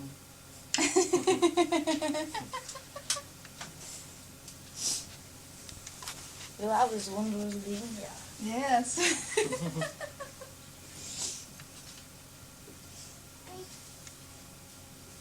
Just be a star, like yourself.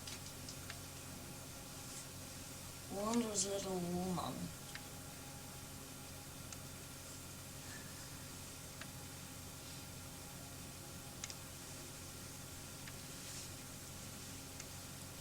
Wondrous being, you have played angel many times indeed. And you also got a modesty. Sit down here.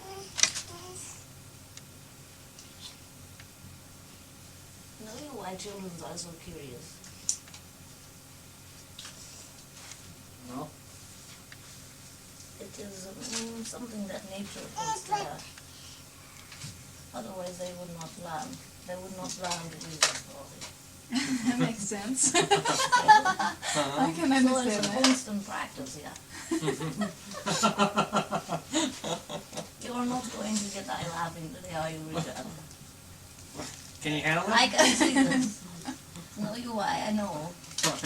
This little mark here you have, your lip, it moves this way a little.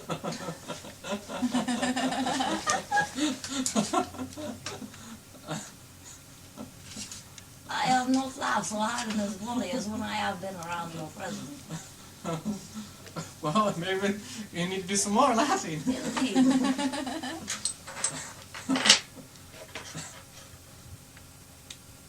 Wondrous being, that you have so much humor also means that you have so much seriousness indeed. I'm serious too. In what you stand your intensity. What's my intensity? You use your intensity in your seriousness.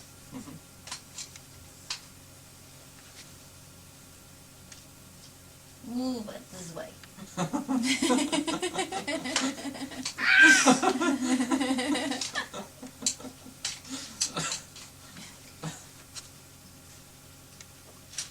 Like that. What have you done? And we're, I mean, in this dimension, In all of them. discovered myself. And what have you discovered? That there's more discovery to go on. Think you that you create more, Mm-hmm. and then you let yourself discover. Mm-hmm. That is grand humor. The endless discovery. And have you things coming forth that you have laid in what is down your foundation, and they come into what is called your experience now? They're coming right now. Mm-hmm. And what feel you about this thing? Oh, I love it. And yet there is some burden. Well, because I want to do more. There's always to manifest more and more and more and more.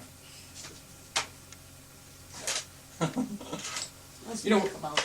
Well, one thing I want to do is the brainwave stuff. And you want to do it to yourself? I want to do it to my... Gotcha.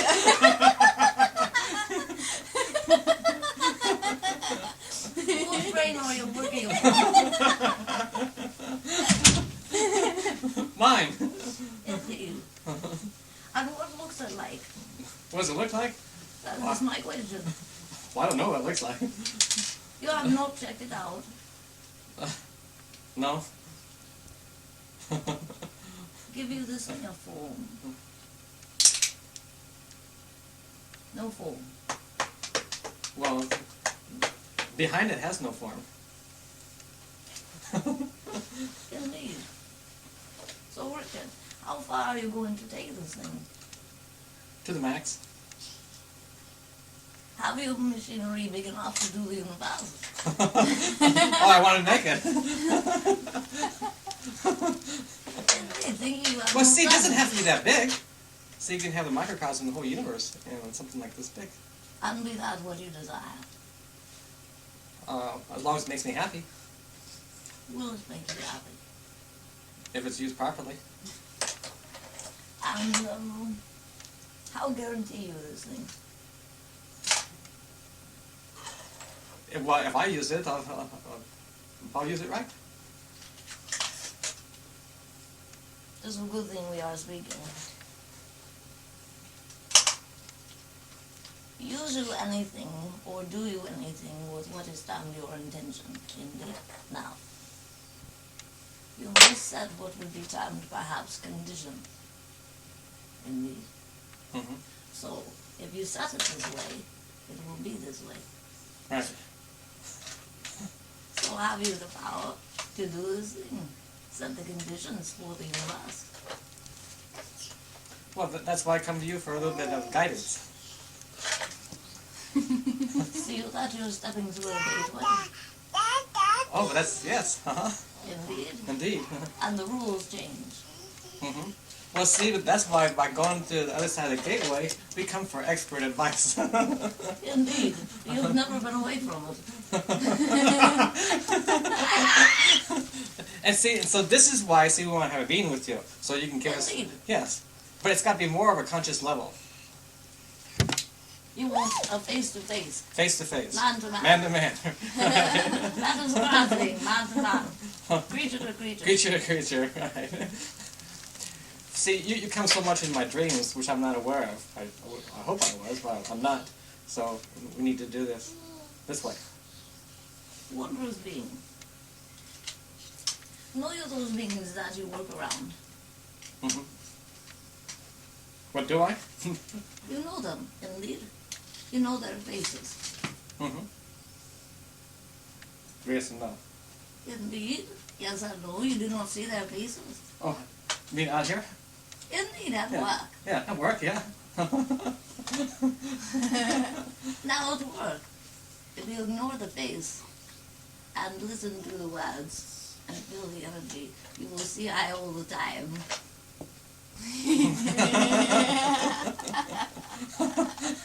Uh-huh. What need you? Something on your little screen? Oh, that'd be great. See, I can You close want my a eye. bleep. Yeah, Your screen. I'm bleep, yeah. Zoran. Message from Zoran. And then you can have your picture. You want a picture. Well, not a picture. I You mean, look in actually, the mirror. well, I don't have a mirror. Right?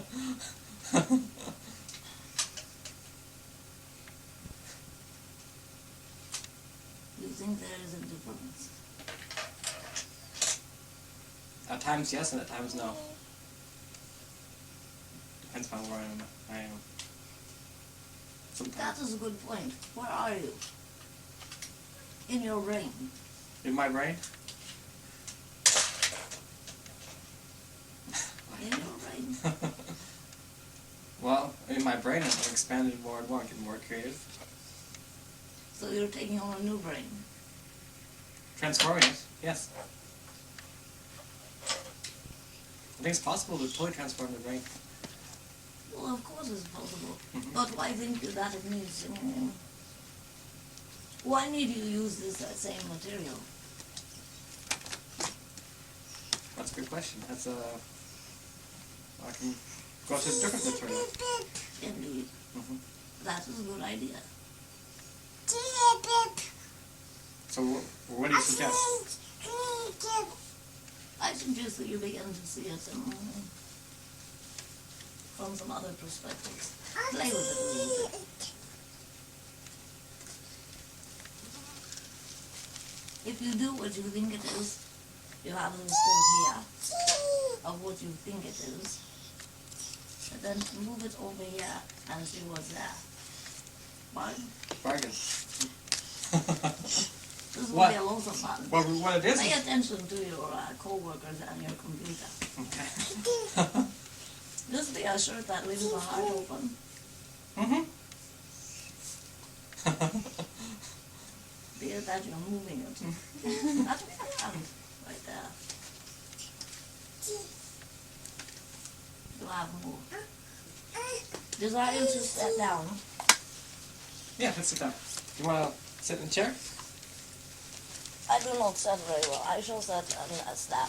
Okay. You can be seated if you desire. She's very busy. It is a good thing. Tell me about Micaiah. What desire you to know? We know about the guy. All right, what would be a more specific question? Who is Micaiah? Who in terms of the whole? The whole, yeah. Let me see if I can give 4 words.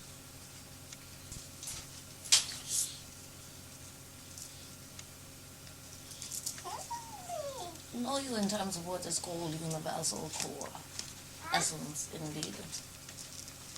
There are some beings who direct specific energies at specific times. They are not confined to what would be termed position, as in hierarchy positions say, I just do this or I am over this. This being is not confined. Makes this sense to you? Yeah, because It is beyond what normally you think of as the whole. Like a radical.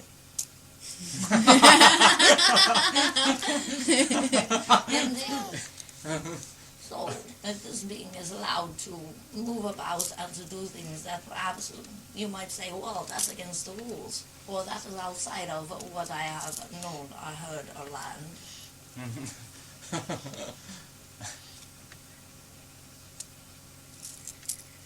What desire you from this being?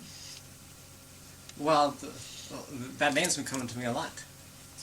So I'm just trying to go to the mystery of it. What is being richer?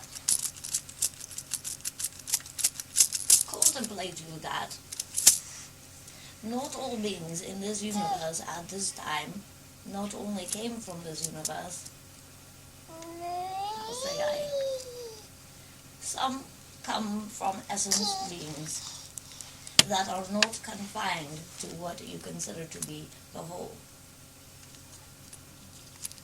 Indeed. Now, who think you be? Probably that guy. Indeed. And is radical. And is not confined. That is why I say to you, if we'll use the word normal. Say a normal being walks through a gateway. Even in going through a gateway, the rules are set. You have come to an understanding within yourself in what is termed your growth, what is called the movement. The rules are not set only by you. See you.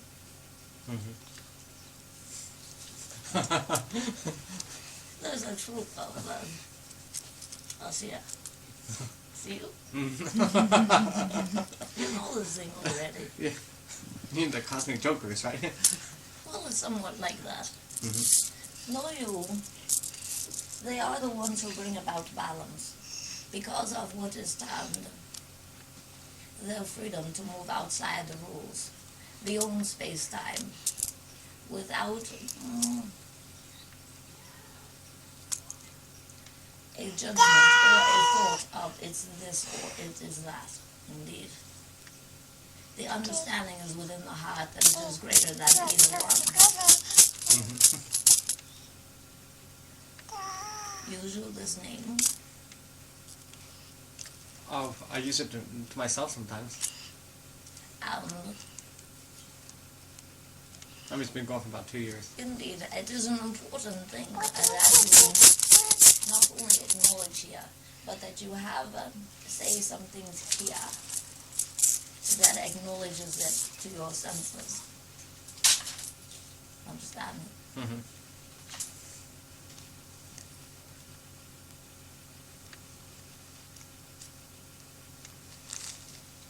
Desire you, Richard, to speak to what is termed the public? Sometimes. Well, sometimes I know I have a mission here. Indeed. And, I mean, basically... I am asking this question for it is for you to contemplate whether you desire to be in what is called the front, so you are seen, indeed, or if you desire to be from behind. Well, a lot of times I like to be behind the scenes. I don't want to be famous. I don't really need for that. It is not about need. Well, let's put it this way. Choice. Whatever I can do to help. As I will say this thing to you. It is not that you have to do it yourself. It is that you have the capability of creating a being to do that thing. See? So it is a choice. However, there are some things that would certainly be different were it be that it was yourself. How many beings are going to channel you? See? It is part of directing the troops. Understand me this? And that we grant you. But in what is termed, like I have said to this beauteous being, the secret. The secret that you are present, see? Now, unless you want to share that, it is fine for it to be secret, but it must be known here, within yourself, within your heart. If it is not, then the expression trying to come forth creates havoc for you.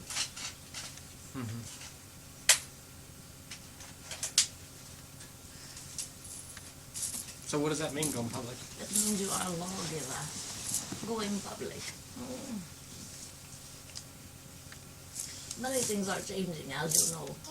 And a lot of what has been spoken before, the foundations that yourself and others laid are beginning to come together, indeed. There is what has been termed some confusion and what is called frustrations. From time past, all this time has passed.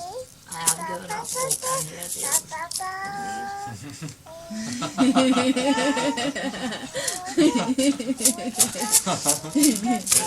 what do you do now? All the gas is coming forth, and you say, well, will I get burned? Can I touch that thing? Let me see. Yeah. Now you are more cautious of the picture. Yes.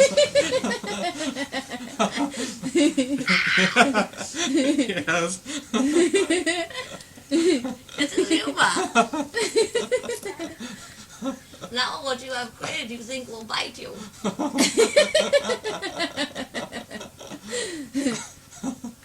Give you this thing teeth?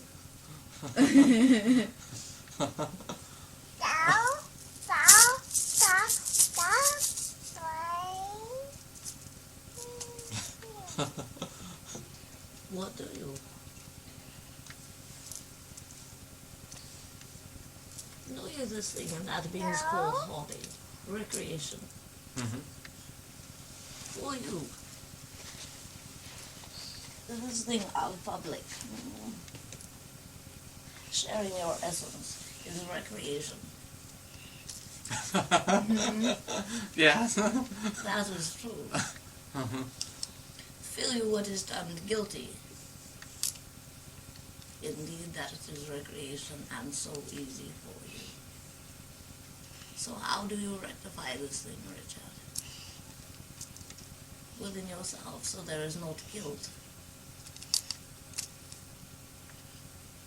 Look you around, you see you beings who are in lack of understanding, who are in pain, who are in poverty, who are all these things, and mostly in ignorance, and have you so much and so easy. See you? Number one, you must let go of the guilt. Or when you touch it, it will bite. Understand? You must love here yourself and be in love with yourself. That no other comes before. If you do not, it does not mean that you are not within this whole that is here. It means that you are in honor of the being that you are. And you cannot maintain the balance within yourself or perform your service in your easement and your joy and your simplicity. Indeed, if you do not do this thing for yourself.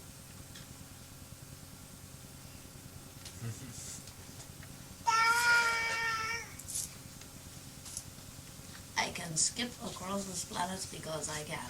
That's it. Indeed. Indeed.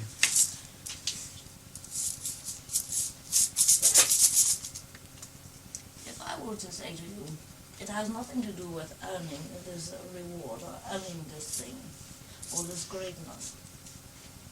That would happen a long time ago.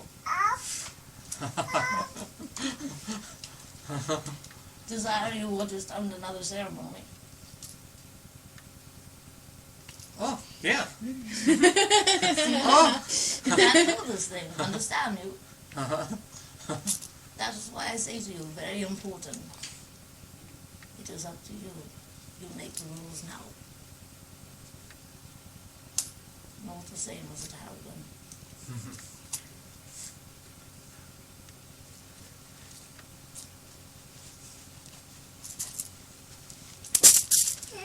Think you that you can live in what is called your life, and others can channel what is called your being, and we'll all work fine together. I think so. And be it that this thing is occurring, and you become aware of it more and more. Indeed. Know you what happens to a being who is in a position to teach. And that is not the greatest word.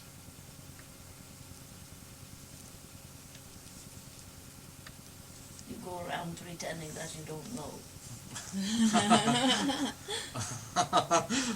Yes. So now what are you going to do? You're not satisfied with that. Be that truth? That's the truth, yes.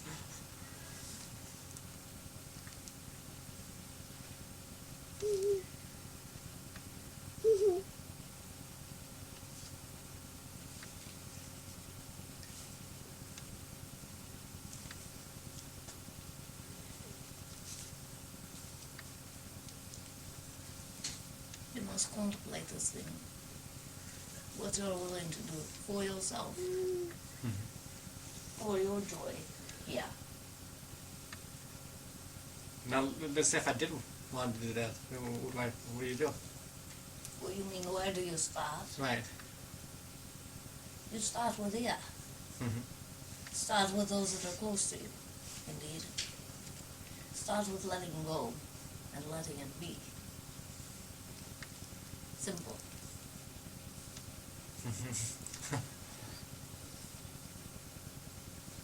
And do not, does not require letting go of the other things that you have moving, indeed. A being who is capable of stepping outside space-time, of making the rules, can certainly do more than one thing. And in all honesty, if you did not do more than one thing, you would be very upset at yourself and very bored.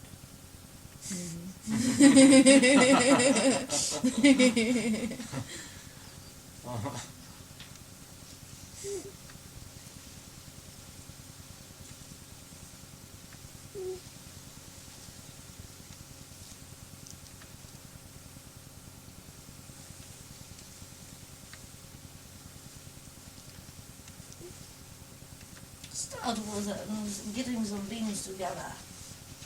Just some people, like with the beings here, the ones who are close to you. There's another thing here. See it? It's great, isn't it? Almost what I like that.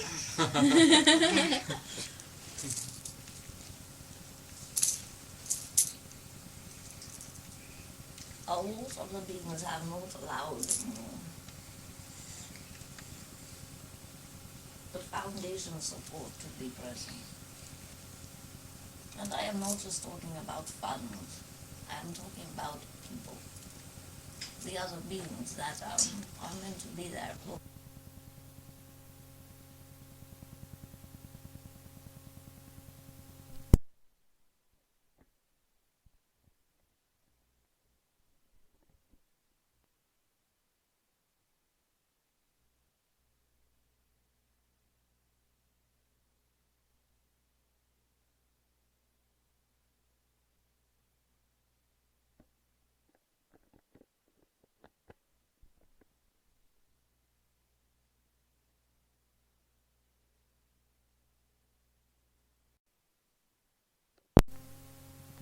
It requires an honesty with yourself. If you were to sit down, and both of you should do this thing, you sit down and you make a list of beings that come to mind, that are here. And as you go down this little list, you write out to the side what you think this being means to you, what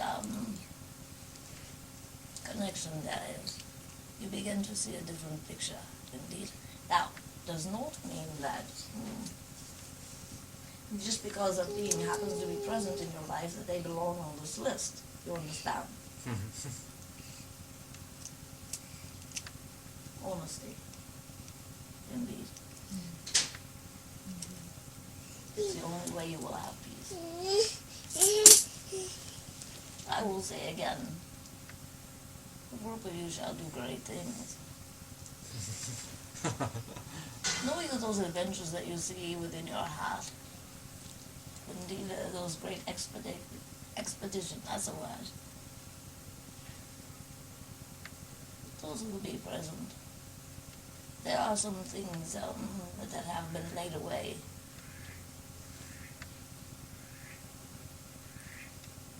It'll be one of those in search of episodes. Quest! Be that not a grand thing? That sounds like fun.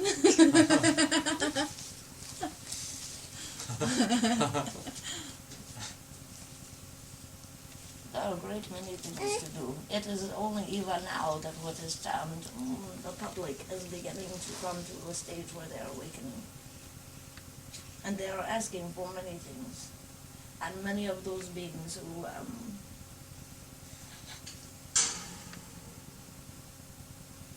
were awakened and awakening and were sharing before became discouraged and have fallen by the wayside and do not have the courage and the energies to stand forth again. So it is the few who are going to have to stand the blunt of the public. In truth, it was always very few.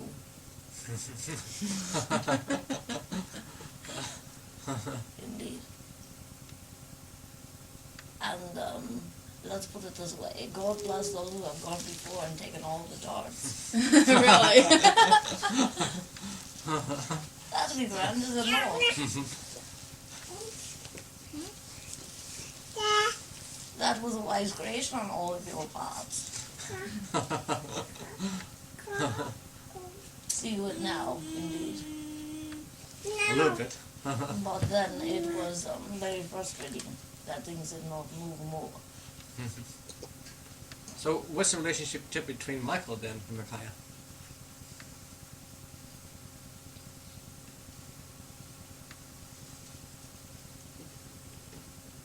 Say I this.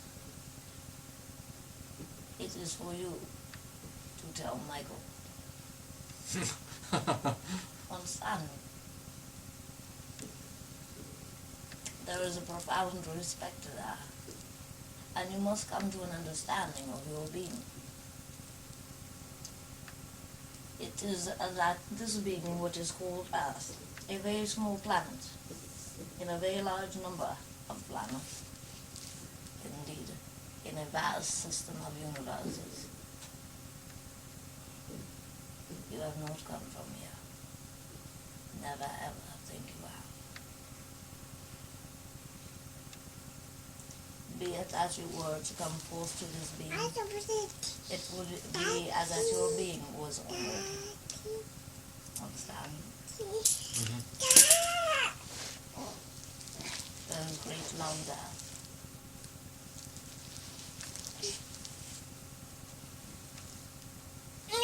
Know you that all those beings that are familiar with the earth are very blessed with your presence. They own it, indeed, that this radical group is here.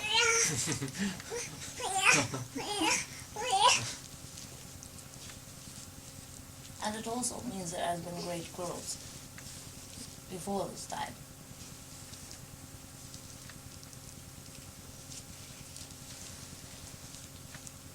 And I might just say this as well.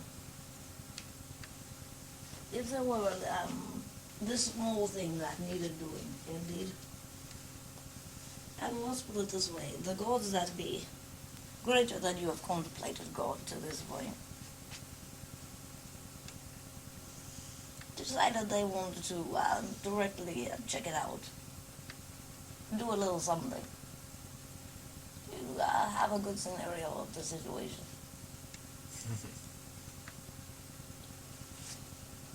What be it that I have noticed becomes unbelievable here to a lot of you is that you look at your body, this being here, physical, you look for it in your mirror, and you say, look at this, the hair is turning grey. Indeed. There's a little flab over here. Indeed. This and that, and this and that. Would God choose this? Indeed. This is not my picture of a vehicle that God would use, and beyond what I have contemplated God.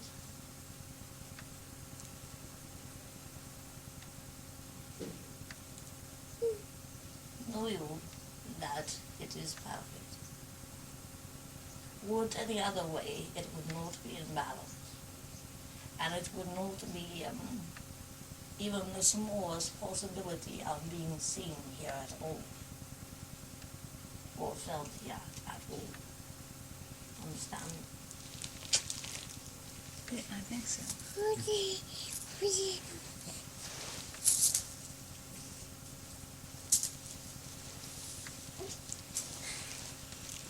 It would be so perfect by standards here, and so obvious, and so beauteous indeed.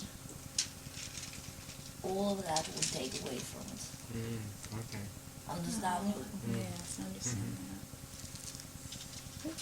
It would be a fearful thing, not a grand thing. You love it here, let it be. Indeed. I love this planet. There's something about it. It's so beautiful and wondrous. It is grand.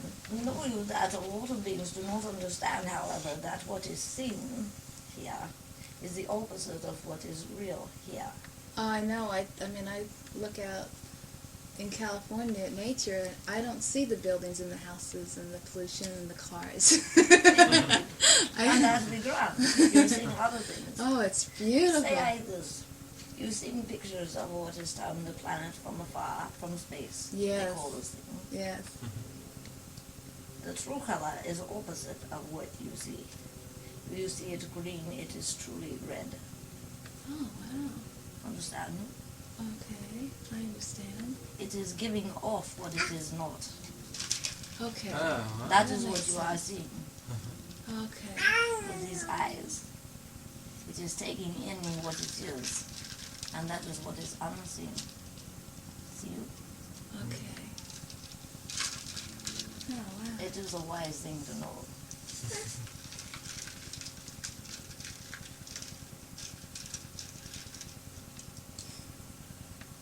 In what is the working world that is coming forth, you have projects that are moving. Mm-hmm. How feel you about this thing? Well, with my brother's project, I think it'll be great. I don't think there's. I really hope it happens, because here it is. I'll be able to. Barbara and I will be able to help give money to organizations that will help this planet. Indeed. How about organizing yourselves and giving money? See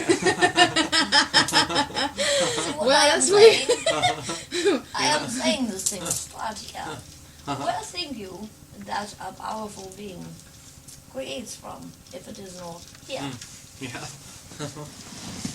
Now there are many wondrous projects, and there are many expeditions, many buildings to be created. The things that have been buried before that need to come forth, they will need some specific structure. There are many things, but you must start here. Understand you? That's the only way to know, right? What needs to be. It is not the only way to know. It is, if you are a leader, you cannot expect that everything that comes to you, you can say yes and yes and yes and yes, and piece yourself or your funds or any other thing into such small pieces. Indeed. You don't get anything accomplished. That is way. true. I've learned that. So you must start here. Indeed. And if you leave yourself out, you will be very unhappy. Oh, I realize that. Yeah. A lot of beings find what is this purpose within themselves.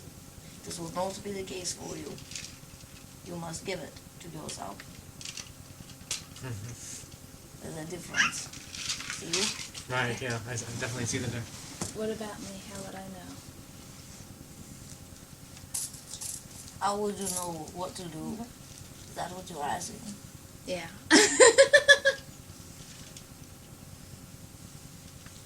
Wondrous woman, you have brought forth this wondrous child, and you have given forth your time, indeed. And yet it is that there is this ache within your being to share and to do other things. Why deny you this? Why hide you within this being? Well, I just feel that, I should devote my time at this point to her because it's so important for her. It is no more important than it is for you. I know. That is the truth. Give you up what is stand your being for another being. No being wants this thing. Understand you? None. And be it that this wondrous being here grows from what is down to contact with others, with the experience with others. Yeah, I've noticed that. Yeah. That be a grand thing, and it frees you to express other parts of you. Yeah, I noticed that last night, finally. Indeed, it is very important. And do not think you that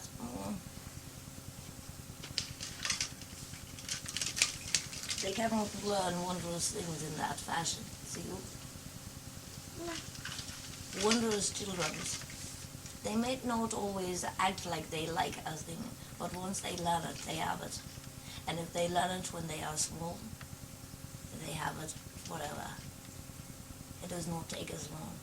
See you? If this being learns that the whole world will support her, all of them, not just yourself. Imagine the freedom of this. See? Yeah. And it frees yourself as well. For the desire within you, the grand being that you are, cannot be confined to just this thing. I know, it's... It is you are so much. Indeed. Well, And you cannot sacrifice. and I'm not sure, I'm still trying to discover, really, who all of me is. I know this. But you cannot do it by hiding. No. I love people. And they love you.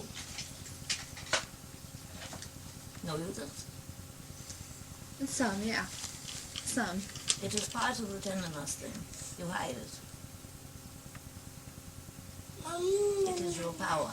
I will say it again. It is your power. Both of beings think. You see a being out there and they are powerful and they are known and they have monies and all these things. And you say, gee, they are beautiful. They have all of these wondrous qualities. Well, no wonder they are that way. None of that is it. They have used the truth of their being and made it their greatest asset, whatever it is. That's all. How can I kind of break that little shell more? What I've been doing lately, I've just been getting a sense to just channel energies in. And it's connecting inside. And you're changing the meridians in your body, in your vehicle, within your being. I wasn't sure what I was doing. It makes a greater connection to the greater you. But that's what I thought, well, I didn't name, I didn't want to name any energy because I didn't want to limit whatever it is to my concept. I just wanted to allow it. And that's What be it if you give it a name today, and tomorrow you give it another name. That's true. And in that fashion, you have some play with it. See? Oh, I love to play. That it is not such a serious matter.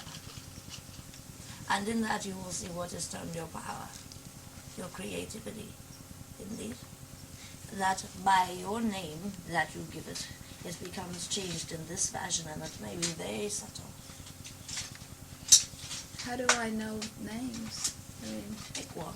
just pick one? Really? Most beings have a lot of humor. They come to my audience and they say, how this? I say, make it up. Now, the truth about make it up is you do that automatically. Make it up. Yeah, Indeed.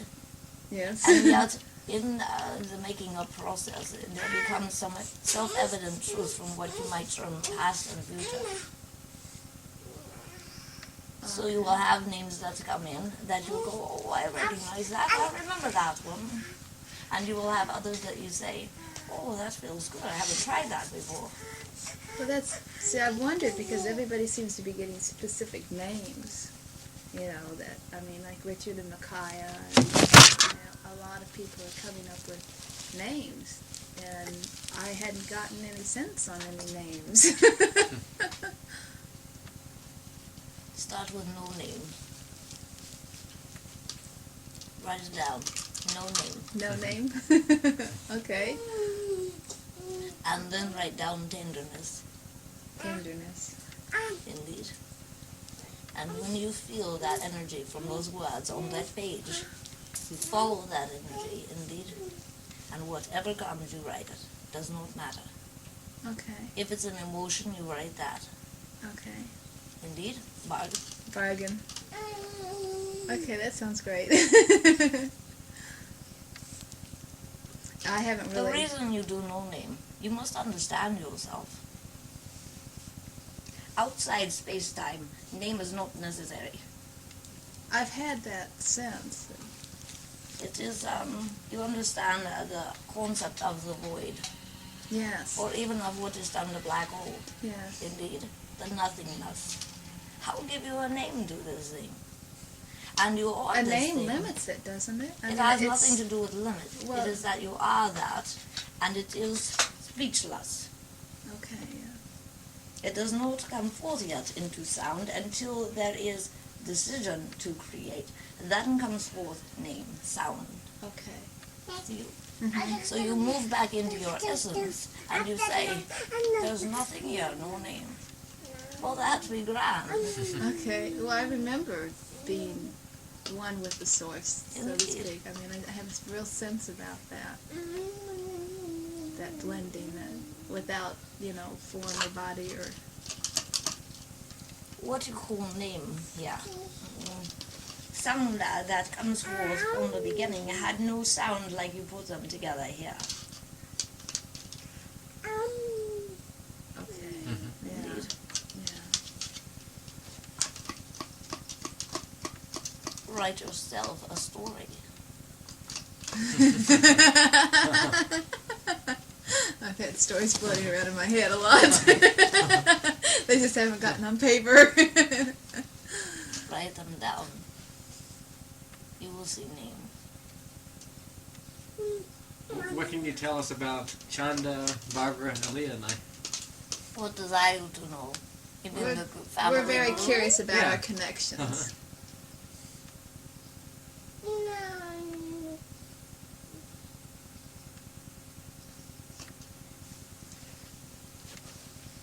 Let's see, what would be of value?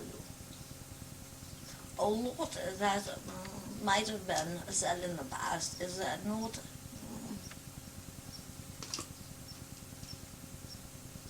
the same for you now to bring forth. You know this thing now.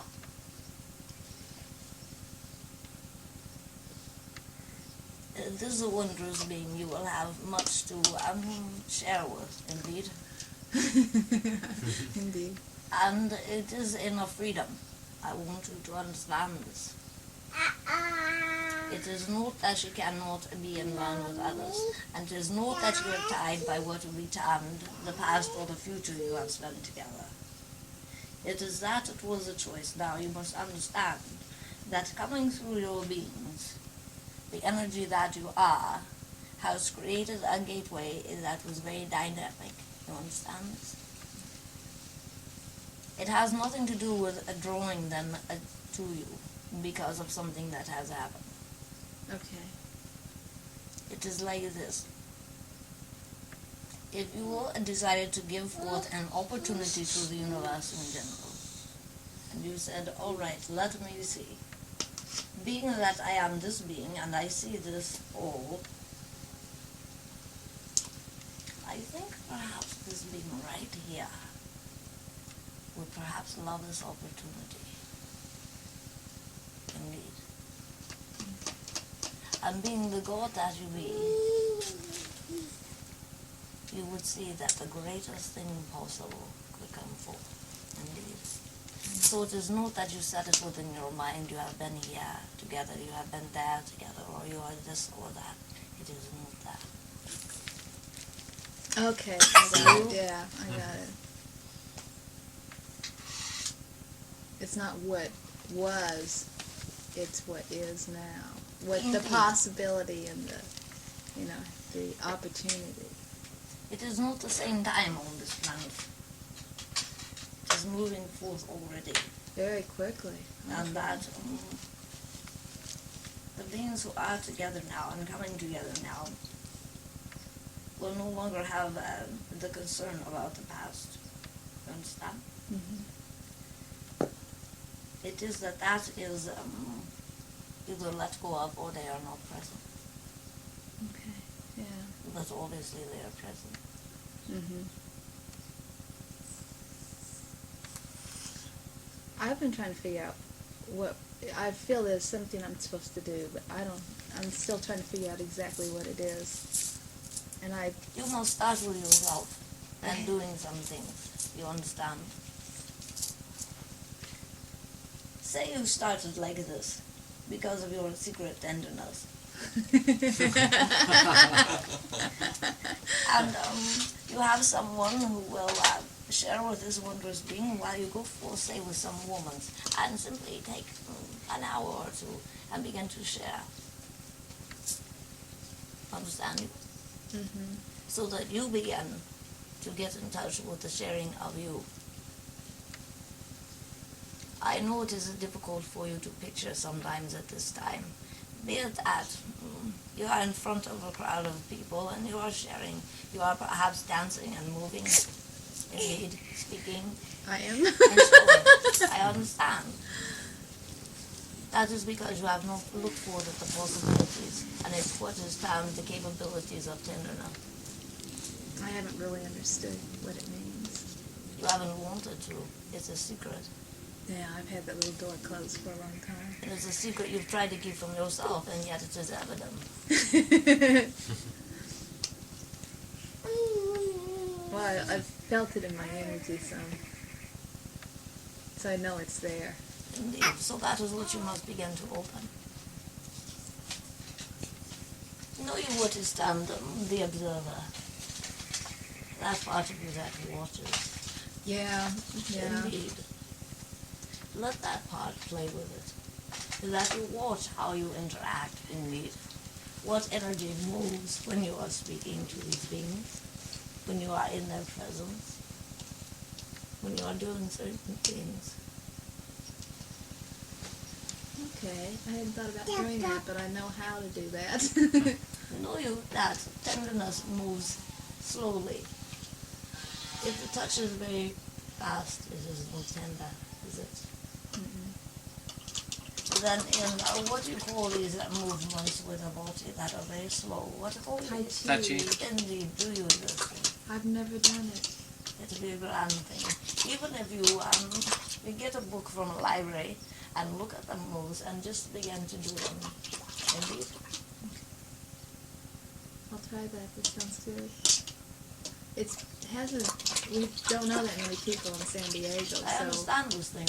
There is, in this crew, which is not very large, by the way, most of you have cut yourself off from that sort of thing. It was a time to go inward, was it not? yes, Mhm. yeah. And you have built strength. Now the last things to let go of here are the guilt about being so easy. Indeed. Who be you, Richard, to set yourself out as such a mighty being? No. But you can't help it, you are. Understanding.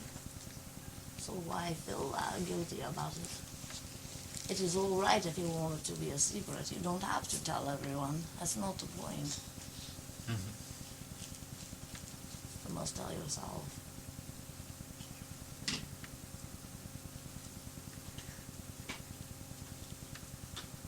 And there is a need for friends, people that you can be foolish around. Yeah, I would like very much to find some. I mean, we have great ones here. Understanding this thing, indeed. Well, there will be more traveling now. Oh, good. So you will see more of each other. There's a coming together. It's not something to be concerned about, but there will be some moves made. So I don't really have to worry about leaving her with someone then? Or Not about at all. her going through any trauma Look at because of that? Or She might cry. I have noticed that the children here cry sometimes about this thing, indeed. I just don't want her to develop an insecurity or something because of that. It would be more insecurity if she does not realize that the whole world supports her. Okay. See you? That's what I wondered too. I wasn't sure which way to. And now you have laid this foundation of what is termed love, Yeah. indeed. There is no reason for you to think that she will not relate that to anyone else unless you keep her bound in that. Okay. So the thought must be changed here, within you, Okay. That she'll be fine. indeed. Okay. And that she will be loved the same. Oh, I know she'll be loved. That it can be given there as well, and that this wondrous being can accept it there. Indeed.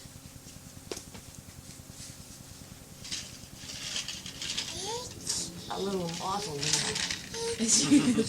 No, you do. A little model? That's what I said. You know what is called beauty? Those that give forth the image for the world to aspire to. This is this being. Beautiful being.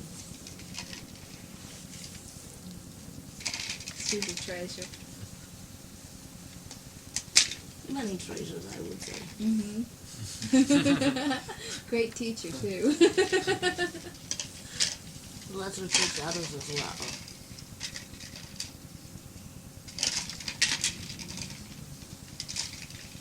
So what do you recommend for us to do in Del Mar? How do we, we're trying to figure out how to meet people or where to begin with it. It has been a little different having a small one than our normal Of course. methods. I recommend that you start with being open. Now, it is that you can meet them anywhere. Indeed, desire you this with your heart.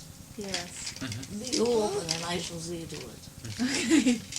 Bargain. And be it that something comes to what is termed your awareness, that you feel to go to or to be around. Do that. Okay. Indeed. Oh, what are about this healing thing? What healing thing are you talking about? A couple of years ago, you told me you're going to send me some guy. I forgot what his name was. Remember you asked me about my hands? Oh yes, I have asked you about that. You've changed that. Why desire you to go back? Okay. Well, forget about that. So what desire you to do now? Be what is termed your whole being. All of that will be automatic. It is good to do some things with the party now. We have spoken about the movement, indeed. If you take the time, and even if you just do it for each other, and you do some massage, some rubbing, some movement of the energies, indeed.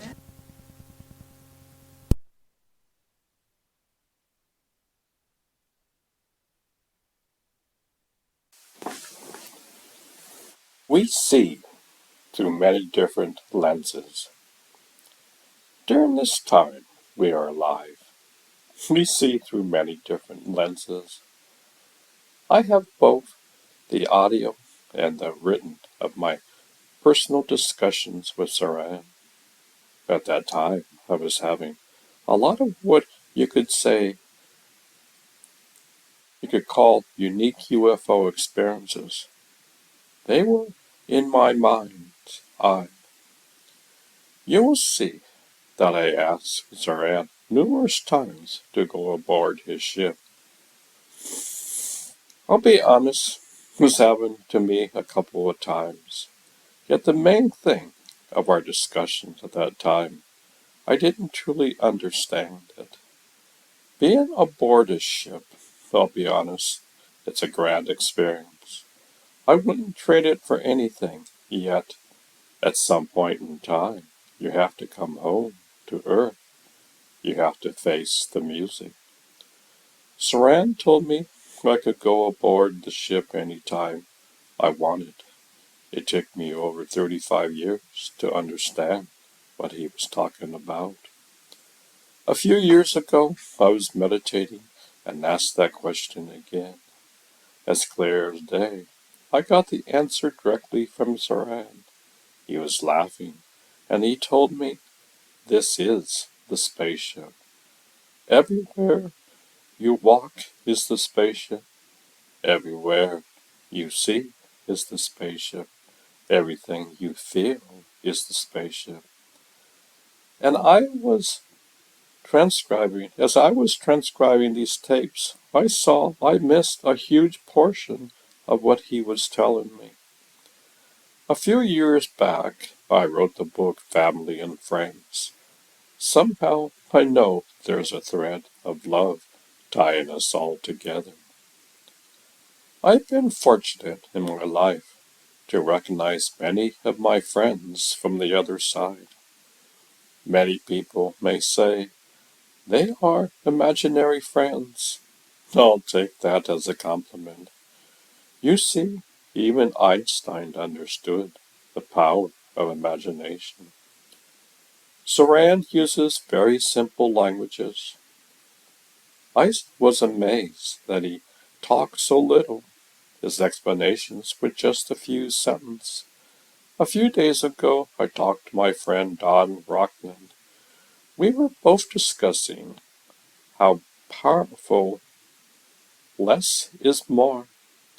When I was transcribing these tapes, I realized there was so much more going on than just the conversation. We had direct conversation to the other side. Our ancestors, family, and friends are always with us. This journey is about going from darkness to light. Signposts are all around us. We just don't have the eyes to see. I know I don't have the complete and simple understanding that Zoran gave me back then. I have a greater friendship with him today. Never in my life have I walked into a room and instantaneously met a stranger and we completely hit it off right there. It was like we were having a conversation yesterday. Mind you, yesterday could have been thousands of years ago. Relationships are the keys to life. We are all interconnected. These tapes brought me to a much more deeper understanding on the meaning of family and friends. To be honest, I don't have much today in society. We don't have too much today in society. We completely misunderstand that fact. Only during hard times and times of darkness do we reach out and realize the significance. Going back to these tapes are only a fragment of your subconscious. Just think, scientists know that the subconscious controls over 95% of our actions. We only perform 5% of our actions from the subconscious mind. Zoran realizes this fact. This is why he used toys and metaphors to directly program the subconscious mind.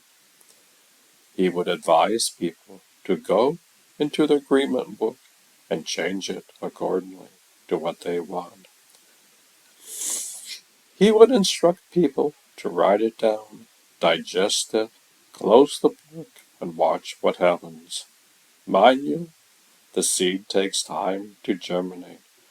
Recently, in my life, seeds that were planted over 35 years ago are being germinated today. My understanding of Zoran's message is like a kindergarten to a university student today. I am so grateful for the wisdom going back then. Zoran was very patient with me. He knew exactly where I was. He gave me helpful hints along the way. I truly believe in compassion, patience, tolerance, humor, laughter, and love. I feel these are rays. One can take a shower daily with these rays. They are as real as water. I even wrote a book about it called Keys to Life. I realize the most important thing in life isn't your spiritual experiences. I won't downplay them, but they aren't as important as truly being a kind human being. Zoran was always kind and full of laughter and humor. He was wise beyond words. How many people do you know who gave a seminar on stage, had a toy chest on stage. He was only around for a few years. I was with him for almost 6 months. Today, our friendship is more stronger than ever. I feel his presence and the presence of others integrated into my daily life. If only one thing I'm learning is that Zoran taught me this whole world is a stage. Don't get sucked up into the play. Laugh, enjoy life. See the humor behind everything. Zoran told me, if you want to see me, just look into the eyes of others. Beyond their eyes, I exist. I don't have this experience all the time. I still have my baggage, yet I'm letting go of my baggage. These takes show me once again how valuable humor and laughter is in one's life. I hope you take these words to heart. We are all interconnected. This life we have has been given is such a grand story. For some reason, currently, stories are not in vogue. We completely love small snippets of information. Mind you, I said information, not wisdom. The world at large is sucking the energy from us.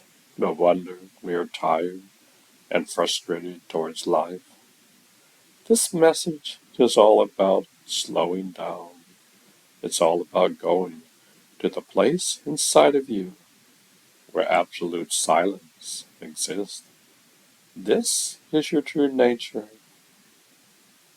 I have many people refuse. I know many people refuse to believe or accept this. Why do we love to embrace the chaos in this world? Why do we love to have panic attacks? We say we don't want them, but what do we do to prevent them? One of my favorite metaphors is live in the center of the hurricane. Don't be like leaves scattered in the winds of the mind. This is not just a metaphor. The mystics have been talking about this for thousands of years. I hope you enjoy these conversations. They are extremely personal to me. I was hesitant to share them to the world, yet they have such significant meanings to all of us lately. They are more relevant today than 35 years ago. We are at the crevice that the world has large, huge needs to wake up. I'm trying to put in my piece of the puzzle, and the puzzle of life. You have a specific piece of the puzzle inside of you. The world at large needs for you to put that piece of the puzzle into the puzzle itself. We need to put the fabric of life back into ourselves and the world at large.